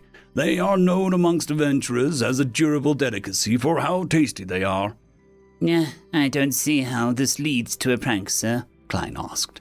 Well, you see, me and you were under only one order from Sloth when we attended the school as students. No retaliating. We were both beyond any level of our fellow students, and even a light scuffle from either of us would likely lead to a fatality. So, all the abuse you endured? B began. I could not respond in any way. Even after I lost old Lefty here, Master forbade me from retaliating. Alex explained, gesturing to his metallic foot, made of clockwork. So you and I settle with being headaches for staff and students alike. I still don't see how this relates to Babylon Balls, Klein pressed. Well, you knows everyone who knows anyone. She got us a crate filled with a few of the balls. I had also helped her develop a new alchemical oil that considerably reduced friction for her gears, so her gears would turn with little effort. I think I see where this is going, B smoked. That's right. We released all the balls we had from different locations in the school, and they were covered in this oil. How is that a prank? Klein asked. A group of balls running around, screeching, disrupting everything. How is that not an amusing prank? The best part is, do you know how you beat a Babylon ball? The class shook their heads. You have someone grab onto the ball and expose the thin strip of flesh that is weak to attacks. So, due to the oil, no one could grab hold of them, Gunter asked. Exactly. I'll be honest, though, that was mostly Yu's scheme rather than mine. She was the mastermind behind a lot of the more disruptive chaos. But the students and teachers had to wait several days to finally trap and deal with the balls. The class looked at their teacher with something approaching amusement. He was anything but a typical person for the first true human of the academy. So how many balls did you two release, sir? Klein asked. Alex paused with a truly manic grin spreading across his face. You see, that's where my contribution truly came in. They only found 3 balls. Only found? B repeated. Yes. For my contribution was in writing. On the side of each ball, I wrote numbers 1, 2, and 4, respectively. So they missed one? Klein asked. No, but they spent a good week searching for ball number 3, and that's what matters. So, how you never expelled? Don't know. Guess no one with any sense wanted to try and expel the guy handpicked by the founder, owner, and head of the academy to be his student. End of story. This particular story is called Dead Man Walking, written by Darian Neef. When I was a little boy, I lived in a frontier settlement out in the fringe of human space. We didn't have much, but the planet was in the upper 80% of habitation, so we didn't need much either. Being out on the fringe attracted the usual motley crew of hard-scrabbled souls, People wanted to be as far away from the central government as they could. Old veterans, nursing their nightmares with moonshine still, and tales of former glory, and folks like my parents. Folks just wanted to be away from the easy life on the more settled planets, wanting to be able to look at the horizon and know there weren't any other settlements on the same hemisphere. Now mind you, growing up in such a place while having access to the galactic networks was hard. How I longed for the glitter and glamour of the core worlds. But travel there would take the better part of a year with the types of old-run freighters that trawled the lanes way out here. Every now and then we'd get visited by a small flotilla of the frontier fleets, but for most of the years, we'd be on our own. Just the way the folks there liked it. Our town held somewhere around 2,000 souls, give or take. Census taking was not an exact science around our parts. But I reckoned that we counted as the main settlement on the planet that most didn't even remember the name of. I think the government register it was a numerical code or something like 12 digits and some random word thrown in. For us, it was just sanctuary. But, to be honest, I've heard about a dozen planets being called the exact same thing in the years since. So yeah, no points for originality. Anyways, as I was saying, our town was a few thousand folks, but one always stood out to me, and he's the one my story is about. We called him Old Man Walker. Now Walker was an old vet, hard as a rusty old bent nail. Some said that he was pulling a cool 150 years by the time the incident rolled around, but nobody knew for sure. He was just old and worn, like a boot left out near fire. He ran the local hardware store and was an absolute genius with a spanner. Nothing seemed to stump him. Whatever you brought him, he'd fix it up, while grumbling and cussing you out for breaking it. Most folks ran up tabs in the thousands of credits, but he didn't care, as long as you just brought him a bottle of hooch every now and then, or slipped him some prime venison from the herbivores we hunted in the woods. The day after, he'd grill them up and drive everyone nuts by having his whole shop smell like roasted meat, and the gut rot he called hot sauce. But I'm getting sidetracked now. Old Man Walker's shop was as peculiar as he was, and it stood out as a sore thumb amongst the structures of the town. The building was taller than it had any right to be, and some rumors said that Walker's shop was actually the oldest structure in the entire settlement. Rumors had it be an old orbital drop pod that the old man had just built a log and brick shell around, and the heavy-duty metal doors back in the shop section seemed to lend some credence to that claim. But nobody ever got a straight answer out of him. He'd just wave it off with a joke or straight up ignore the question while claiming to be deaf.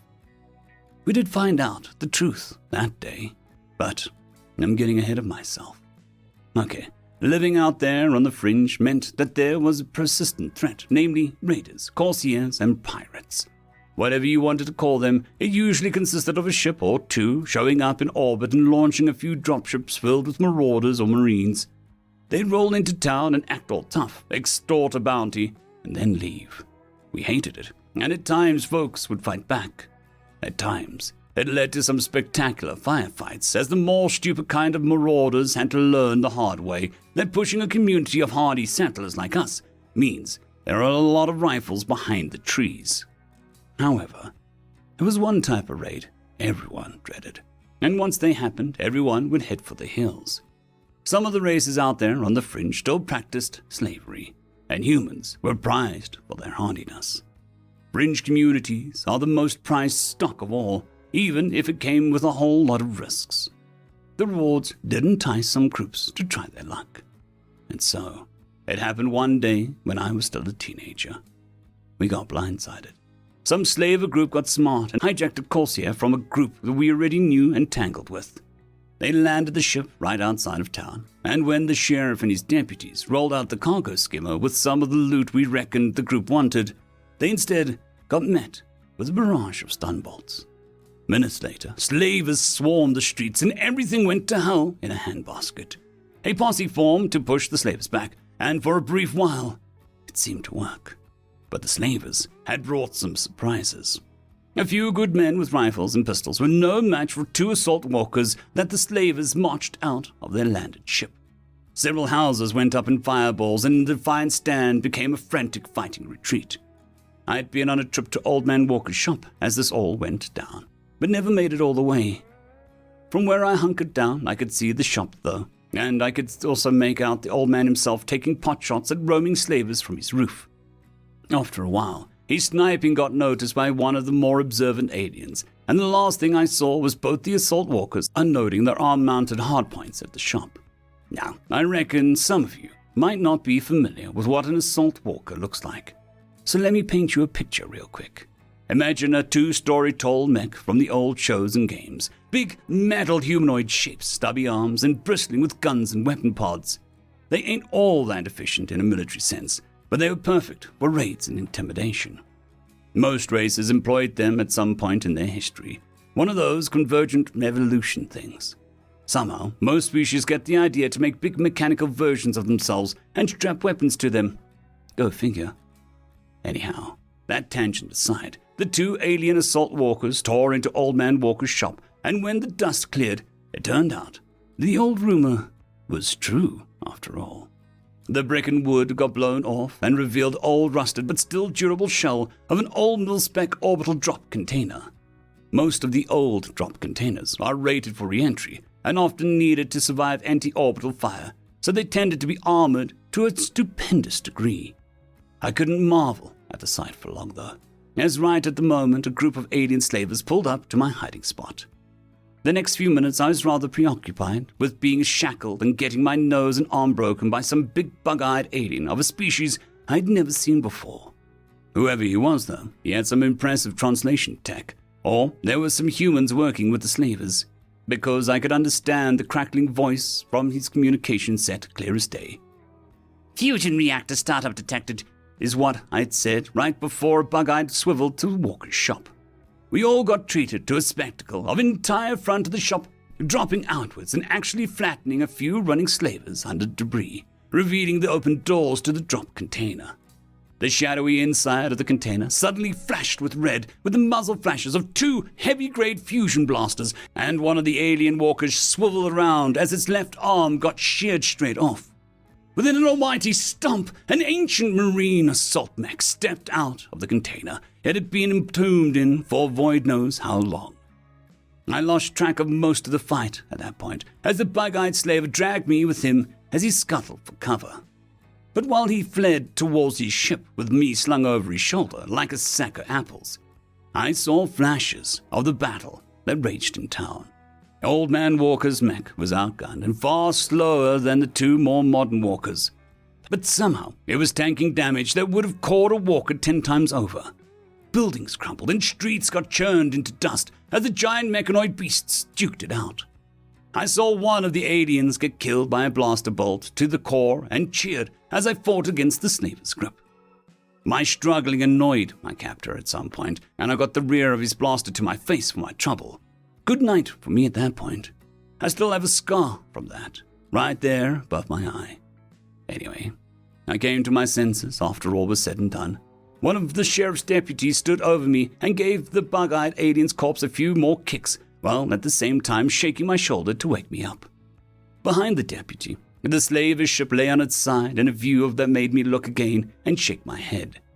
I remember not making sense of it at first, but then I saw Old Man Walker's mech laying up against the underside of the ship, the cockpit crushed under the weight of the pirate ship, and the molten remains of one of the ship's landing struts partially fused with the barrels of its weapons. I'm told that with his mech on the verge of shutting down due to heat buildup, Walker had simply rammed it into the landing strut and fired his weapon point-blank range till they overloaded.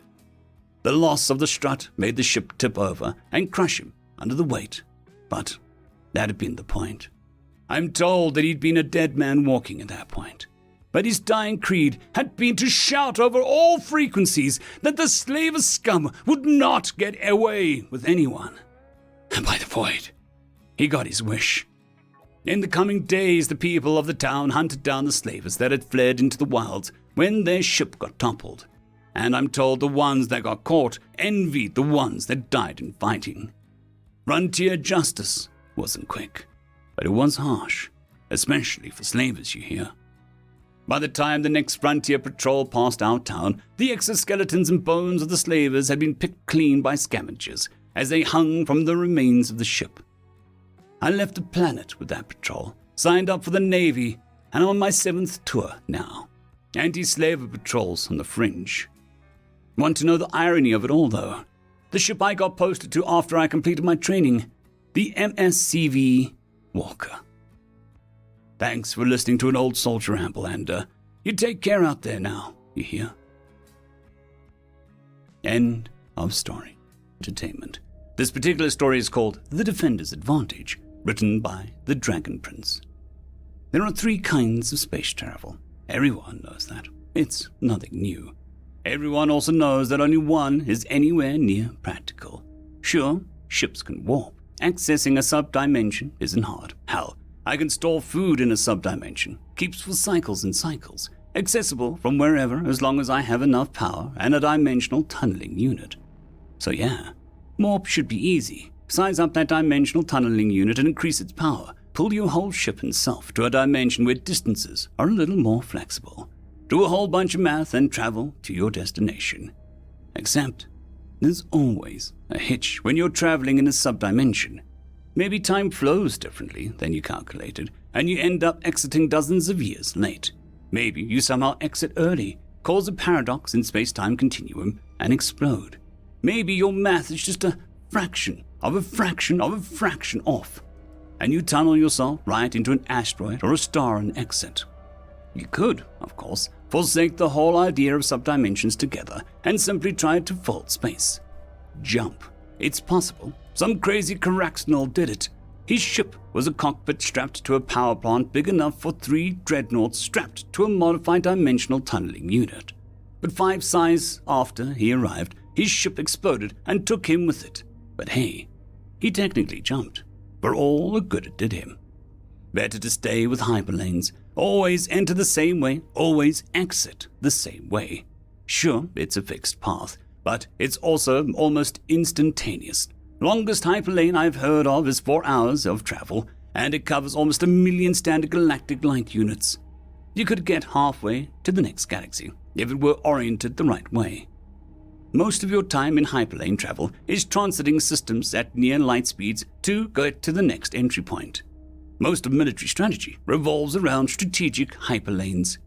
So, that's what we were doing. The entirety of the 7th, 14th, and 21st fleets of the Great Venteri Empire were clustered in a defensive formation around a space station in a heliosynchronous orbit near the hyperlane that the Empire of New Earth ships had to come out of. That we'd see the E&E's ships was practically a certainty. Sure, they could attempt one of the 5 other hyperlane routes into our empire, but to do so, they'd either have to pass through our allies who'd warn us, or take a route that crosses through about 5 black holes, dozens of pirate systems, and a few systems with hostile space creatures, and the territory of the extremely insular Kniti, who would pretty much obliterate them on sight. So yeah, we were pretty confident that we would see the E&E here. We were arrayed in a standard box formation, with the extreme power of the 21st Fleet, His Holy Name's finest, directly across from the entrance. The 7th Fleet pivoted in a 6-degree angle to the left, and my fleet, the 14th, mirrored them on the right. An effective killing field. Our front armor was arguably the strongest in the galaxy, and our shields were biased forwards.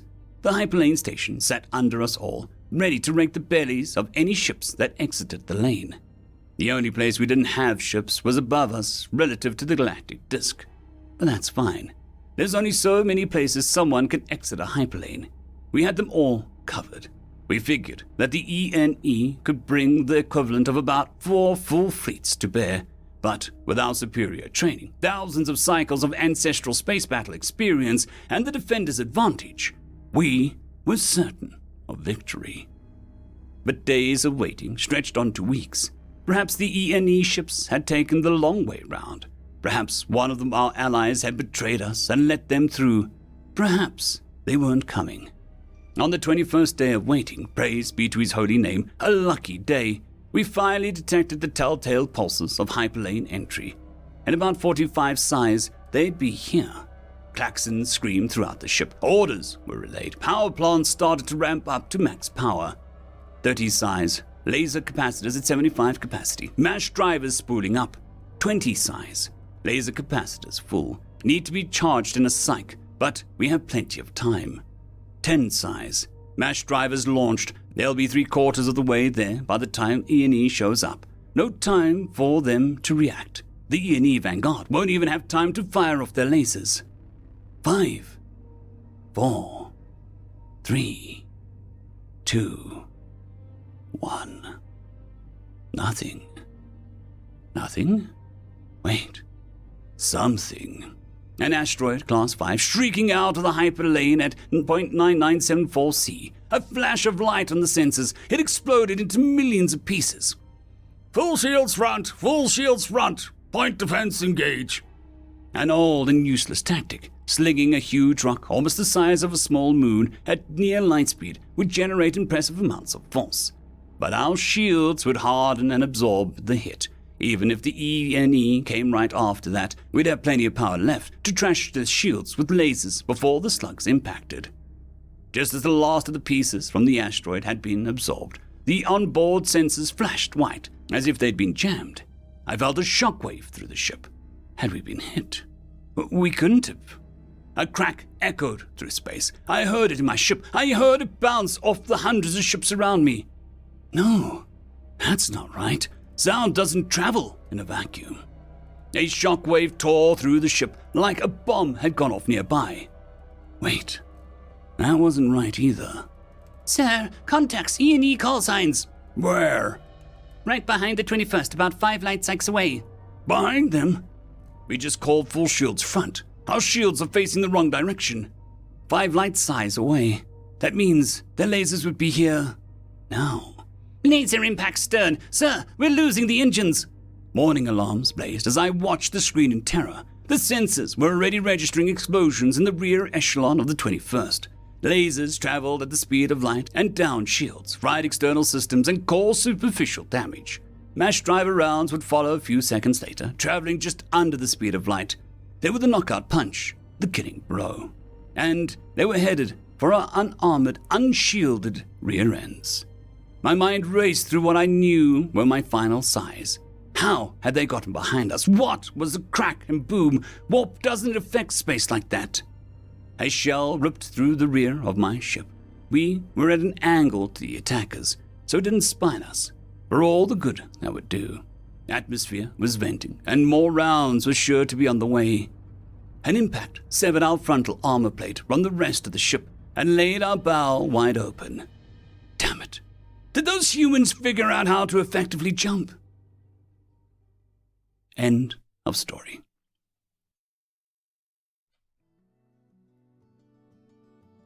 Story number 2. The Star Children, written by Fiamma Galathon. I was so scared. There was too much blood. I didn't know if it was mine or someone else's anymore. My vision slowly slipped out of my grasp, the edges darkening.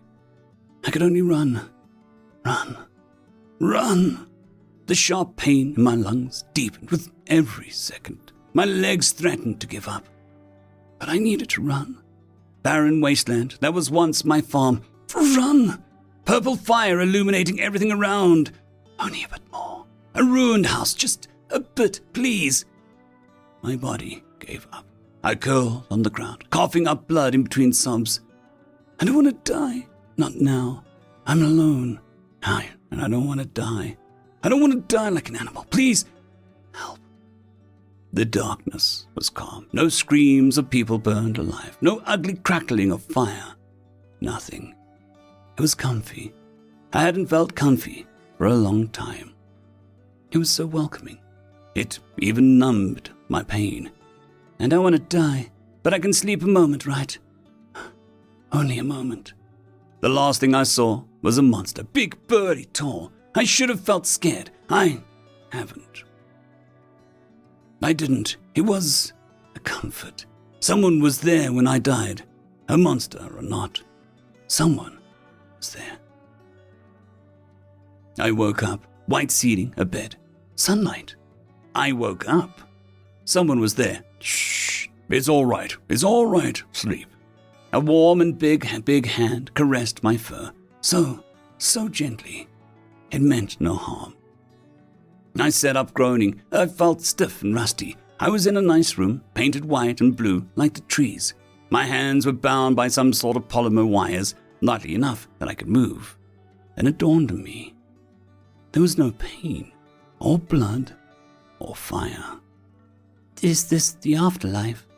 Suddenly, a weird machine next to my bed peeped, startling me out of my hooves. I heard steps in the hallway, heavy and weirdly muffled steps. A creature walked into my room, clad in a white uniform. It was big and tall, and was only a small patch of fur on its head.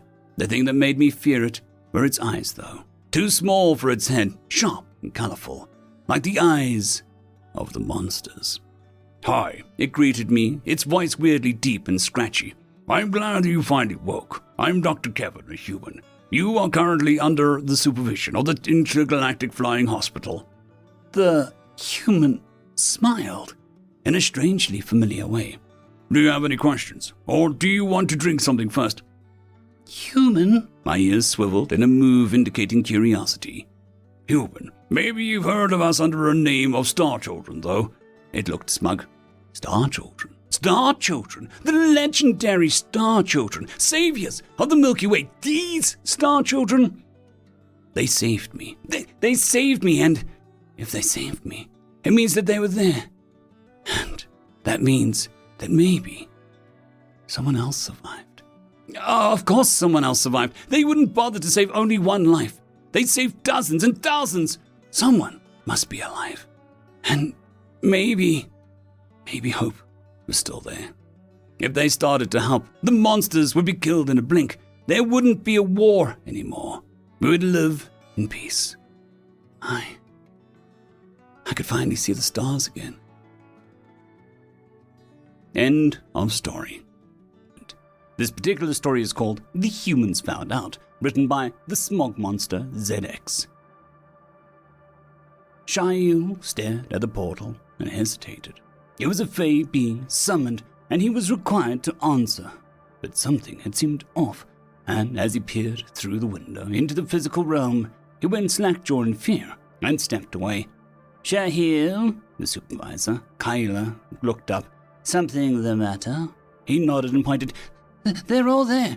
"Who's all there?" Kyla asked, her hair bobbing about. "Oh, all of them. Calexa, Demiscu, Vertia, the Pharaoh," Shale shrieked. "They're all there, and they look angry." Kyla stood and walked over to see for herself. She jumped back in fear. "Ancients, assholes. That's a lot. Let me ring the boss." Kyla pulled a small bell from her pocket and went to a mirror and rang it a few times. Eventually, a blue-skinned man with a long red ponytail appeared. He looked dreadfully bored and sighed as he responded, "Supervisor Kata, how may I be of assistance?" He smiled. "Well, Director Crotocus, we have an issue. Several of the physical races seem to have compared notes." Kyla winced. The director groaned. "How many?" 20 by my count, and there are some I can't identify," Kyla explained. "I'll be down shortly to have a look. In the meantime, do not engage in negotiations," the director ordered. "We don't want another incident like that one a couple millennia ago." Kyla nodded and walked back to the portal as the mirror faded. "What's that race?" Shail asked. He was young and inexperienced in the ways of the galaxy. Kyla looked and squinted. "Oh, that's a human," she smiled. Kyla liked humans. They were always willing to make bargains, but since they began to rely on science more and more, they had made far fewer bargains. It was sad, but Fae had to use their deals to eke out their existence in the Mana realms. Such deals allowed them entrance into the physical realms, where they could get better food and water for their people. It was doubly a shame, too, since humans had the best foods. "That one seems entertained," Shail observed. "That's a male, yes?" "Possibly. Some humans don't prescribe to their physical nature, and they can't alter themselves as easily as we do," Kyla said. "All right." Director Crotocus walked in and put on his heavy spectacles. "Who do we have here?" He pulled out a checklist, ambulated with the names as he went through them. Trail paused and spoke up. "You missed a human, sir." Crotocus rose. Humans, he shrieked at the top of his lungs. Humans have found out. Yes, Kyla smiled. They got to space. She wiggles in happiness. Imagine the bargains we can make now. Kratokus threw down his clipboard and roared, No deals can be struck with those maniacs. They're probably the reason this group is even together. Shail looked back at the portal. Could you explain, Director? Kratokus sighed and rubbed the bridge of his nose. Yes, negotiator Shail. It all started eons ago. We made contact with the apes when they were slightly smarter than their cousins. A deal was struck to help them learn farming. They mastered it in record time. We didn't hear from them for ages. Then we found them with civilizations all over the planet. Many deals were struck, small-scale ones. Access to forest at night and such. Then about 1,000 of their years passed and we were forgotten. We tried to get their attention and one last deal was struck. We don't interfere with their dealings, and they give us low-end access to all spots we ask for. They forgot even that deal, but there's little we could do to them at that point. Why? Shail asked. We have courts for that. So do they, Kratokus groaned. We tried once. The leaders demanded access to their own lawyers and our laws. We granted this, as it was owed to them in fairness. He hesitated. We forgot that our laws do not take into account time. Past lawyers, spirits? Shail asked. Future lawyers, Kratokus groaned, which they also used to get a heads up on some tragic natural disasters that would have befallen them. Shail smiled. Clever physicals. Kyla laughed. Yes, but I don't see the problem. Kratokus grumbled. Well, we were kind of miffed, so we cut off all contact and contracts. Oh no, Shail paled. We can't do that. We did. Kratokus sighed as he went to close the portal. He froze as he saw the human wave at him. Ancient curses. Shail waved back. Well, at least they can't hear us. Humans are able to learn to read lips. Kyla gave a nervous grin as she spoke through her teeth. Wasps' nests, Kratokus cursed. I'll be back. I need to get the Lord. Sir? Shail asked. The humans know and can see us. We aren't going to fight those crazy apes. Kratokus laughed. They use nuclear devices as weapons. Shail squeaked. Not that bad. It was only twice, Kyla pouted. Kratokus sighed as he left. Keep them busy. End of story. Story number 2, Ape Engineering, written by Go Berserk. There was confusion on the flagship of the 2,000-strong Ungleed fleet. Scan those ships again, the reading can't be right. The junior officer started rapidly pressing buttons. It's the exact same. The Admiral scoffed. Ape Engineering. He suddenly keeled over. Grand Admiral Amnor nearly fell out of his captain's chair laughing. He was laughing so hard, he started to choke on his own tongue. The bosun swiveled 3 of his 4 eye stalks to look at him, diligently keeping one eye on his workstation. Are you okay, Admiral? I'm fine. The entire bridge crew was looking at him now. Seriously. I'm fine. He laughed again. Stupid humans. They sent only 3 ships to protect the forgettable rock they call Earth. What kind of name is Earth anyway? It literally translates to dirt. The human ambassador had talked a big game about their military prowess. What a joke. Amnor couldn't believe that he was actually anxious as they dropped out of FTL. The savage apes only managed to scrounge up 3 ships, and they each were only armed with 4 absolutely primitive kinetics. They were only half the size of Amnor's ships, and most of their mass was ammunition storage. He was surprised that they were even FTL capable. They didn't even have backup shield generators. Even the lowliest of sentient bacteria was wise enough to have that on a battleship. The human ships started turning in formation, presenting their sides to the massive alien fleet. Hail the humans!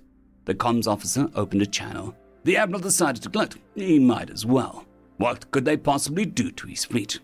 A hologram of a human in an immaculate white naval uniform appeared and immediately spoke. Thank you for coming, old boy.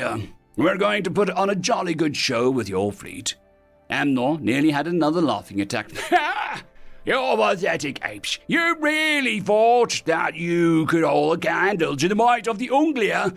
I'm going to disable your ships and make you watch as I glass your pathetic planet. The human wasn't fazed. It even started to laugh. Good luck with whatever afterlife you believe in, old boy. The human cut the transmission. Amnor was confused. Normally, a threat like that reduced whatever it was directed at to subs. Amnor frowned. Oh, what a strange race. He opened his command channel and spoke to the entire fleet. Fire when ready. On the bridge of the UNFS Dreadnought, the human admiral issued 2 commands. Guns active, counter thrusters flank speed. The human admiral began to chuckle. What utter fools! It was impossible to stay standing without holding onto something when the guns fired. Even with inertial dampeners set to an extremely unsafe power level, and engines that put out thrust 4 times the mass of the ship dedicated solely to countering recoil. The Dreadnought's 4 3-barrel 24-inch Gatling guns began to spin as they accelerated rapidly towards the enemy fleet. Her sister ships mirrored her actions just moments later. The Ungleed fleet unleashed a massive barrage of plasma. The humans were completely unfazed. The first officer perked up. "All systems ready?" The human admiral smiled as he grabbed a handrail. "Brace for impact." If space weren't a vacuum, everything in a 1,000-mile radius would be deafened by the brrrt of 12 24-inch Gatling guns firing at 400,000 RPM. The human fleet jolted to a stop and accelerated away from their targets. "Time to impact. 3, 2... Amnor screamed. "How are they still alive?" Amnor began shaking with fear. Each of those ships was hit with enough plasma to melt the planet. "What did they just shoot at us?" The damage control officer was a nervous wreck. The trembling officer tried to speak, but lost control of his bowels instead. "Out with it!" The poor wretch gulped. Amnor's mouth fell agape as he stared out the viewport. "It says error, sir." Amnor wasn't even listening. His tongues flew from his mouth as he screamed. He saw millions of little specks, and they were getting bigger. 1. The entire Ungleed fleet was engulfed in explosions. A fleet 2,000 strong that, when all combined, took 9,000 years and 6 stillions of credits to build, was evaporated by 3 ships in less than 5 seconds flat. The human admiral felt bad. Someone was going to have to clean up the mess he just made. End of story. This particular story is called Explosive Mining Techniques, written by Farm Witch 4275. The human commanding officer looked at me as if I'd just slapped a grilled bronda with a piece of fish. I said I'm here to perform a weapons inspection. "Oh yeah, I heard you the first time, but what for? What weapons? This is a backwater mining colony. The only weapons we have are sidearms and personal gear. Maybe a defense platform, but..." The human commander replied in confusion. Don't lie to me, human. Weapon signatures. My communicator beeped at me just as the sound of an explosion was heard. Just like that one I've been told about, have been emanating from your planet for a few months now. I demand entry to inspect your secret weapons program. The human and the office gave each other a glare. Wait, what? What weapons test? Yes, weapons tests. Our sensors detect a regular use of explosives on this planet almost every single solar cycle. That does not occur when you aren't testing new weaponry.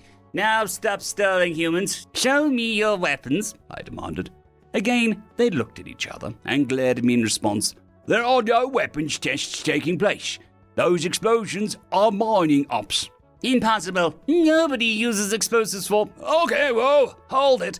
Okay, I'm gonna call bullcrap here. You mean to tell me that your species has no concept of using explosives for mining? One of the humans said loudly. Of course not. We have drills to do that, I replied in kind. No bullcrap, bull. There is no way in hell that there are only ones in the galaxy to understand the concept of blowing rocks up, making digging easier. There is no way in hell. No, I'm done. I'm out. I need whiskey, he said, shaking his head as he walked out. Seamus, get back here. You're still on duty, for Christ's sake, the commander yelled. No way in hell, boss. No way. There is just no way. I refuse to believe this. I'm done. I'm out. I'm gonna get some honey jack and try go blind. Peace! He yelled in frustration and as he vanished down the corridor. The human commander put his palm to his face and sighed. That's the last time I hire a Scotsman, he said with a deep sigh. He once again redirected his attention to me. Look, buddy, I don't know what qualifies for weaponry on your planet, but here, pistols and rifles are all we got. This is just a mining colony, not a research outpost. We are not licensed for that. Poppycock. The explosions your creatures release can be detected on sensors 2 systems away. And a man to see what your crazy creatures are up to, I commanded with anger. Yeah, okay, dude, shut up. You're going to give me a migraine. God, you people are more anally retentive than revenue agents. Look, if I give you a demonstration of what we're doing here, will you go away? We have a quota to hit, and because of you, we are behind schedule. He yelled back at me with frustration. Good, at least we are getting somewhere, I replied smugly. He took a yellow hat from the wall and handed it to me. This is a hard hat. Safety regulations require it. Put it on or you go no further. I hesitantly put the fumbly thing on, requiring a strap to keep it on my head. So demeaning. Shut up and follow. Hurry up already. We're done priming the dig site, he said, and ushered me out the door. There wasn't much to this planet, really. The world had a breathable atmosphere as the result of a long-dead biological past, but mostly the atmosphere was kept stable by various terraforming machines dotted across the landscape.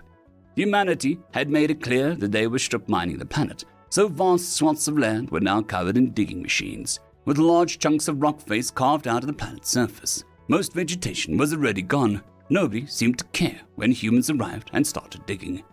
I saw no drilling equipment besides small handheld drills or rock balls, which was more than unusual. Instead, I saw large numbers of staggeringly massive vehicles with wheels bigger than most armored war machines, but also among them, strange vehicles with large claw-like machines and the oddest form of propulsion. I made a mental note to check what they were for and how they worked. This looked like a secret tech to me.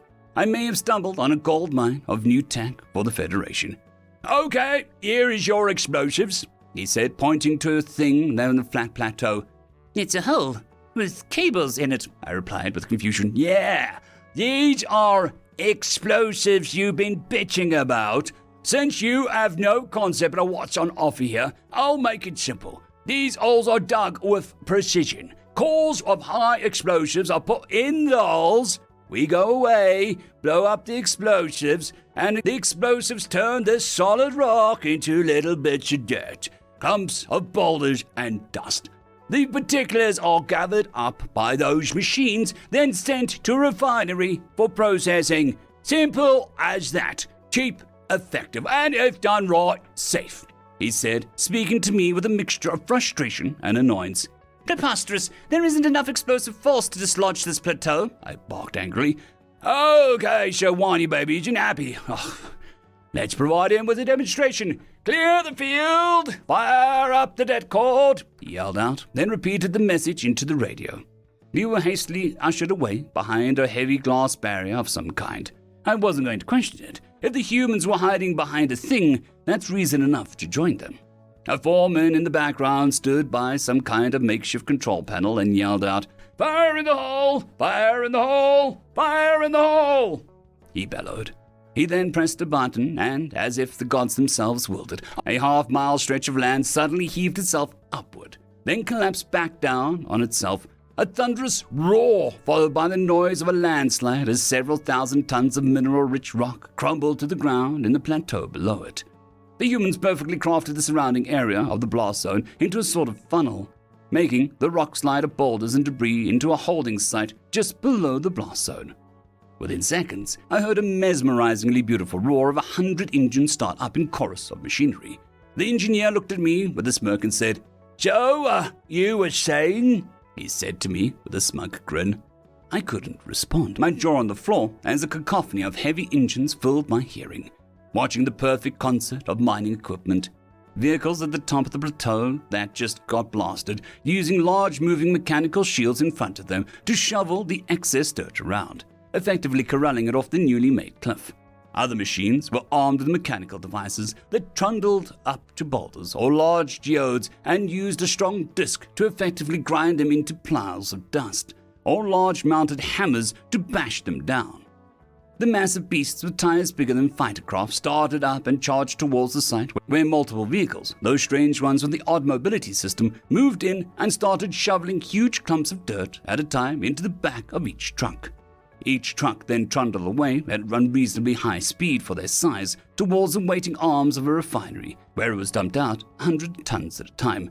See how it works? Loose dirt gets shoveled off the cliff with dozers into a holding site. Grinders and pummelers destroy rocks up there and then shovel it back into the pit. Dump trucks carry it after excavations and dirt cranes load it up. Then, no grinding, no crushing, no nothing needed from the rock, straight to the refinery. Simple as, he said again with a smirk. What? I tried to say, failing to notice I made no sense as my stupid jaw was still on the floor. I grabbed my chin and had to use my hands to move my mouth to speak. As my jaw had so floored itself, it had dislocated. Please tell me that you hadn't been doing this before you entered space.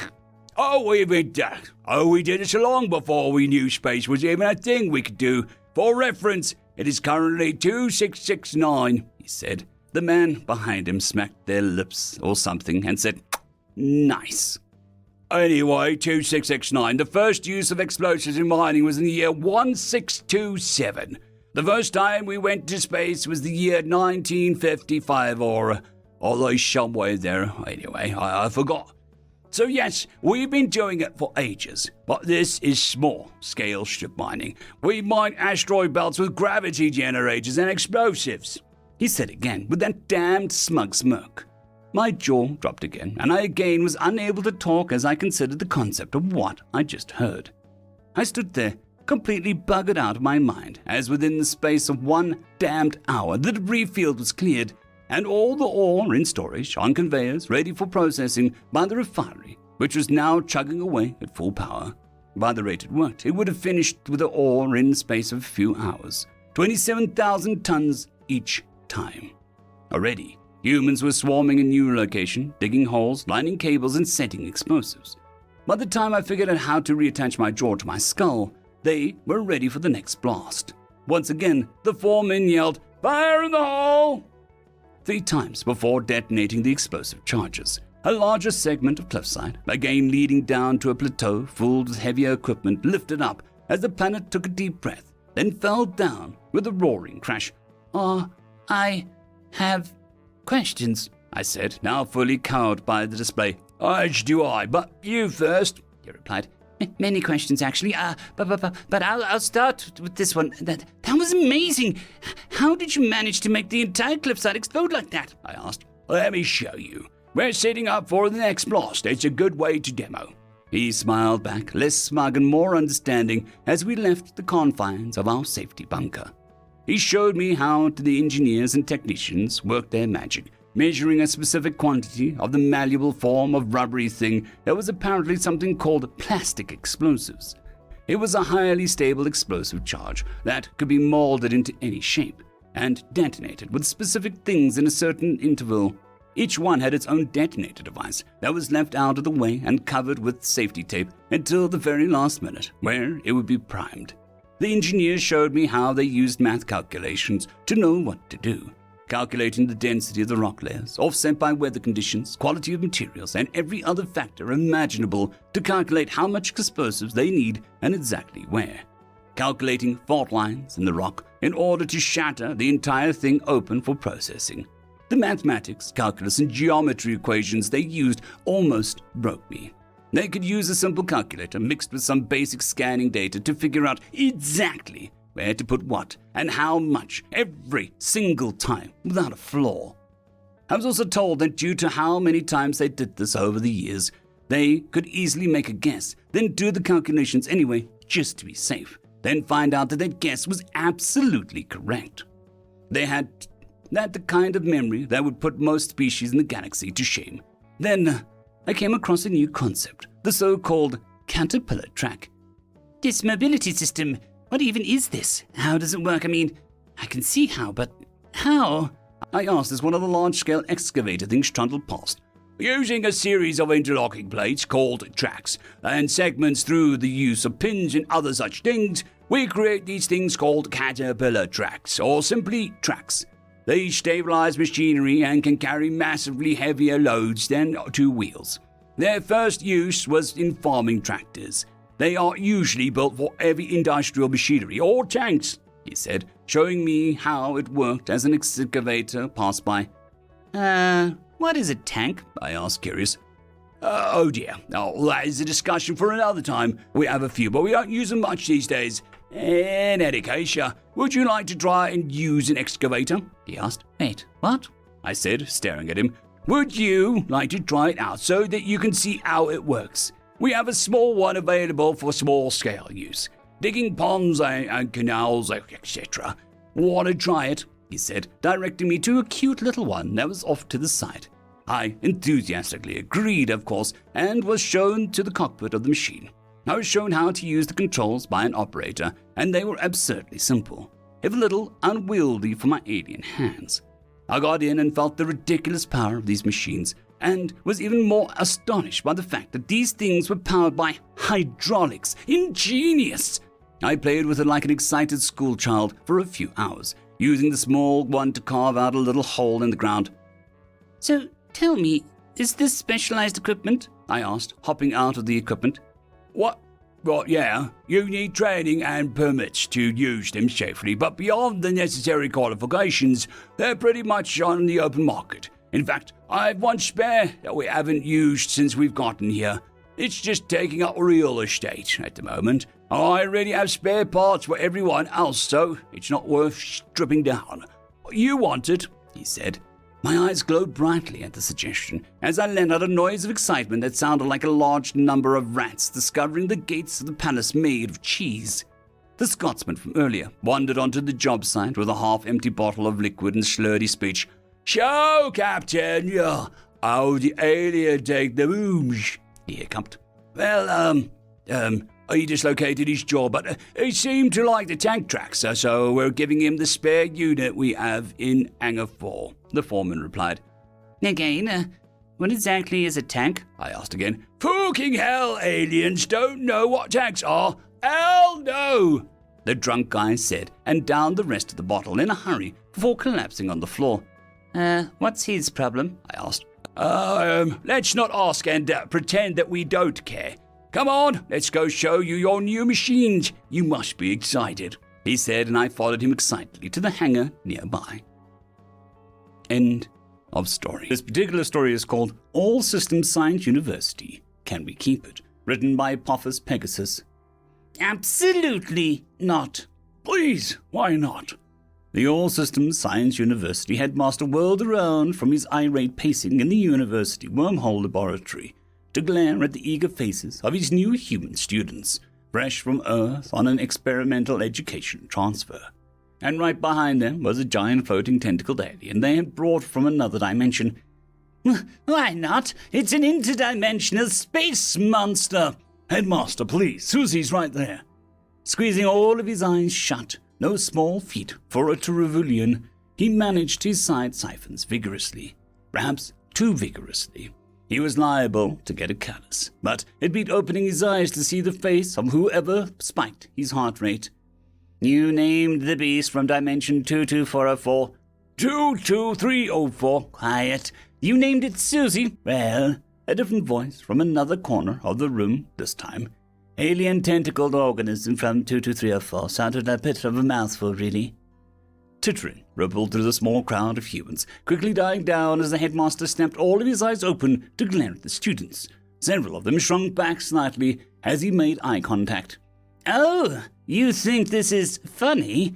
The Wormhole Theory Lab is intended for advancements in theoretical physics, not to turn this institution into your own personal petting zoo. 3 months. You've only been here for 3 months, and you've already smuggled an interdimensional life form on campus and caused an unprecedented distress amongst the students and staff with your other antics.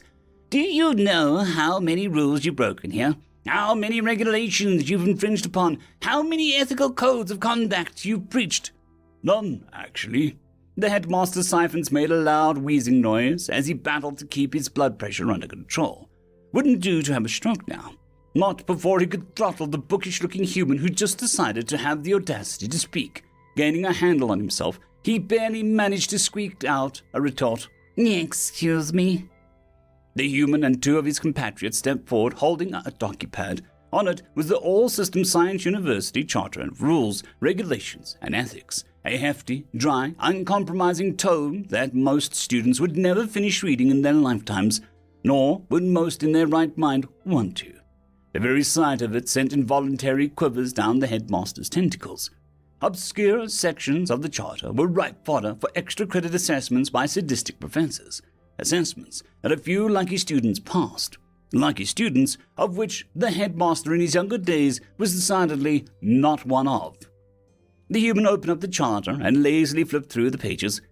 There is nothing in here about the retrieving organisms from another dimension. There's plenty on good wormhole laboratory practices, potentially risking a singularity generation, warnings on not to attempt time travel, power requirements, mitigating risk of death and dismemberment, plenty on not carelessly introducing matter, energy, and organisms into other dimensions, but nothing specifically that you can't take an organism out.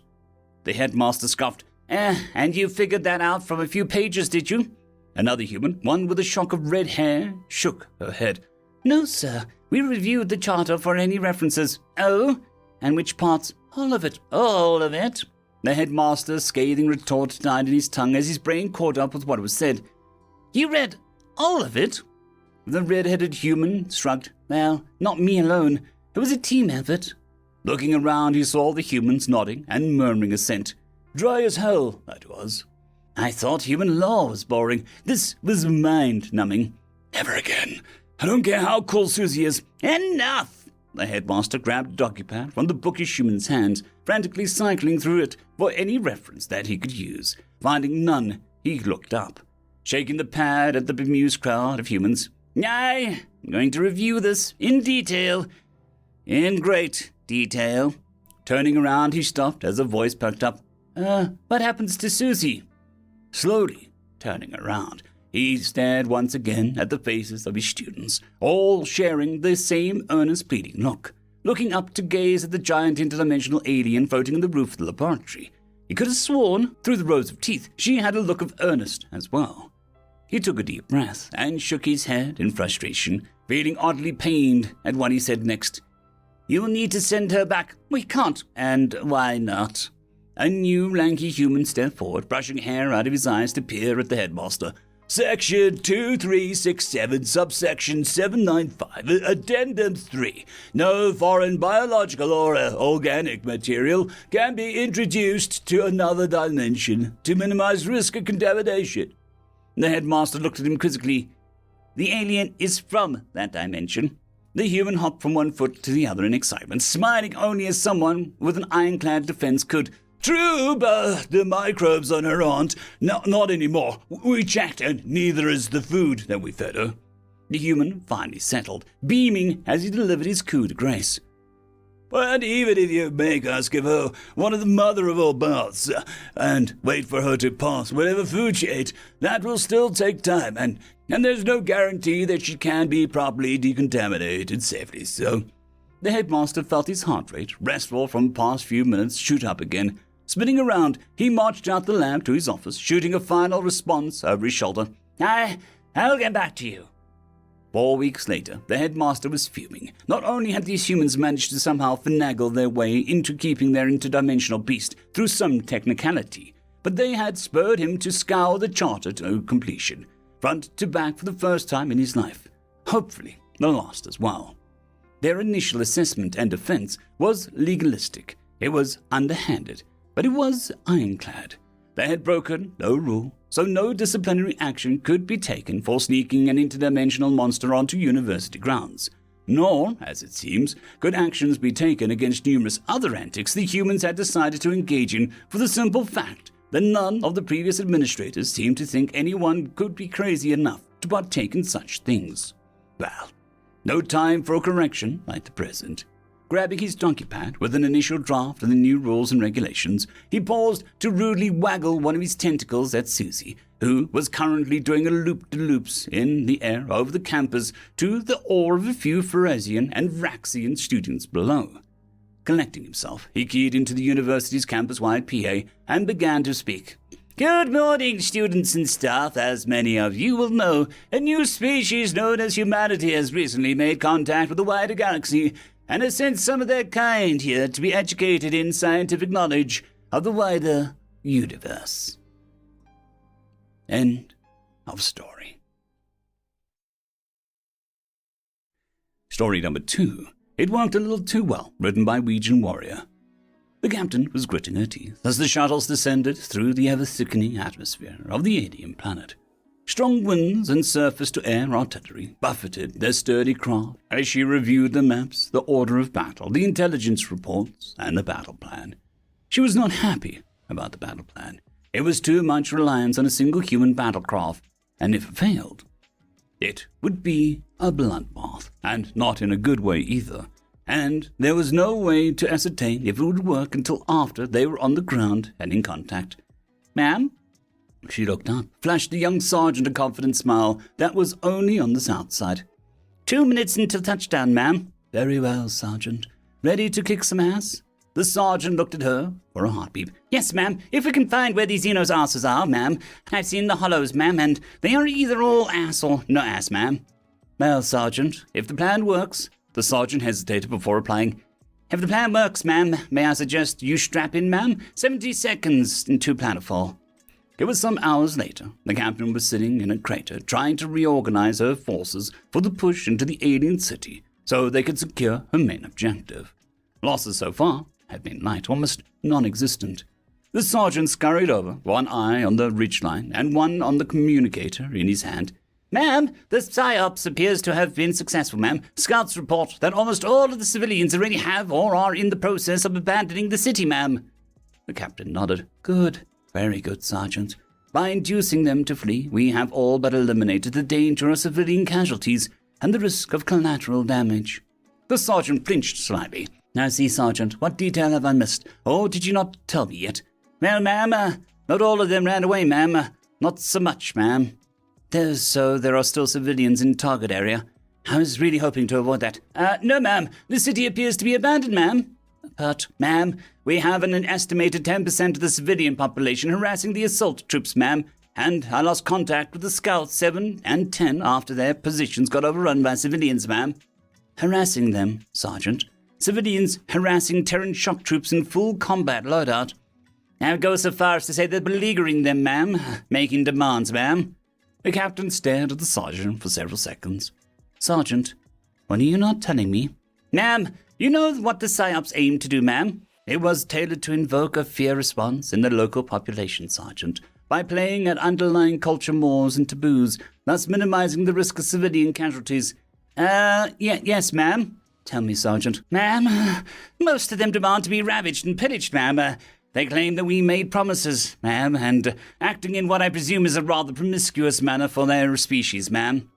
The captain sighed as she rolled her eyes, catching a glint of sunlight reflecting off the command ship still in orbit. Sergeant, I do not have the time for this. I want you to have all the civilians rounded up as quickly as possible. Ma'am, gently, mind you. Troops are authorized to make any promises needed to make them come peacefully. Ma'am, any promises, ma'am. Any, even... that kind, and send someone to rescue the Scouts from whoever is happening to them. Yes, ma'am. And then, once we've got the civilians contained, ship them out to the PSYOPS team. They came up with the idea. They can deal with the fallout. Yes, ma'am. With a pleasure, ma'am. End of story. This particular story is called Human Lasers, written by Colossal Renders. You can't see lasers in space. This wasn't one of those human sci-fi movies. This was real life, and Trilly knew that in real life, lasers aren't blue, glowing death rays, not in the vacuum of space. If a laser is to be seen, the photons must reach the observer's eyes, and the point of the laser is that all the light ends up on the target. And lasers don't make explosions, they make burn marks or even holes. So, what was he looking at? Let's backtrack a little. everything was going wrong, and all Trujillo could do was stare at the TAC map helplessly. The collective ships were attacking, hordes of biodrones flying like missiles towards the outmatched Hyterian science fleet. Humans' ships were accelerating at full burn towards the battle, but they were too far away. Trilly cursed the fleet captain for not letting the humans send support ships ahead of them. Ambassador Laurent listened to a message over his neural transplant before relaying the information to Trujillo. Command is sending a message to the enemy ships using those high-Terran codecs that you gave us. Let's hope they listen. Trujillo thought that it was useless, but anything was better than nothing right now. His breath quickened as he watched the drones cross the void, getting closer and closer to the fleet. The human ships weren't fast enough. They wouldn't get there in time. The comms request reached the enemy fleet, and Trilly could only hope that it would interest them enough to call off the first volley. Please. Please! There was no response. The drones continued on their path. Wait. No. Trilly watched as the drones veered off their path away from the fleet and towards the closest group of human ships. They don't have defenses against the biodrones. He watched in horror as the drones closed the gap. They started disappearing as the ship's defensive cannons disabled them at a surprising speed. But it didn't matter. Their payload was already delivered. As each drone was shot, they burst apart into a cloud of genetically engineered microbes, their momentum carrying them into the ranks of human ships. One by one, the icons for the human ships blinked out as each was torn apart by a swarm of microbes engineered to chew through metal, composites, and anything else in their way. Trilly couldn't look. This was their fault. They were the ones who dragged the humans into the crossfire. Trilly, it's fine. There is no one on those ships. Wait, what? Seeing his confusion, Lauren continued.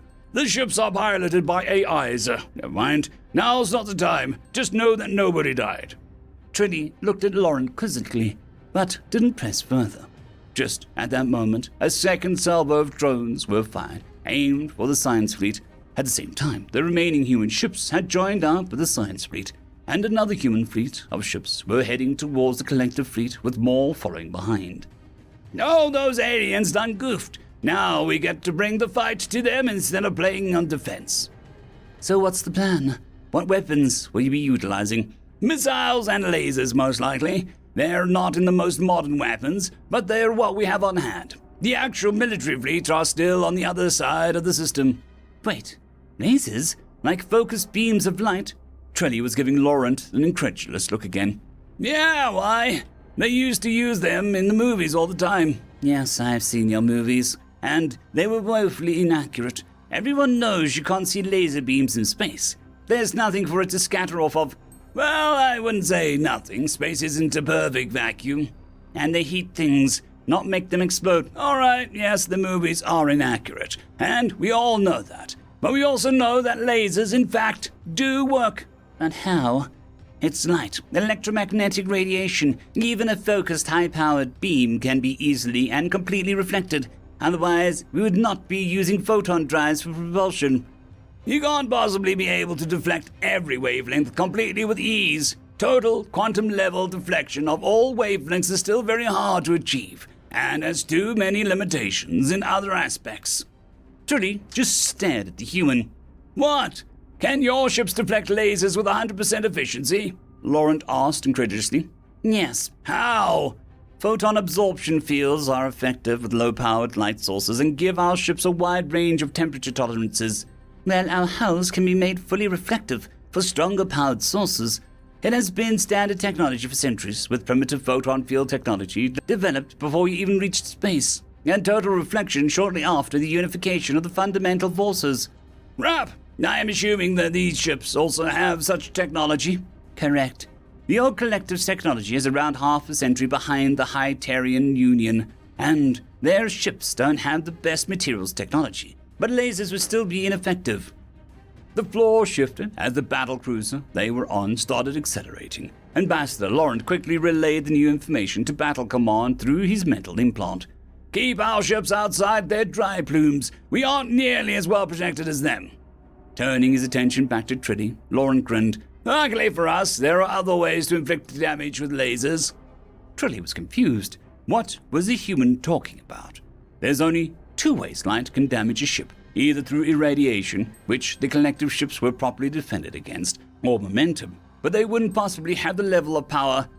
Yeah, why not? If it doesn't work, we still have other options. Besides, Command thinks it'll work, and we'll be dropping quite a few missiles as well. Trilly sighed, an action that was shared between humans and Hyterians. This is the most stupid offensive plan that I have ever heard. You might be better off throwing rocks at them. Perhaps, but let's just see how this plays out. And with that, the viewport in front of them switched to the view from the main camera array on the human light bomber. The collective ships were points of light in the distance, quickly becoming bigger and bigger. Suddenly, hundreds of missiles appeared, each highlighted by a red dot. They fanned out from the enemy formation, closing in on the human ships, growing closer and closer like a sandstorm on the horizon. The view rotated as the bomber put itself into a spin, its point defense cannons whirring to life. The first missiles flew into the human ranks, and the PDCs opened fire, shooting superheated pellets doubling as heat sinks for the ship. Distant explosions could be seen as the missiles were shredded one by one. The bomber rocked as a missile detonated close to it. Debris from the battle bounced off its hull. A blue fireball erupted as the human ship blinked off the TAC map. Red dots disappeared by the dozens, yet there were hundreds more. A storm of missiles growing denser every second. One of them got a bit too close, and the explosion disabled one of the PDCs. But the bomber kept going. The human ships had covered a third of the space between them and the collective ships. As the onslaught thinned, the bomber started firing its own missiles, one by one. They dropped from the bomber in a spiral pattern, falling back behind before their thrusters fired to life, and they shot forward. The other bombers did the same, and the volley of missiles shot towards the distant cluster of dots that was the enemy. Then an electric field charge from the collective fleet went off, and 5 of the human ships blinked out. There was no explosion, no spectacular visuals. The ships simply stopped functioning as every single circuit in them simply melted. Seeing this development, the collective fleet started dumping the charges by the dozens. No shit! The human formation immediately shifted, spreading apart, dodging away from the anti-electronic charges. Then came the biodromes, the same ones that had torn through the first human ships like nothing. The humans were taking casualties. Icons started blinking out on the TAC map. First, it was the larger, less maneuverable battleships, then the smaller destroyers and bombers. The view on the viewport blinked and switched to another view from a small frigate.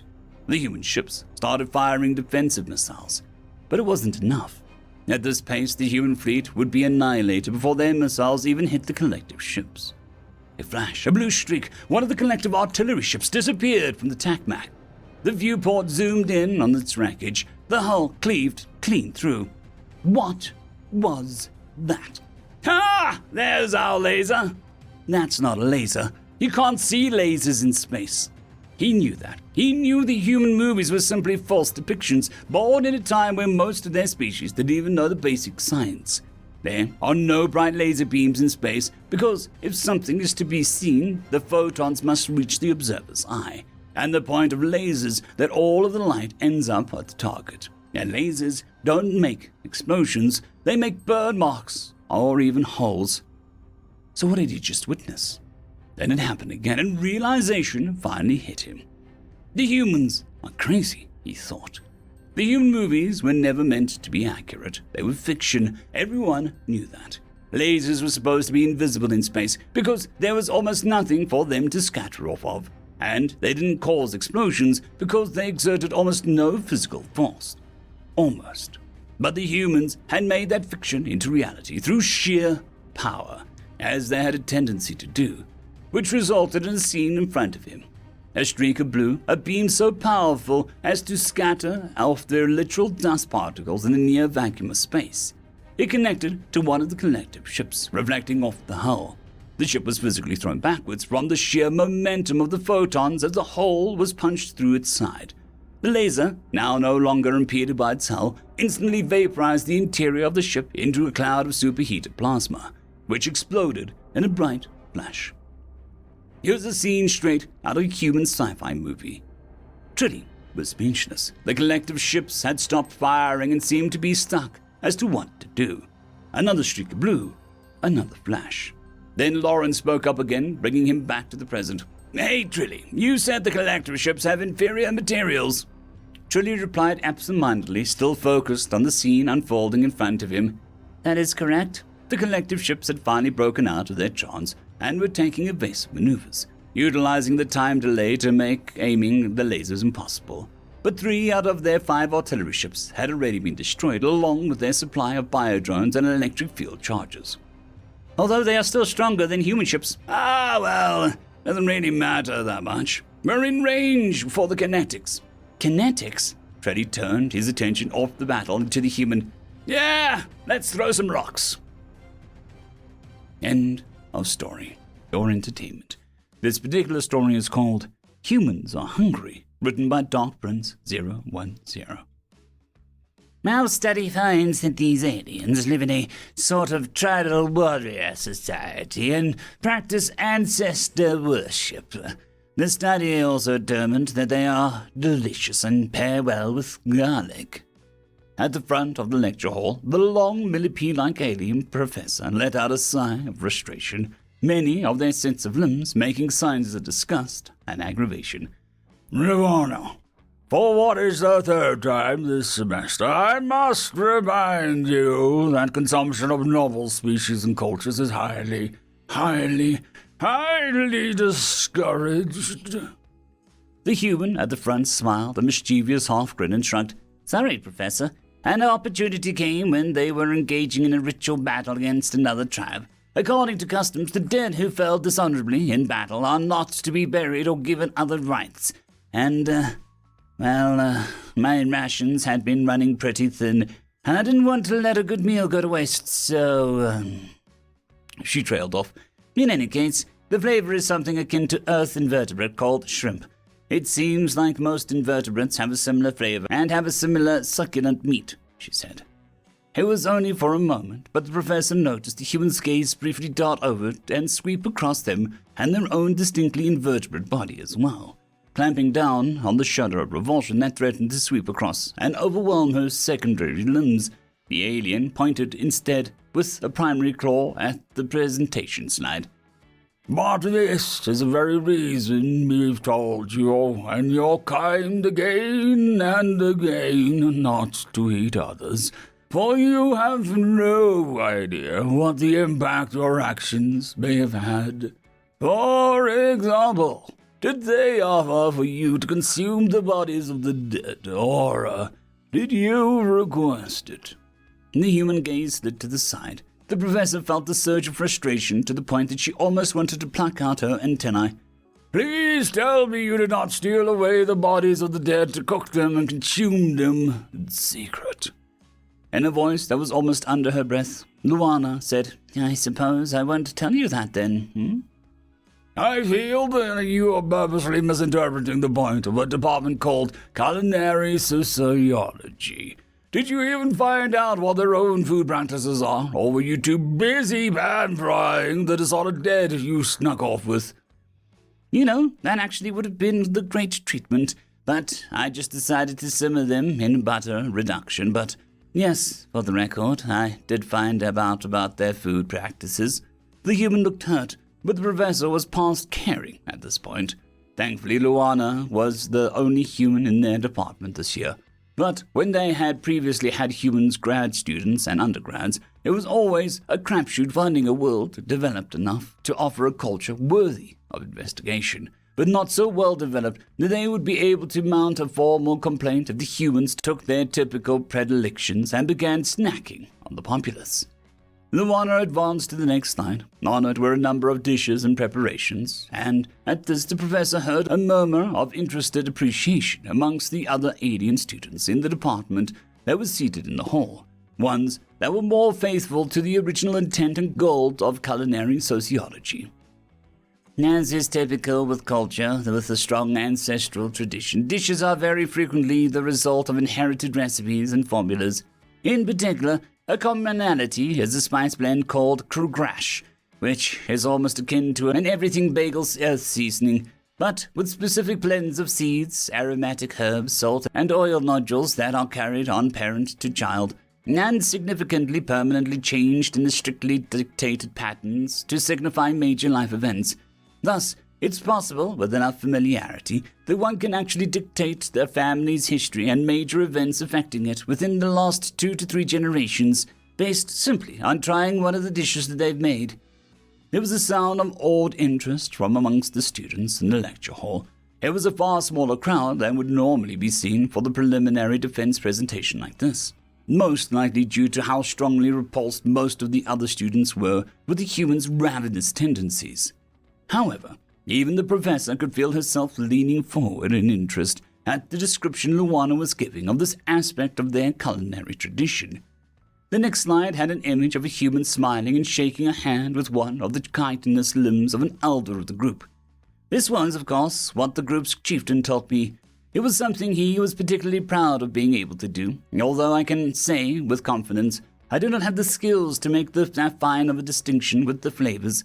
Still, it was a valuable and very satisfying experience overall, and I'm glad to have had a chance to witness and discover a whole new realm of flavors.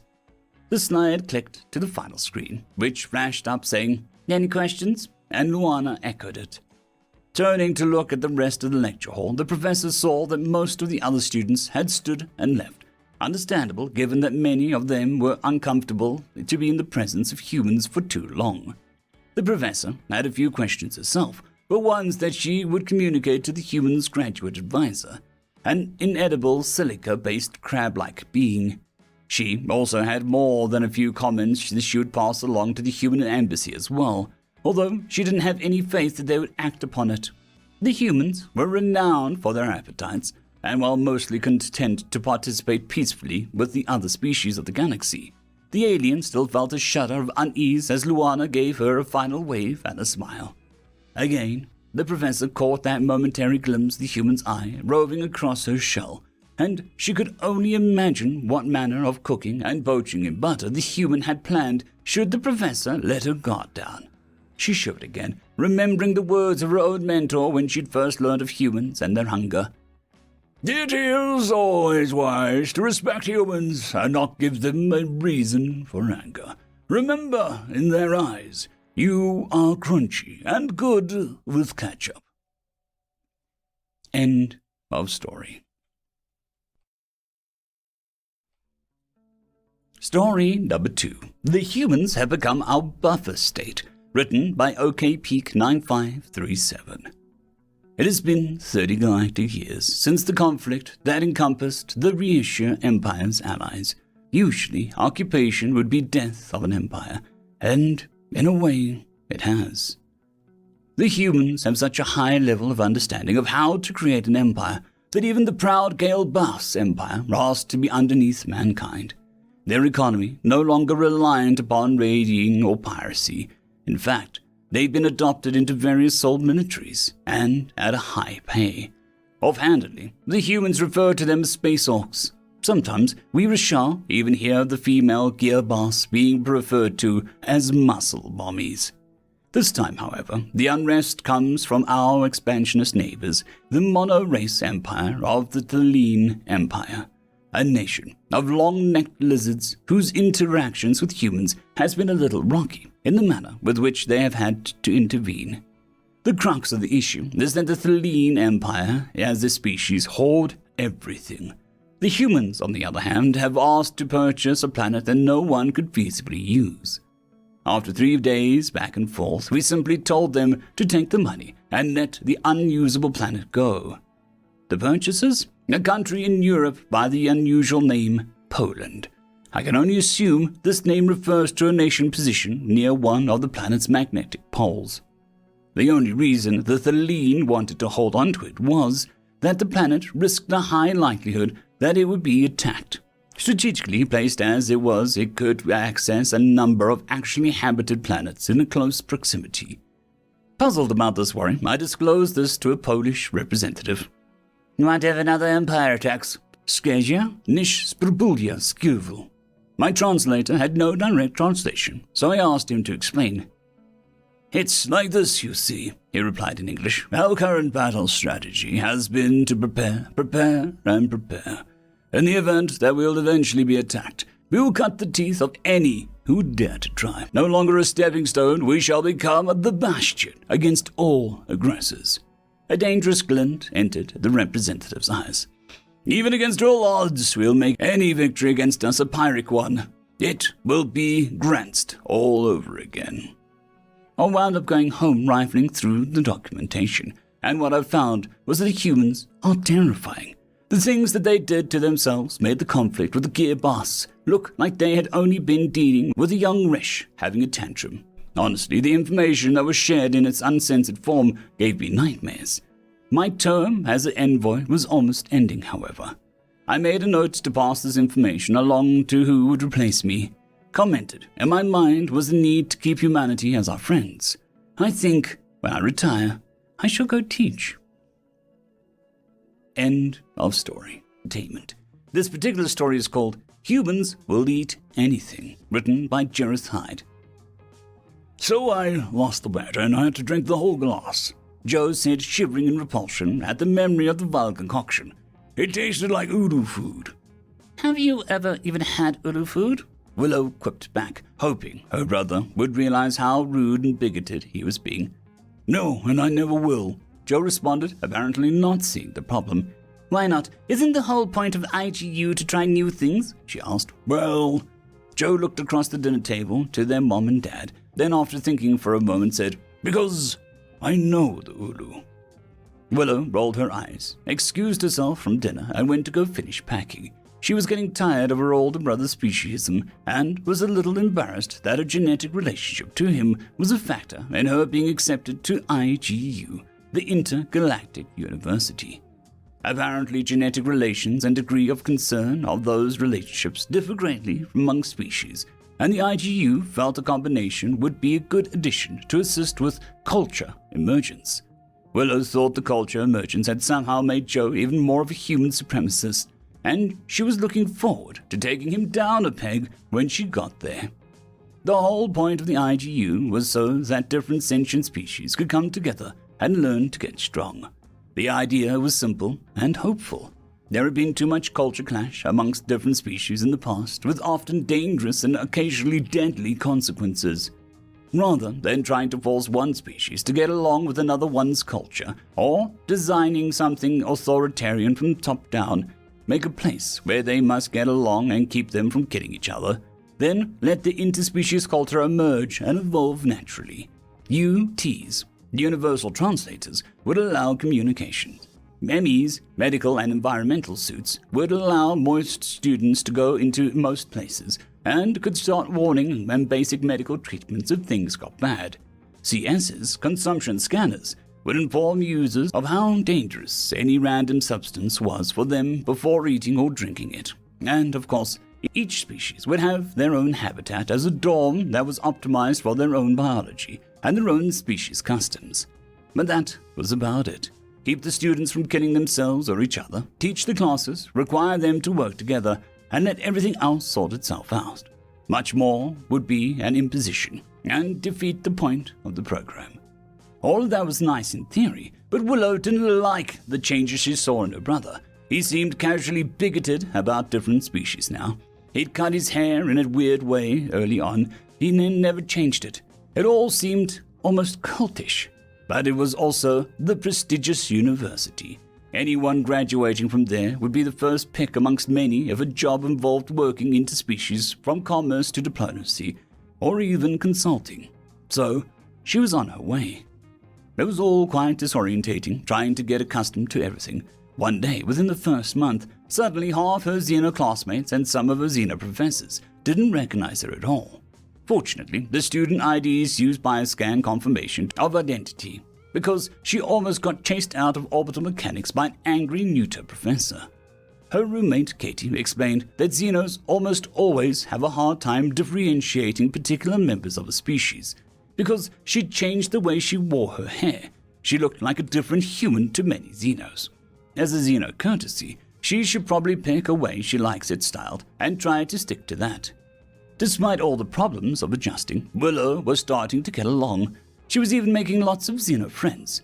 The Ulu Dorm, a giant larvae-like race, was dark and cool. The Felix Dorm was built like an oversized jungle gym to suit their cat-like nature.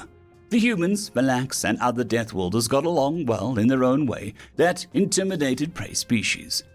Though all were welcome, few other species except Deathwielders went into a Deathwielders' dorms. It was just too terrifying to be surrounded by that many predators restrained only by local custom. 1 or 2 Deathwielders in a prey dorm could be tolerated if they wore a mask to hide their teeth, didn't make any loud noises or quick movements, and assumed everything was made of cardboard until informed otherwise. But too many Deathwielders at home, and home stopped feeling safe. The Raktu dorm, a lizard-like race, was basically a sauna, and Willow was invited to treat it as such occasionally, provided she was alone and wore a mask. Willow and Gazen had been working together on their pneumatic project for the synthetic intelligence course. Being an Ulu, Gazen had an intuitive understanding of fluid dynamics, and Willow's grasp of neural networks was invaluable. "Hey, I think we could get this project done today if we really crunch on it tonight. Can I hang at your place so that we can finish it?" Willow asked. She knew the Ulu would feel uneasy at the human dorm, but was hoping Gazen would allow her into the Ulu's. It'll probably have to be my niche. Deathwielder hanging out in a common area isn't a good idea, especially with so many of us melting. No problem. Should I wear a mask? Just through the commons. I'm used to you at this point, but you'll need your own work light. I don't have one. They went to the Ulu habitat. The scarlet glowing moss lit the way through the tunnels, and the smell reminded Willow of soil after a thunderstorm. She was careful to wear her mask, keep her head down, and make herself as small as possible until they got to Gazen's niche. She waited until he unfurled an opaque waxy covering to the entrance before taking off her mask and turning on her light. The moss dimmed to black in the presence of the bright light, and they got to work. After a few hours and great progress, Gazen slithered across the niche and pulled a small container out of a storage pod. "Hey, I'm getting hungry. Do you want to go eat something and come together back in an hour to finish?" Gazen asked. "What are you having?" "Something I made yesterday. Don't worry. You can go out and get something to eat. I'll let you back in later so that we can finish." Can I try it?" Are you sure? It's not fresh," Gazen said, as orange and blue stripes rippled along his body. Willow knew those colors on an Ulu meant a combination of surprise and confusion, but not fear. She'd seen it plenty of times in class when a professor had explained something counterintuitive, but ultimately logical. She wanted to play it cool and improve in her interspecies relationship. "Well, let me scan it," she said, and pulled out her CS. Gazen opened the small container, revealing something that looked like a stringy rice pressed into a burrito shape, like uncut sushi. After a slight hum and a beep, the results were in. The CS indicated that it was only mildly nutritious to humans, non-neuroactive, and no more toxic than the beer Ryan had been secretly brewing in his closet. "It says we're good," Willow announced. "I guess humans will eat anything," Gazen said as his colors calmed down. "Maybe that's why we make great diplomats," Willow said, trying again to build bridges. They split the leftovers. It didn't taste bad. It barely had any taste at all. Once they finished eating, they got the last of their project completed in no time and called it a night. "Hey, thanks for coming by. You're cool for a human," Gazen said as he slithered her out of the habitat. "Thanks for hosting me. I know humans can have bad reputations sometimes, but we're not all bad." As she walked back to the human dorm, she heard a strange combination of loud laughter, roars, and something squealing coming from inside. When she got in, there was quite a strange sight. Humans were sitting around the coffee table with a phalanx perched on the back of each sofa. That was nothing new. What was out of the ordinary was the Yaz's, a Raktu from her synthetic intelligence class, sitting alone in the room full of Deathwielders, curled up next to Joe, looking oddly calm. "Yaz's?" Willow asked. "Oh, hey, Willow, what's up? How's Gazen? Did you know humans are terrifying when they're all laugh together? Oh, I guess you didn't know that." Raktu squealed in a loud, chittering voice. Willow looked around at all of the bemused grins in everyone's faces. "Are you all torturing the poor Raktu?" "Not at all," Yaz's piped up. "I'm in a differential psychology class, and I'm on a medication that allows me to feel all my emotions without feeling the impulses they cause. Everyone here is helping me. I've never been so terrified in my life. This is great. I'm not even flitting, see?" Yaza stroked the quills of his back that would normally be stretched out, about to shoot at threats if he weren't medicated. Then he went back to clinging to Joe. Humans are so, have you ever been hugged by a human? Oh, right, of course you have. This is intense. Obviously, the medication doesn't affect their speech, just physiology, Joe said. How's Gazin? He's good, and we've finished our project, and I even tried something that you were too afraid to. What's that? I had ulu food. The humans went silent with their mouths agape. The Phylaxis looked at each other with widening grins, their tails whipping with pride. Well, humans will eat anything. That is a lot of teeth. Do you guys never freak out around the many teeth? How do you all stand mirrors? Yazas blabbed, simultaneously completely overwhelmed, but yet perfectly comfortable in the situation. Apex predator by ass. Humans will eat anything, Grangle said, whipping his tail around for even sakes. Back you, she didn't know, Joe shouted to the Phylaxis while jumping to his feet. Hee. Yaza said like a kid on a roller coaster. Know what? Come on. Can't wait to share this back at the den, Grangle said, leading the rest of the Phylaxis out. Joe tried to calm himself down from the obvious blow to his pride. Some of the humans went to their rooms covering their mouths as if nauseous. After taking a deep breath, Joe turned to the Raktu, who hadn't let go of him when he stood up. Yazas, how do you feel about walking around the human dome, alone, down dark hallways, and on a mission? Joe asked, digging his room card out of his pocket. That sounds horrifying. I'd love to. Behind the mirror above the hydro dispenser, there should be a clear bottle with a white lid and a green liquid inside. Will you get that and bring it back for me? He asked. Yazas took the key and skidded off. Why is everyone acting weird? I scanned it. It was fine. Tell me what happened, Joe said, and be specific with the details. Willow recounted the evening and the project. When she got to the part where they ate dinner, some more humans left the commons like the others had. By the time she'd finished, Yazas had come back with the mouthwash. The Ulu, Joe said, sliding the bottle in front of Willow, are cophrophagic. What does that mean? He thought for a moment, trying to find the most delicate way to explain it. They don't have an efficient digestive system, so they eat things multiple times, getting a bit more nutrition out of it each time they, re-eat it. Willow was quiet until what he said started to click.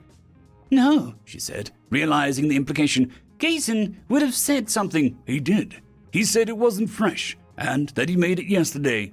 No way. The scan came back clean. The CS checks for toxicity and nutrition. It doesn't care about source, just safety. Why didn't you explain that back in Terra? Because it was a family dinner. We were eating. I thought you were just being prejudiced by calling things you didn't like Ulu food. Species prejudices exist for a reason. For example, Xenos think humans will eat anything. End of story. Entertainment. This particular story is called Terrans and Humans, The Nature of Earth. Written by Poseidon __. The Terrans are an old and powerful lineage, though were something of an anomaly amongst the galactic community.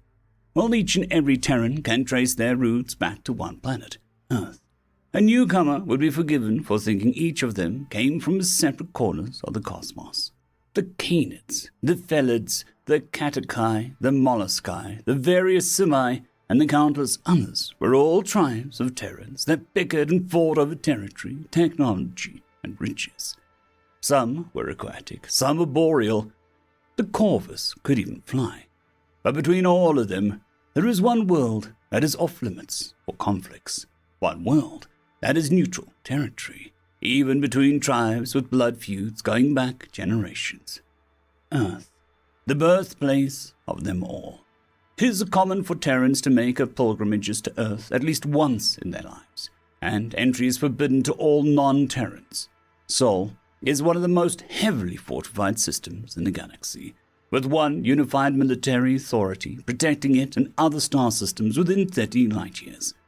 The Grand Army of Sol consisted of all tribes of Terrans, and the worlds under their protection were the most peaceful in all Terran space.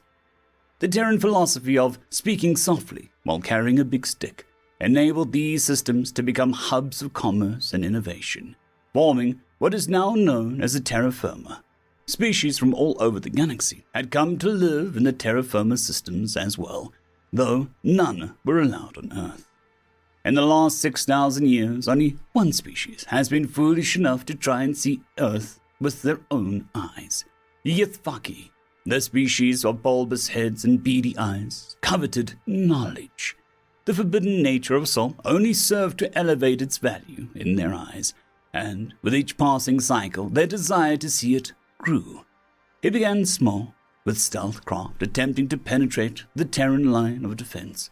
Spies would attempt to stow away on ships bound for Earth. Large telescopes were constructed to peer towards the solar system, if only to observe how it existed hundreds of thousands of years in the past. All attempts ended in failure. The stealth craft were destroyed, the spies expelled from Terran space or killed, and the telescopes destroyed just before they would have become operational. Each failure drew more of the Terrans' ire, sanctions being heaped upon the Ythvaki. Being punished for seeking knowledge of Earth only served to elevate knowledge of Earth from being an intense desire to an obsession. With subterfuge having failed, the Ythvaki prepared for war. They stoked the divisions between the tribes of Terrans, hoping to take advantage of the disunity. They built fleets far from Terran space to avoid detection. They transitioned their economies to boost production of war material. When they were satisfied with their preparations, one of the largest fleets in galactic history set forth for Fortress Earth. The first line of defense they encountered in the Lothian system was far stronger than they expected. But the element of surprise was on their side. They obliterated the fleet of the Grand Army stationed there, but only after a week of grueling battle. The wars and skirmishes stoked by the Ythvaki evaporated overnight. In the time it took for the Ythvaki to eliminate a fourth fleet of the Grand Army of Sol, every Terran on every world became aware of what was happening. The Ythvaki's thirst for Earth at this point was common knowledge, and all knew what their objective was. The results of the Ythvaki invasion still reverberate to this day, and the Ythvaki are still confined to their home planet under careful watch of the Terrans. The Ythvaki fleet was one of the largest ever assembled for battle in the galactic history. The Terran fleet that assembled in response remains the largest fleet ever assembled for battle in galactic history, dwarfing the record holder for second place by orders of magnitude. All Terran militaries, whether multi-tribal or single, quickly mobilized for the next terra firma system in the Ythvaki path, what is now known as Terra Victorium. When asked why they assembled in the next system, any Terran alive today will still be able to tell you why, or rather, show you. Admiral Marcus Circanium, upon engaging the Ythvaki fleet in the Lothian system, sent an emergency broadcast to the rest of the Grand Army. In one of the most famous holocausts ever, he stated that the Ythvaki have appeared in Lothia with a massive fleet. Do not send reinforcements. I repeat, do not send reinforcements. They are headed for Earth. We'll buy you the time we can. Avenge us. Today, the Lothian system is home to one of the largest war memorials in the galaxy. A solid wall of platinum orbits the Lothian star, with the names of each of every member of the Fourth Fleet engraved upon it, and avenged the Fourth Fleet, the Terrans did. The Grand Army sent messengers to every Terran system with copies of Admiral Circanium's Holocaust. Battles were halted, wars were paused, and skirmishes were ceased. Enemies joined fleets and beelined for Terra Victorium. So many ships entered the system that several planetary orbits are permanently altered from their gravitational effects. Grand Army officers took temporary command of other Terran Star Nations militaries, all to coordinate an overwhelming defense.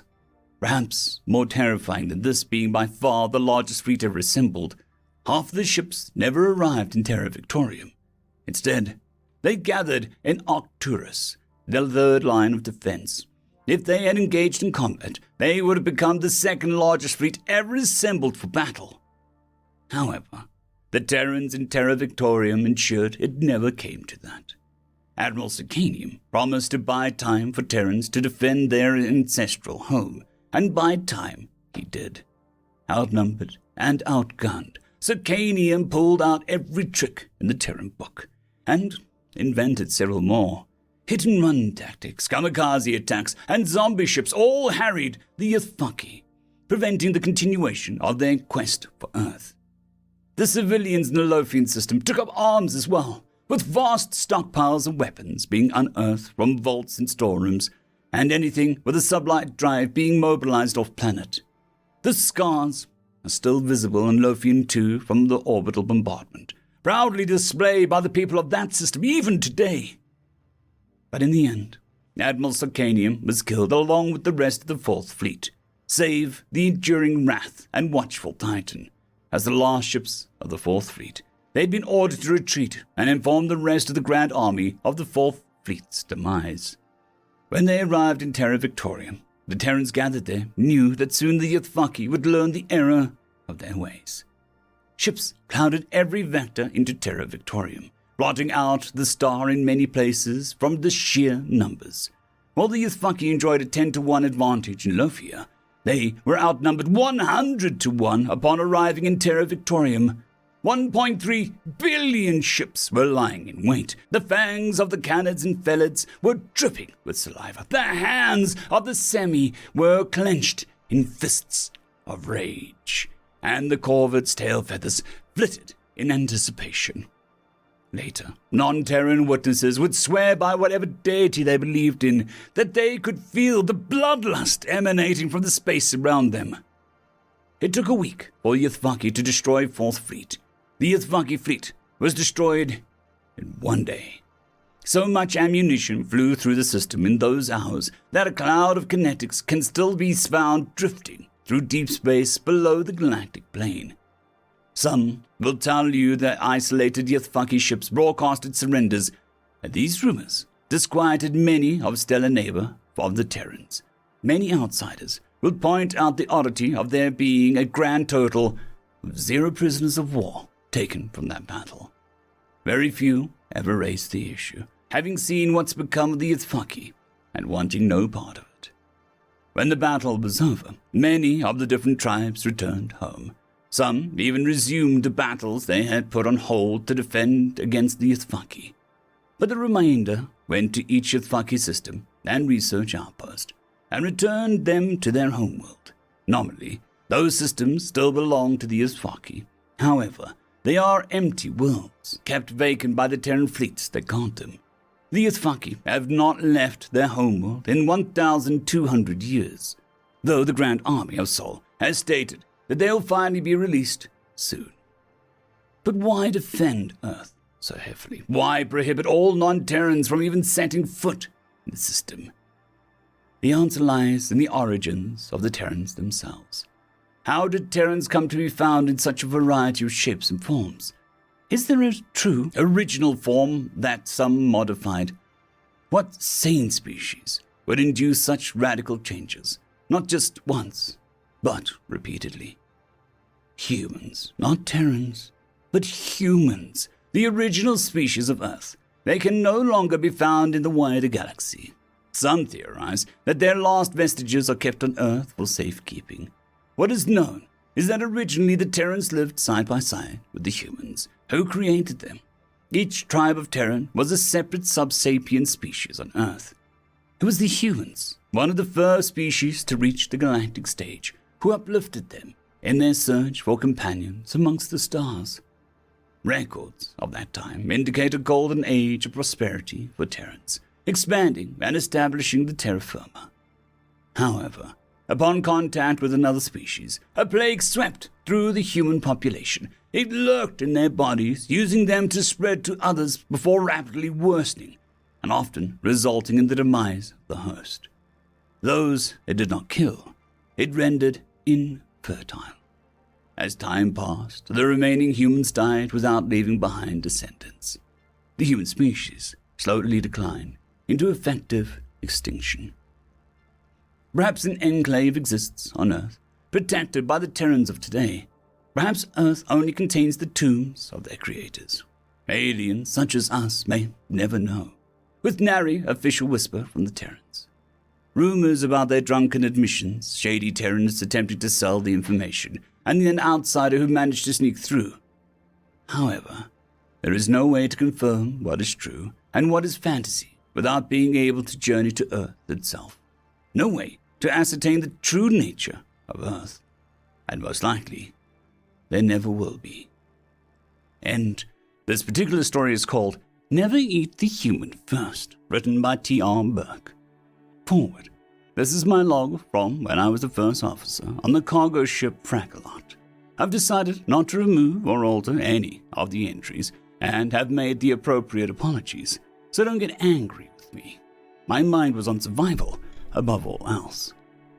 First Officer's Log 6146.489.654. I'm surprised I'm able to make this recording, as the trap we found ourselves in was a good one. 4 pirate vessels pulled us out of FTL and got the jump on us. A couple lucky shots took out the bridge of 2 of them early, and the rest took some time. Unfortunately, the captain fell out of his chair and he's no longer with us. While we managed to destroy the pirate ships, our ship was nearly destroyed as well, and might soon be. Our engines are offline, maneuvering thrusters offline, FTL comms offline, and I was told so is the coffee maker, which is a real shame. Hopefully my next entry will contain some better news. First Officer's Log 614.489.657. We have some good news. One of the pirate ships we destroyed turned out to be adrift alongside us, close enough that we could use our suits to get over there and salvage some parts. We also found 3 pirates who managed to get to a bunk and lock themselves in. They are trapped there and begging for help. I'm going to take a vote amongst the crew, as there are some who don't feel right leaving them there to die. One suggested that we force open the doors and speed things along. I like to think that we are better than that, so we'll vote. First Officer's Log 6146.489.658. The vote wasn't as close as I thought it was going to be. We pressurized the area on the other side of the door with the suits for them. 2 Darth Vass and a Boarcat.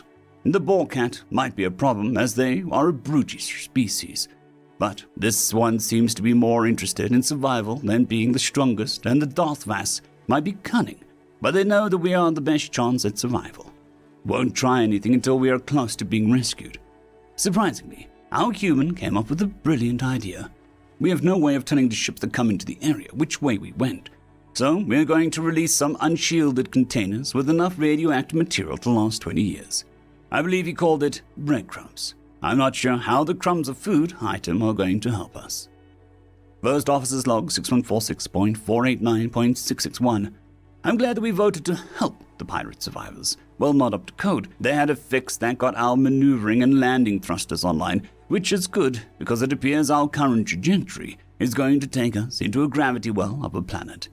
The only good thing about that is the planet appears to have a breathable atmosphere. At least, that is what our scans and information the pirates have told us.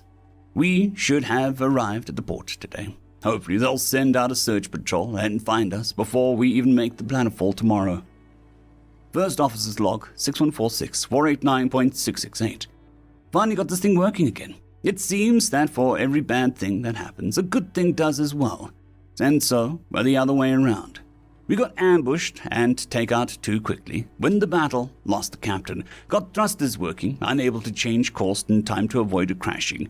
Everyone survives the crash. Our food preservation box breaks. We ate what we could before it spoiled and have enough emergency rations to last a week. But I'm afraid the carnivore species are going to have to make a tough choice. And the herbivore species already know it, I feel. They are getting nervous. But it makes more sense to eat one of the carnivore members first, as the plants are not deadly to the others. We might pick the human first, even though he's an omnivore. First Officer's Log 6146.489.671.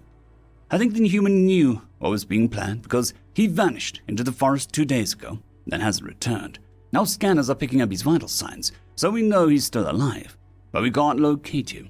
I was almost going to talk the others into choosing someone else, as it was like the human was such a boost to morale. Talking about how this was just like back home during the scout days. I didn't even know that he was in the military. Called himself a Eagle rank. Humans are a primitive species, so it must be a tribal thing. The strange thing is, if he was planning on abandoning us, why didn't he take the water system he built? First Officer's Log 6146.489.671. I was wrong about Bill, the human. He returned with the cart that he had half finished the day before he left. But this was finished, and he had a large creature from the planet on top of it. We aren't sure how he brought down the creature or even loaded it onto the cart. We know humans come from a world with high gravity, but I think it wasn't that high. Even more confusing is that after we prepared the creature, it turned out to be a predatory species. That was when Bill informed us that while the local wildlife of this home planet does get the better of humans sometimes, but humans are the apex predators of their world. I thought it was a joke until I saw it with my own eyes. He got a lot more respect from me. None of us informed him what we had planned. First Officer's Log 6146.489.671. Bill continues to amaze us with his wilderness survival skills, as he calls them. Apparently, the scout role that he was talking about wasn't a military training. It was a youth group, and the Eagle is the highest rank one can achieve in the organization. When things started, we were forced to take shelter in the ship's debris that had crashed. But with his guidance, we now have personal quarters for each of us, a dining hall, and water showers that he should have heated in a couple of days. The most surprising thing about all of this is how he hasn't used electricity in any of these constructions. Of course, we are using salvaged heating coils instead of the biofuel that he planned to cook our food. First Officer's Log 6146.489.682. Never go hunting with a human.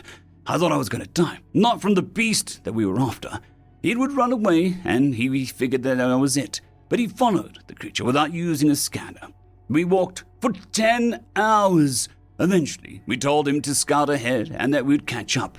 He came back the next day with the creature that we were tracking, and we returned to camp.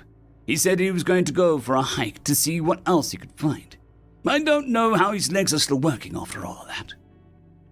First Officer's Log 6146.489.674. Remember how I said I had more respect for the human? I take it back. I can't respect someone who is clearly insane upon further review. On his hike, he came across a young beast that was similar to one we killed in his first hunt. But instead of killing the thing, he brought it back as a pet.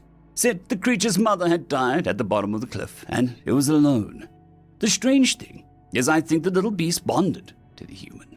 He said it was okay to pet it, but I nearly lost a finger.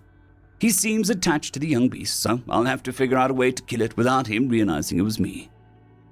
First Officer's Log 6146.489.676.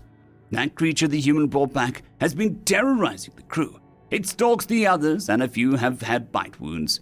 Well, the herbivore members are terrified of it. The others seem to be warming up, as the creature seems to enjoy when you slide your hand over its back and gently scratch behind its ears. It even started to walk up to people and gently tap its foreleg against them until they gave it a pet or scratch behind the ear.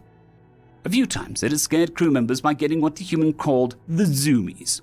It is impressive to see how agile it is as it runs between legs and furniture, though it has knocked a few things over.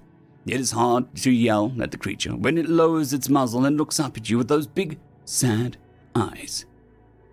First Officer's Log 6146.489.678. Fang has grown on me, as Bill said it would. It is true at first I was ready to kill the little warg. I believe that is what we decided on based on the description given. She was very aggressive towards everyone at first, but after socializing with the others, she seemed to view them as part of her pack. She doesn't even stalk the herbivore crew members anymore, though she doesn't seem to get along with the boar cat still. She has also grown quite a lot in the past few days, which tracks with how much she eats. We had to go on extra hunting trips just to feed her. First Officer's Log 6146.489.680. I knew the pirates would be a problem, but I never thought the Davas would be the ones to be the loyal ones. It was rough at first, but the crew had started treating them like one of our own, which is why when Boarcat tried to smash my head in while I was asleep, it came as a surprise. Didn't even try to deny it. Said if we had just died like good weaklings, they would have been rich, and he wouldn't be stuck on this planet with us. He broke free and tried to dig his claws into my neck, but Van was quicker and sunk her teeth into his. I was planning on rewarding her with him as a meal, but was told it would be bad to let her think that eating people she killed was okay. So we ended up tossing the body off a cliff. First Officer's Log 6146.489.684. Things have finally come to an end. We received a subspace transmission from a rescue ship that was heading to our location yesterday. It turns out the trail of radioactive containers helped lead them to us, and the Darvas have been asking if I would speak on their behalf. I'm inclined, as I thought they would try to sabotage the radio equipment or kill us in our sleep after finding out. Bill is also nervous, but only because he doesn't want to give Fang up, who he has been riding on his hunts, as she is apparently as big as an Earth horse now. I did talk to him in private, as I needed to come clean about what we talked about when we first crashed, and how, if he hadn't left to go hunting that first time, we probably would have eaten him. He took it surprisingly well, and I won't tell the authorities that his right hook hurts. End of story. This particular story is called How Humans Deal with Muscle, written by XR171. I was on temporary assignment with the famed Terran Marines. We were studying their boarding methods, and they our close combat tactics. Overall, it was a great exchange, with both of us developing new methods. I had spent the previous day with the company's 3rd platoon tossing each other around, as the sergeant put it. We had agreed to use today to recover. I was slightly surprised when their CO, Captain Jason Fox, contacted me over the comm. Jor, I have a surprise for you. I bet with all those muscles you're probably hurting. I know something that might help. Care to join me? He stated by way of greeting. Yes, I am very sore, but I'll be ready into action again in a couple of days. I've heard the pain-dulling effects of your suits, but I'm not sure I'm ready for that, I replied. Nothing like that. It'll be relaxing, and you'll feel sore, then amazing. Pick you up in 20? Yes, I'm intrigued. Yes, I agree. 35 minutes later, we were walking into a place designated as Divine Touch House of Healing. I assumed that we were going to a clinic of some sort, only the atmosphere was unlike any clinic that I'd ever been to. Instead of being cold and sterile, it was warm, slightly humid, and welcoming. Good morning, stated the person at the front desk with a smile that I could only describe as inviting. Hello, I'm Jason Fox, and this is Joel. We have a 10:30 and a 10:45. Great. I'll have you both checked in. Joel, since this is your first time, I have a couple forms for you to fill out. I'm sending them now. If you have any questions, feel free to ask. My data access terminal beeped, indicating incoming traffic. Jason and I sat down. I'd sat on a couch and easily took up almost half of it. The form seemed standard for medical treatment, asking about previous injuries, sore areas, concerns, medications, and more. Within a few minutes, someone came to take Jason back. I completed my forms and returned them when someone came to get me. Hello, my name is Jenny, owner and operator. Before we begin, I want to talk to you for a few minutes. You're the first Roth client to ever have a massage on Earth. I have to be honest, I've been studying your muscle and anatomy since Jason made the appointment, and I'm eager to try, but I can't promise the same benefits as a human. Well, I understand. You've been training for humans and I'm not one. I assume that you see no danger in this massage, though, I replied. None at all. I just may not be able to work the tension out of your muscles as effectively, she stated. I must admit to being confused. Muscles are normally tense, are they not? That's what muscle relaxants are for. I don't see how you could work the tension out. She chuckled lightly. On Earth, we humans find it very effective and relaxing to have another person manually apply force to our muscles.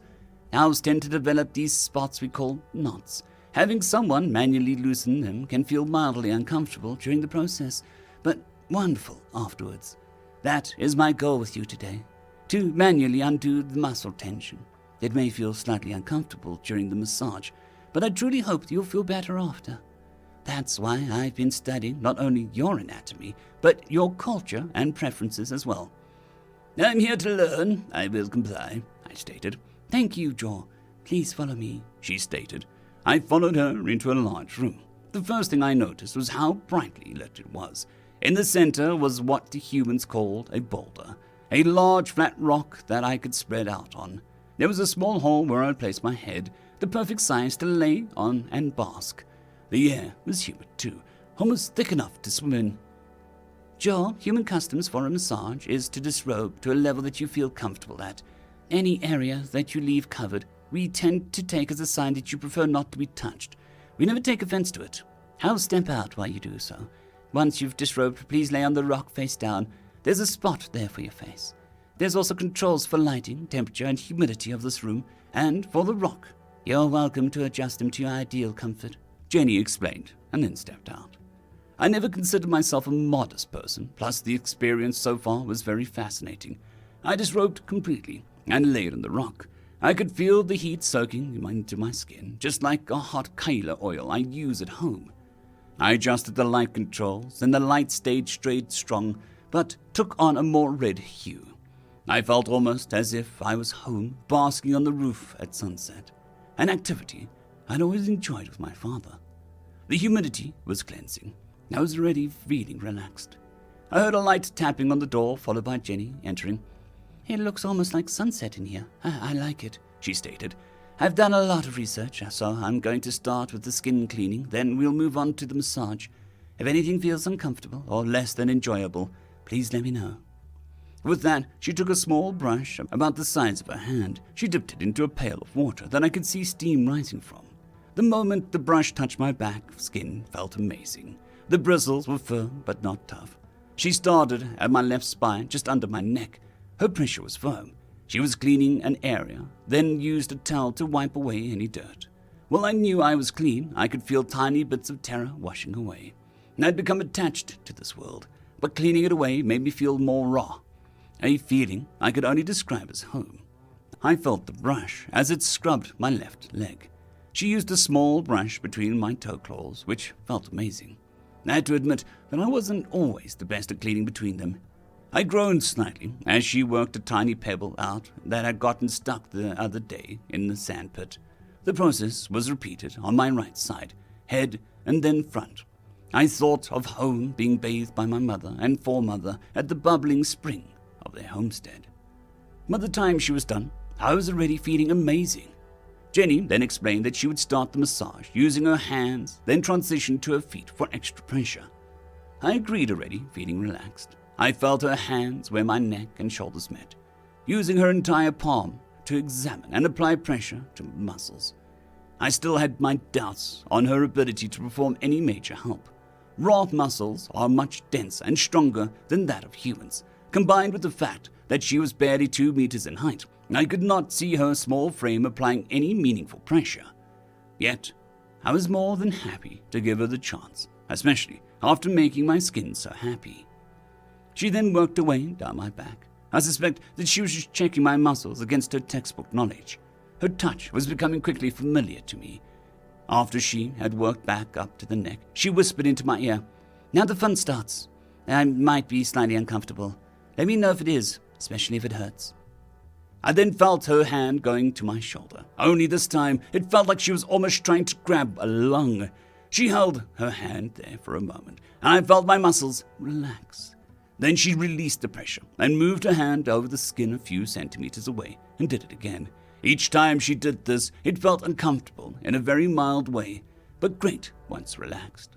After my shoulder, she grabbed the back of my neck in an almost choking manner. Had I not been used to her touch, my instincts would have had me slam her into the closest hard object.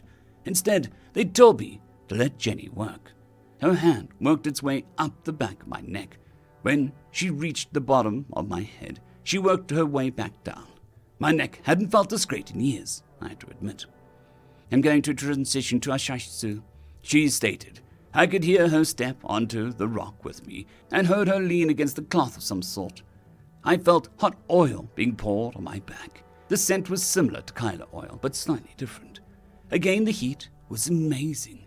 Though I was beginning to get concerned for Jenny, I knew human comfort limits tended to be well below our own. Then I felt something else on my back. It felt like a boot, but soft. I realized it was a foot. She worked it around my right spine. The pressure felt almost like a warm, heavy rock rolling on my back. An amazing feeling. Anyway, I had tension, she found it, on her own mission to search and destroy. The broad sole making large sweeps, the toes reaching for details, and the ball working deep under my skin. Sweep, probe, pressure, discomfort, and then it went away and became the pattern. I felt I might melt into the rock and have to be scraped up before too long. Once everything on my backside had managed to relax, she had to help me turn onto my front. It was then I noticed a large beam hanging from the ceiling and the canvas-appearing cloth. I can assume that she leaned onto it and held onto the beams to support herself. I noticed a sheen of sweat on her skin. "Are you okay?" I asked. "Court is a very hot world, and our cities are humid. I do not desire for you to suffer." She smiled. Thank you. I appreciate the concern. I really do. I used to be a botanist, and I worked in the Amazon here for years. I learned to find the heat and humidity comfortable eventually. I still sweat like any other human, but it honestly doesn't bother me, she answered. You might want to visit my world sometime then. You might find it comfortable," I suggested. Shh, she said gently, silencing me. I was happy to comply. I shut my eyes and let my mind wander, and she started on my chest. Again, her pressure was firm. It seemed she used her planet's gravity to enhance her own strength. Again, the relaxing pattern repeated itself. After she had finished my legs and arms, she came off the table. I felt like warm rubber and assumed the treatment was done. She surprised me by grabbing my left hand and pulling it gently away from myself. She then placed a palm on the rock and then seemed to grind her elbow into my palm. Combined with the heat of the rock and her pressure, my muscles had no choice but to surrender. This was repeated with the other hand and both feet. Again, I was surprised as she moved behind me. She cradled my head in her arms and gently pulled it away from my body. On the battlefield, this would have met with a vicious attack, but here it was compliance and respect. Then I felt her palms gently squeezing from both sides. Again, my muscles could only relax.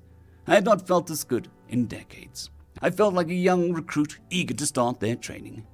I felt her pull away. Joel, this concludes the treatment. I hope I helped you. I'm going to step out now. Please take your time getting dressed. There's hot tea over there for you. I think you'll like it, she stated as she pointed to a small table with a cup of steaming liquid. She then stepped out. I had to lay there for a moment as I adjusted to the new feelings. Soreness and some pain was simply a part of Row life. We had medications to help when needed, but this was unheard of. I knew I would need to draft a report and that the upper echelons would need to learn about this. I grabbed a cup and took a drink. I later learned that it was called green tea, an amazing drink. It satisfied my thirst and rejuvenates. I got dressed again and realized something. This massage concept, if embraced, could change my world. I owed a great debt to Jason, but also to Jenny. As I walked back into the room where we entered, they were both waiting for us. "How was it? Feel better?" he asked. I am unable to accurately describe how good I feel. We have no equivalent to this in my world. It is expected that one gets used to being sore as one ages. You are both in my debt. I'm glad that I could help, Joe.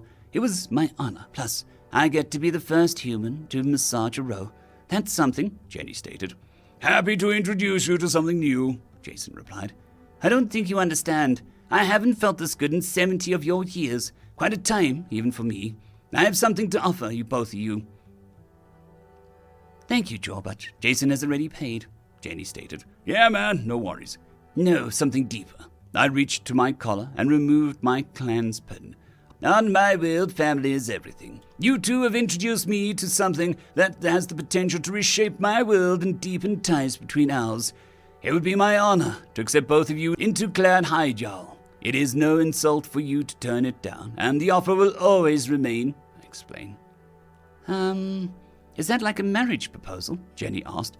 I was married once, and it's not something I plan to do again.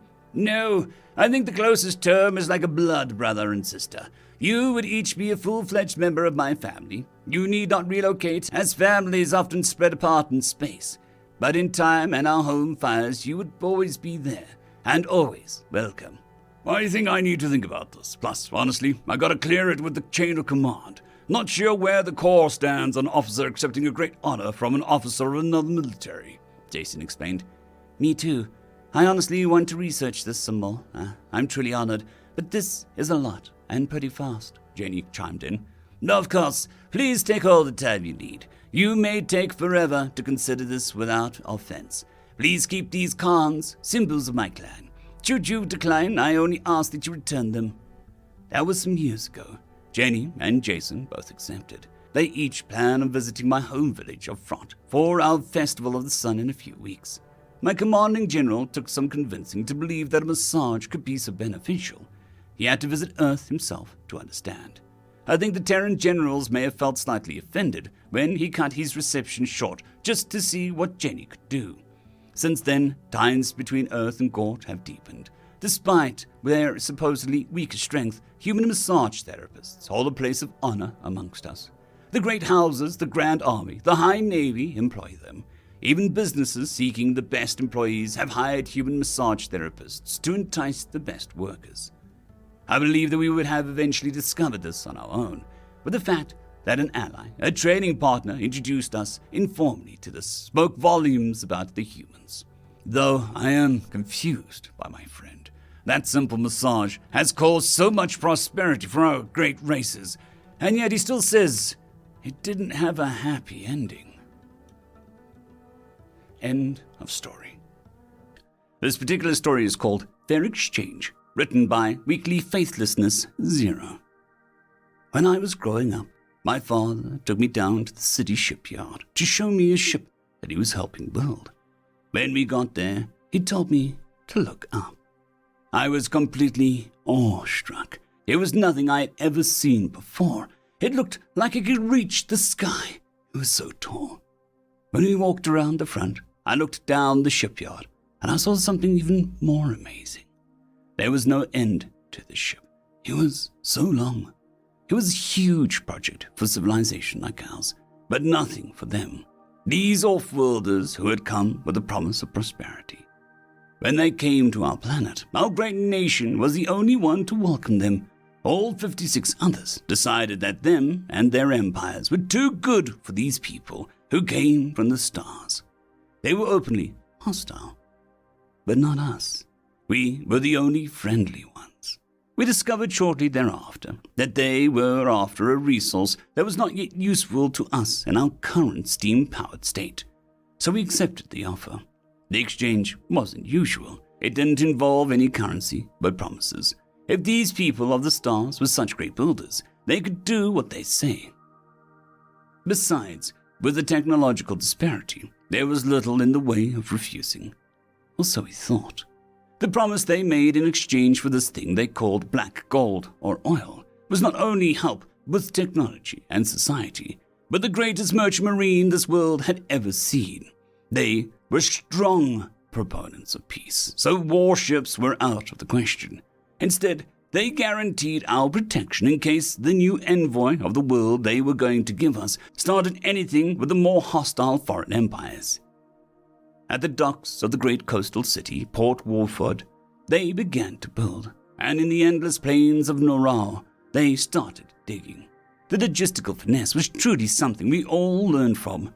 Their ruthless efficiency, no doubt honed over 1,000 years, shined brightly in the construction of these giant ships and the transport of their newly found goods. With the promise of technology, they showed us some things that in hindsight should have been no-brainers to come up with. They gave us the knowledge to create steel, an alloy so strong that it could hold up buildings far taller than the greatest iron constructions that we were so proud of not even a year prior. They helped us build better sewer systems, which helped improve the sanitation, even in the grimmest of industrial districts. They helped us research our medicine and created cures for deadly diseases that had been haunting us for millennia. They gave us an ever-efficient power grid with a great generator that also reached the sky, which allowed for power even in the summits of the great Thorax range. They held up their end of the promise and helped us fulfill our end too. We offered to help with finding their oil, and they accepted, taking along a few to show them their equipment and how they found these oil wells. We believed that we had truly mastered our corner of the world, but instead, they did it for us and taught us how to tame it even further. Some smaller, more personal exchanges happened between us and these builders from the stars, which was surprising.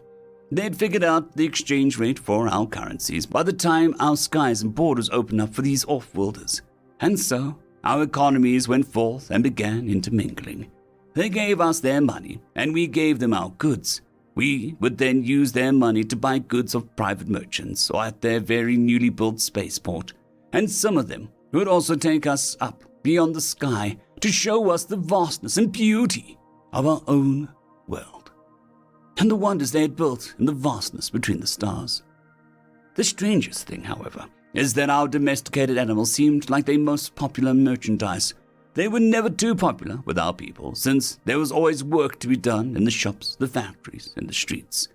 You may find a few domesticated animals hanging around very niche and expensive shops, where the owner would know most of their customers on a personal level.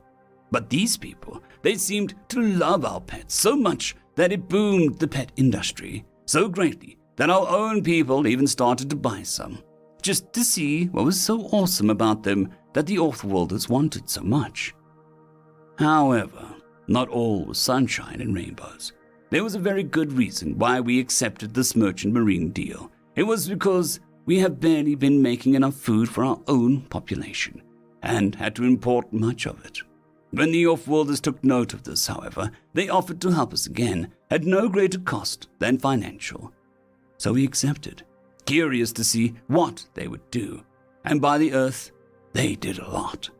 Our fields ran along rivers which would often flood, so the Offworlders demonstrated their true mastery of nature and how they could bend any environment to their will. They built a great wall to hold off the mighty Agro, which ran through the Grand Humber Valley. This did come at a cost, though. It flooded much of the land behind the wall itself, but at least it ensured that no others would be taken by the many floods. When we wondered how this would help with our food situation, they showed us.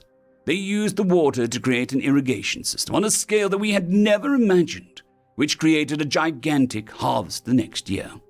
This giant water wall also served as a station to produce electricity, and necessary for the winters to come in the more remote places.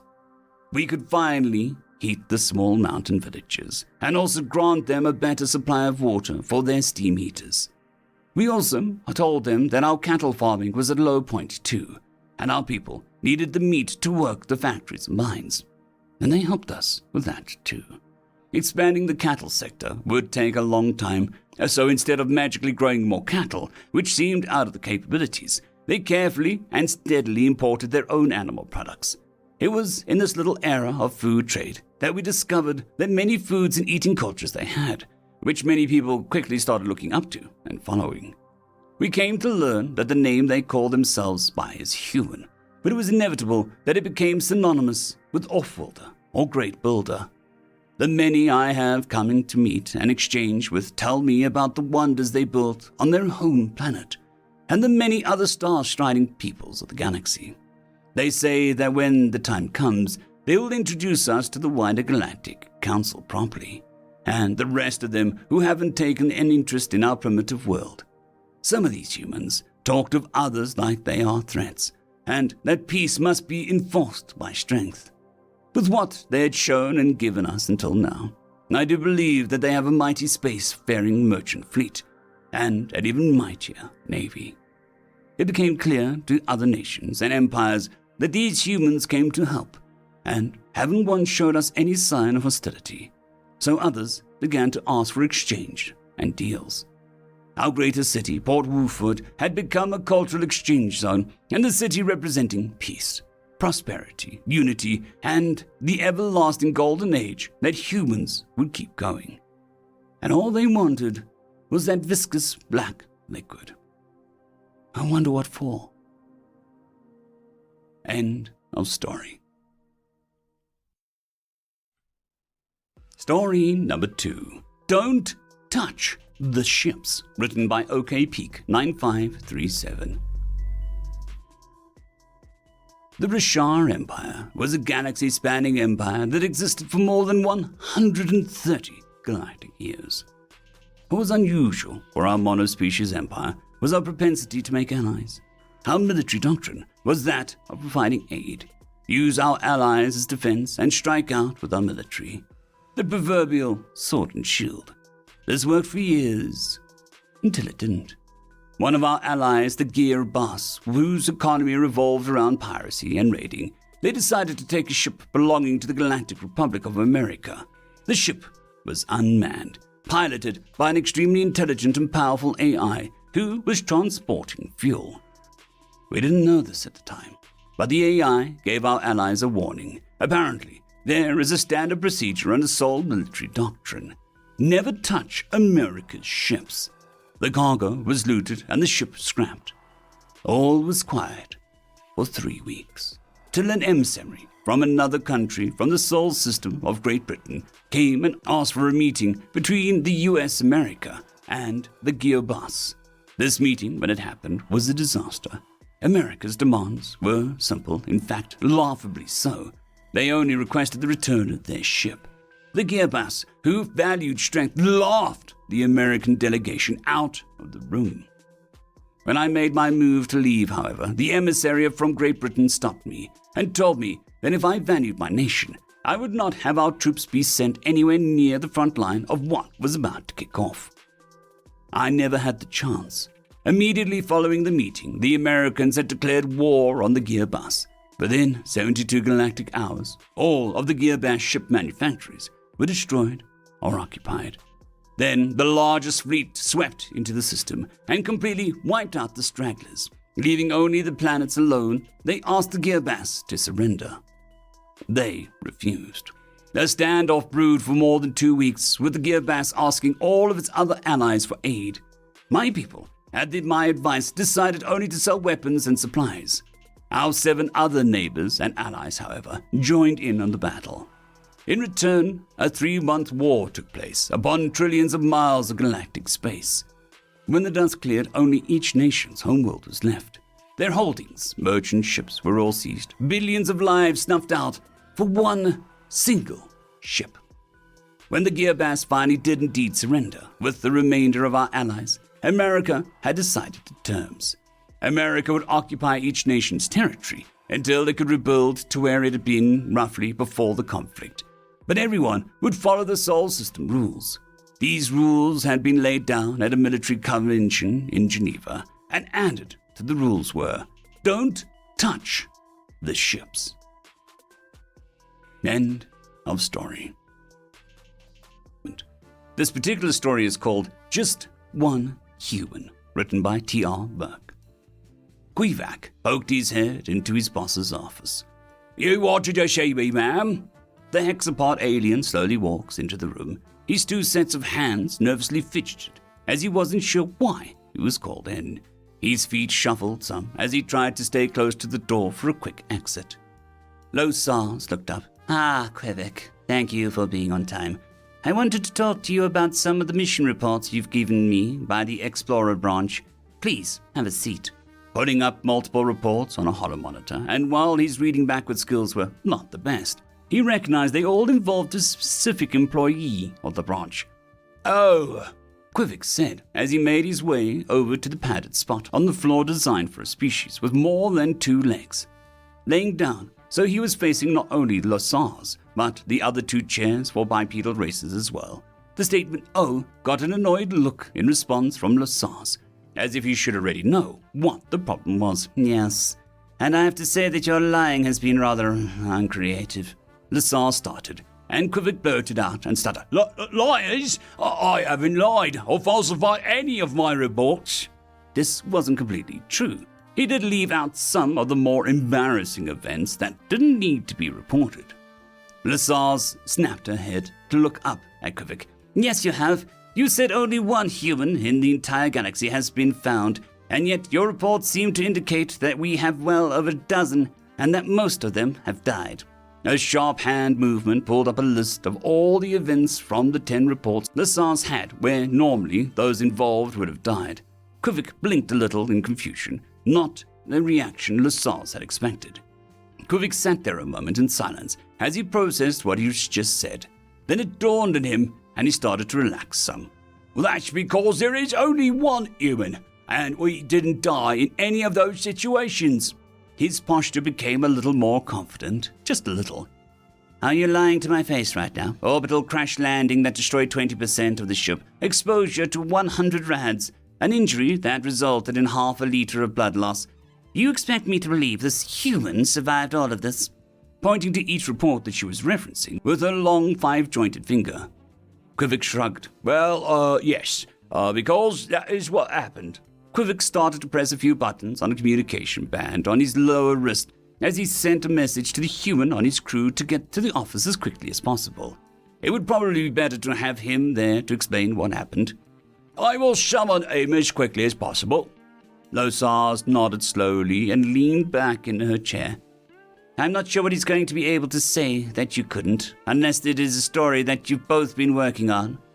The pair waited for the human to arrive. Dave walked through the door and said, You, wanted to see me? The figure that entered was fit for a human. He had to be with what his mission was.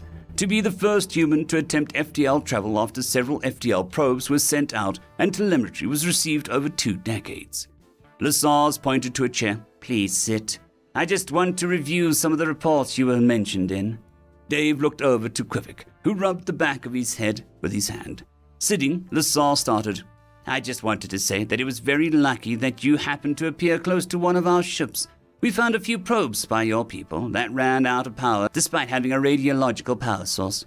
Dave nodded. I figured it might be a one-way trip, but navigation back has been the hardest part, as the stars aren't in the positions we thought they were, and, you haven't really explored much in the direction of Earth is.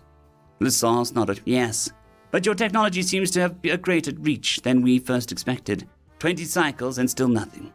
The human ship had apparently traveled more than 10 times what their most powerful scout ship could in a single jump. The technology of the human engine had been baffling, to say the least.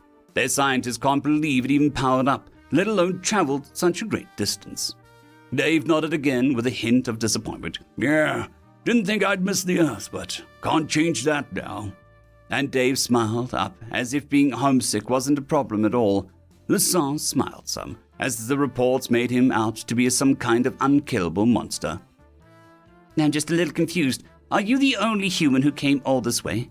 These reports that I've received are all of the mission that you were on, and I must say, they seem more plausible if they were others. Dave shrugged. Not sure. I was the first manned ship. There could have been others after me. Well, the loss of a single human might delay the next test. It won't stop progress. The thought of a race of individuals willing to throw their lives away for the sake of progress was admirable, if worrying at the same time. Bringing up one of the reports. Then can you please explain how you survived the crash on Yetzer 5? Dave laughed. Oh, that, yeah. The ship lost power during a routine pass, and I barely got maneuvering thrusters back online before landing. If I hadn't, I probably would have crashed nose first into that cliff. I had 2 broken ribs and a broken fibula. Dave made a hand motion of a ship flying with one hand and the other acting as the side of a cliff, as if verbal explanation wasn't enough. Losars reviewed the report again. I don't understand. I don't see any expenditures for cybernetic replacements. And even started a real-time scan of Dave to see if the bones were still broken. Dave thought for a moment and then smiled. Oh, right, no, they healed. None of the species in the convergence made casts before. We used an organic resin that held the bones together so they could heal. To be honest, better than anything we've had back home. Quivik laughed again. I put that in my report, that the bones were healed, didn't I? And Losars looked back in shock. That his species' bones just decided to put themselves back together wasn't even on the list of possible explanations for how they were healed. I thought that it was some new technology our medical division had developed, and have been asking for 9 cycles about the reports. Are you saying all human bodies are able to put themselves back together? To her, it was the closest thing to a species with a regeneration superpower. Dave looked for the words, not exactly. He wasn't sure how to explain it. It is just something our bodies do. The bones regrow and connect back to each other. If not said properly, it can cause problems. But your medical team put every tiny piece back to where it belonged. I think that is why there is barely any long-term damage. Quivik turned to his boss. It is one of the reasons humans are so resilient, in my estimation, and why we should seek out their homeworld for recruitment. The smile on his face was one of pride, as if his revelation of humans as a scouting force would make casualties nearly zero. Losars blinked a few times.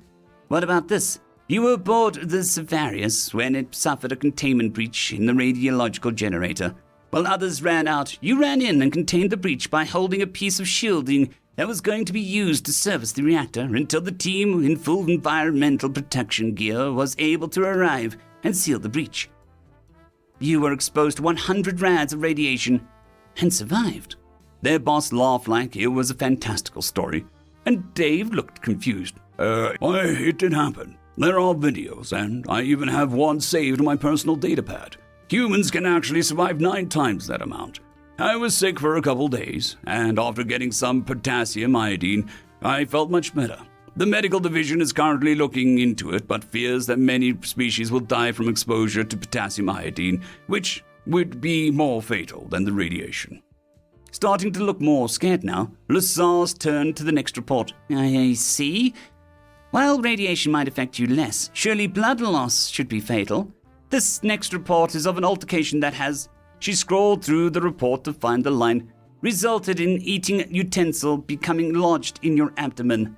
Dave nods. Oh, it is. Anything over 2 liters will kill a human without transfusion. If Lasars had been holding anything, she would have dropped it. Transformation? And Dave shook his head. No, transfusion. A donation of blood from another human. They have to be of the right blood type and all, but we put it under the same category as organ transplants. There was a moment of silence as Lasars was in such shock she forgot to speak the words out loud before realizing it. Humans take organs from someone and put them inside another person? The idea made the human body sound more like a machine. Dave nodded. Yes, mostly from those who recently passed away. Though some organs that we can't survive with one less of, or half of, are taken from living humans. The smile was meant to be reassuring, but Lasars felt that it was anything but.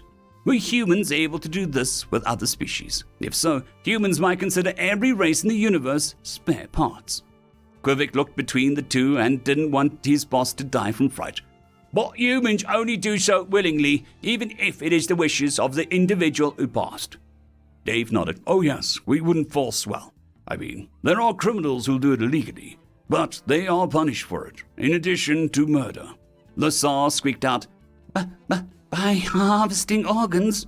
Dave gasped in horror. The first sign of conversation was disturbed him. What? Oh, no. That is a monstrous thing to do. We put them in prison.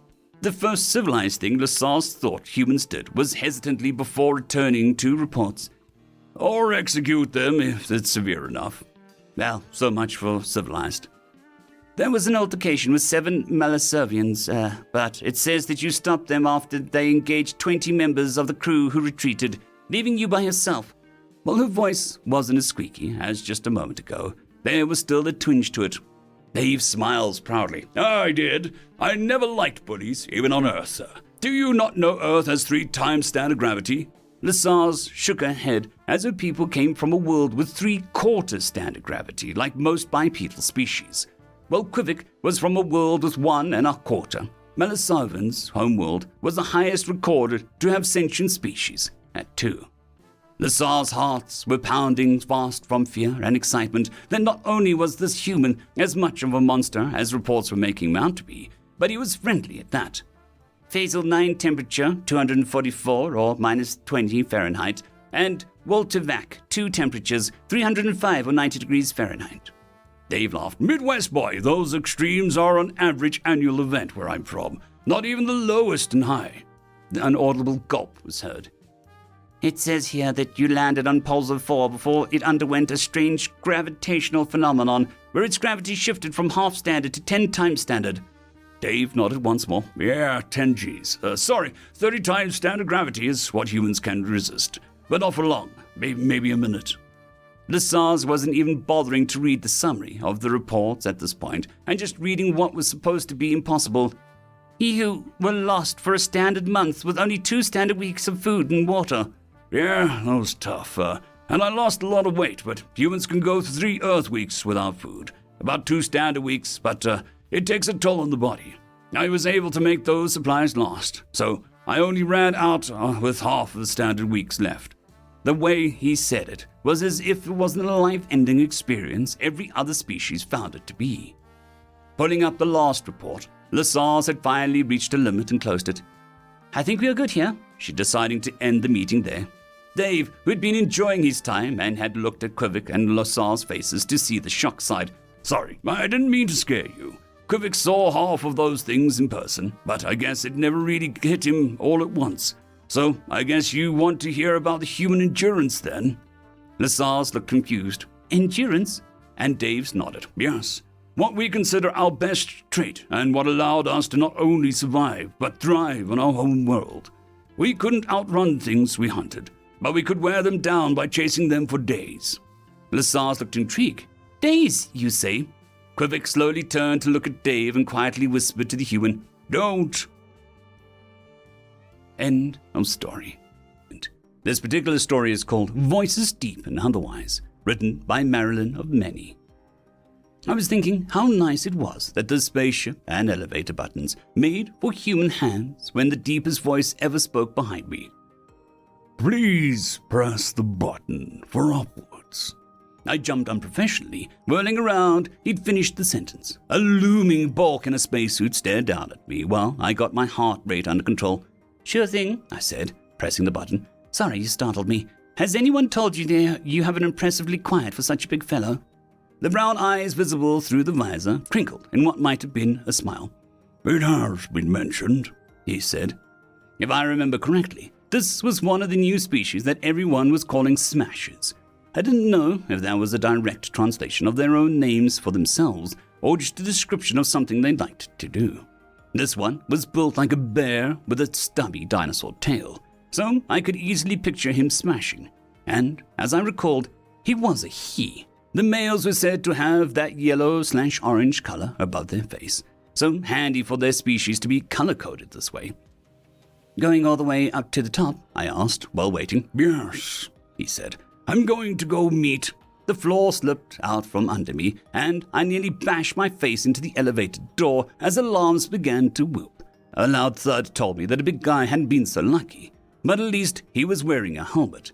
Very lucky, I realized, since he just cracked a sculpture with his face. Are you okay? I shouted over the alarms. He was already getting up. Yes. What has happened? I think we hit something. That's the sign to evacuate. Come on, the escape pods are right down here. He didn't object when I grasped his arm to help guide him into the right direction. He was a little unsteady on his feet, and the floor kept vibrating like we were flying through a field of debris too large for a shield. I hoped the escape pods were up to it. Bang! I hope there's enough pods, I thought as I entered the room to see crowds funneling into every available exit. I spotted one on the end and pulled him towards it. Nobody claimed it before we got there. Get in, clear the door, shut the door, sit down, hit the thrusters. We blasted away under automated controls. Pray to all the gods of space travel that we make it. I looked to my companion, who was holding a hand against his helmet. Pray real hard. Are you okay? I asked. I think, he said, in the highest, squeakiest voice ever. My suit is leaking. What? I laughed, unprofessional again. I cleared my throat. This wasn't funny. Is it damaged where you hit it? The chipmunk voice replied, It must be, and I had to bite my lip. Let me see, I said, moving closer. Maybe we can fix it. He lowered his hand to show a deep dent right at the seam of the visor, with worried eyes behind it. I opened my mouth to describe the leak, but my voice came out as shockingly deep. Yeah, it's dented. What? We realized the difference at the same time. My air, he squeaked. What do you breathe? I coughed. Sulfur hex or whatever. My voice returned to normal when I stood back and took a deep breath, but he didn't. The urgent conversation that came next led to a tableau that lasted until our rescue. Him lying on the floor in a puddle of dense gases, and me standing on a seat with my face as close to the top of the escape pod as possible. When it became reasonably clear that neither of us was about to suffocate in each other's air, we turned to small talk and sea shanties to pass the time. He was a great singer with a subterranean bass, and he picked things up quickly. By the time our rescuers opened the door, we were deep in a rousing chorus of what do we do with a stubby Roomba? On the way to the medical ward, we exchanged contact info and promised to stay in touch. This had the makings of a great band. End of story. Story number 2. Perfection written by Coyote Havoc. The humans will explore anything. The Taxili survey fleet hung in high orbit of the planet in abject fear. Being on the mutual border with human space was enough to invoke a sense of trepidation. But for once, that was not the case. Nothing on the planet would suggest any sense of danger to the untrained eye. It looked perfect for immediate inhabitation. That's what kept the Taxili at a very safe distance. The perfection. Everything was absolutely perfect, down to the cycle of cesium-133. One rotation was exactly 24 hours, and one cycle was exactly 234 rotations. As if that wasn't strange enough, the distribution of water to land was exactly 50-50. But if it went further, deep oceans to shallow water, to lowlands to mountains were exactly 25% of each. The polar regions were exactly equal to the tropical regions, as were the subarctic, temperate, and subtropical, a perfect 20%. Furthermore, the biomes were all balanced as well. Deserts occupied the exact same area of surface as rainforest, woodland, grasslands, coastal, and so on. Everything was perfectly proportional, and though distributed at random, no biome had even a 1/10,000% more or less than any other. Scientifically, this planet was impossible. Even the background radiation was a perfect wavelength of 30 meters. Humanity responded immediately to the conundrum. In less than one rotation of the planet below, a Ransur Mark III heavy cruiser jumped into system. "Explain your intentions," barked the middle-aged human. The insignia on the lapel indicated a rank of lieutenant commander. We were on a routine survey. Much of our border space is still unknown, the Taxili arbiter explained. As we entered the system, our instruments detected a habitable world. It wasn't until we checked the second time that we realized the system was in a border. We did not intend to violate your sovereign territory. Nodding, the human examined the survey fleet on the sensors. "No heavy weapons, no colonization ship. Accidents happen, my friend. So, you have found this odd planet and decided to give us a call." "Exactly, Commander. It's perfect in every way, scientifically impossible." "You wanted us to explore it, didn't you?" The commander shot back. Sheepishly, the Taxili replied, "Well, we were hoping that you would. Humans explore everything, and we thought—" "You assumed that we would do your work for you," the human commander finished. "Give me a moment to clear it with Captain." The Taxili arbiter tried to hide its excitement when the channel was once again opened, only to see the grim face of the human commander facing him once again. "The captain sends his greetings, but is in contact with Terran Command," he explained. "However, the information I am about to relay to you is given in the utmost faith and trust to further our peaceful relations with the Taxili." The arbiter paled slightly.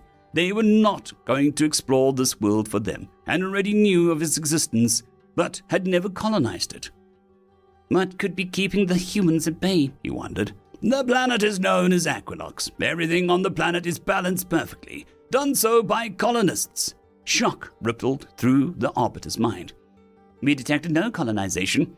"There are none left to find," he continued the human. "They wiped themselves out." "Impossible," exclaimed the arbiter. "The planet is perfect in every way. How?" "You detected the background radiation, right?" the human interrupted. "It's a radio frequency. Tune your comms to receive it." The arbiter didn't have time to relay the command until the communications officer on board his ship did just that. "This is the last voice of Equinox Colony signing off," came a disembodied voice. "Give it a few more seconds, it repeats," said the human commander. "This is a general warning from the planet Equinox. Do not attempt to land on the surface. This message is being broadcasted as a warning and a safeguard by the last of the Equinox Colony. We succeeded in creating paradise, and we are transmitting the repeating communication to warn others not to share in our fate." A short pause, the communication was detected. "What could they possibly have done wrong?" thought the arbiter. "We set out to create a utopia, and we did succeed. What we did not plan for was our own inclusion. The planet you see is perfect in every way, down to the atom. Our terraforming effort was exact to the microbe and grain of sand. We believed that we had created a perfect planet for human existence, and if it wasn't for our own imperfections, we would have. It started with a lack of desire to work. We dismissed this as resting on our laurels until the colonists no longer desired to eat either. It escalated into a desire to do nothing at all.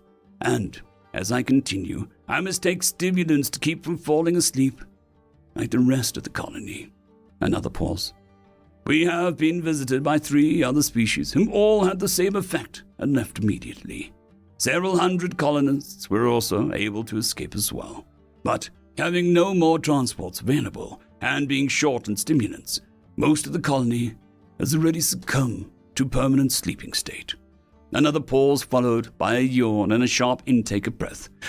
We examine all possibilities of pathogen, radiation, bacterial agents, and have concluded that it's the perfect state of the planet itself. In perfection we forgot who we were.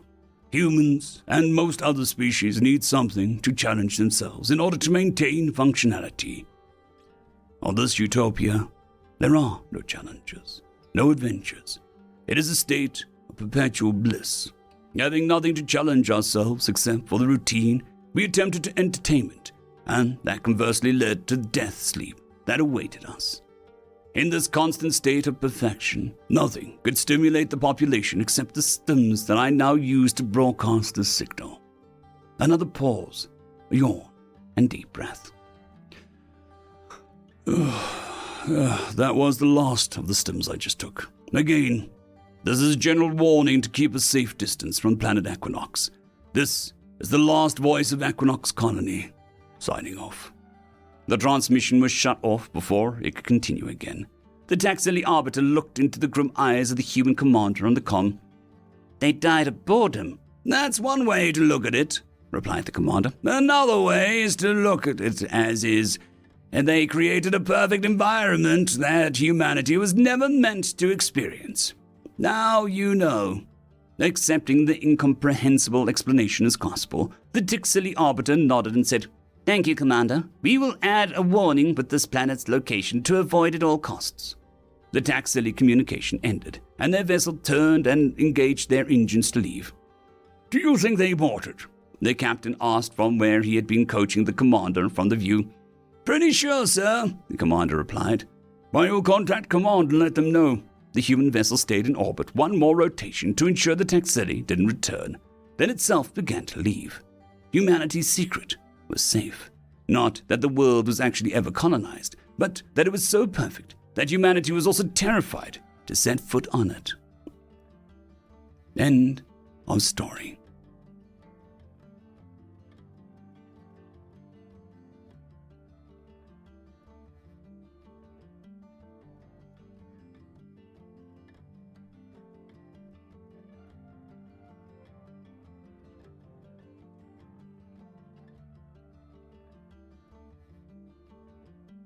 I would just quickly like to thank the T5 peeps: Dragon Soup, Cold War Boomerwaffen, Severin Cerberus, Red Panda 121, Leslie 517, Bushmaster 177, Caspar Arnold, Cam Maxwell, Sans the Skeleton, Lightjock, Dragzoon WRE, and Lord Azrakal. Thank you very much.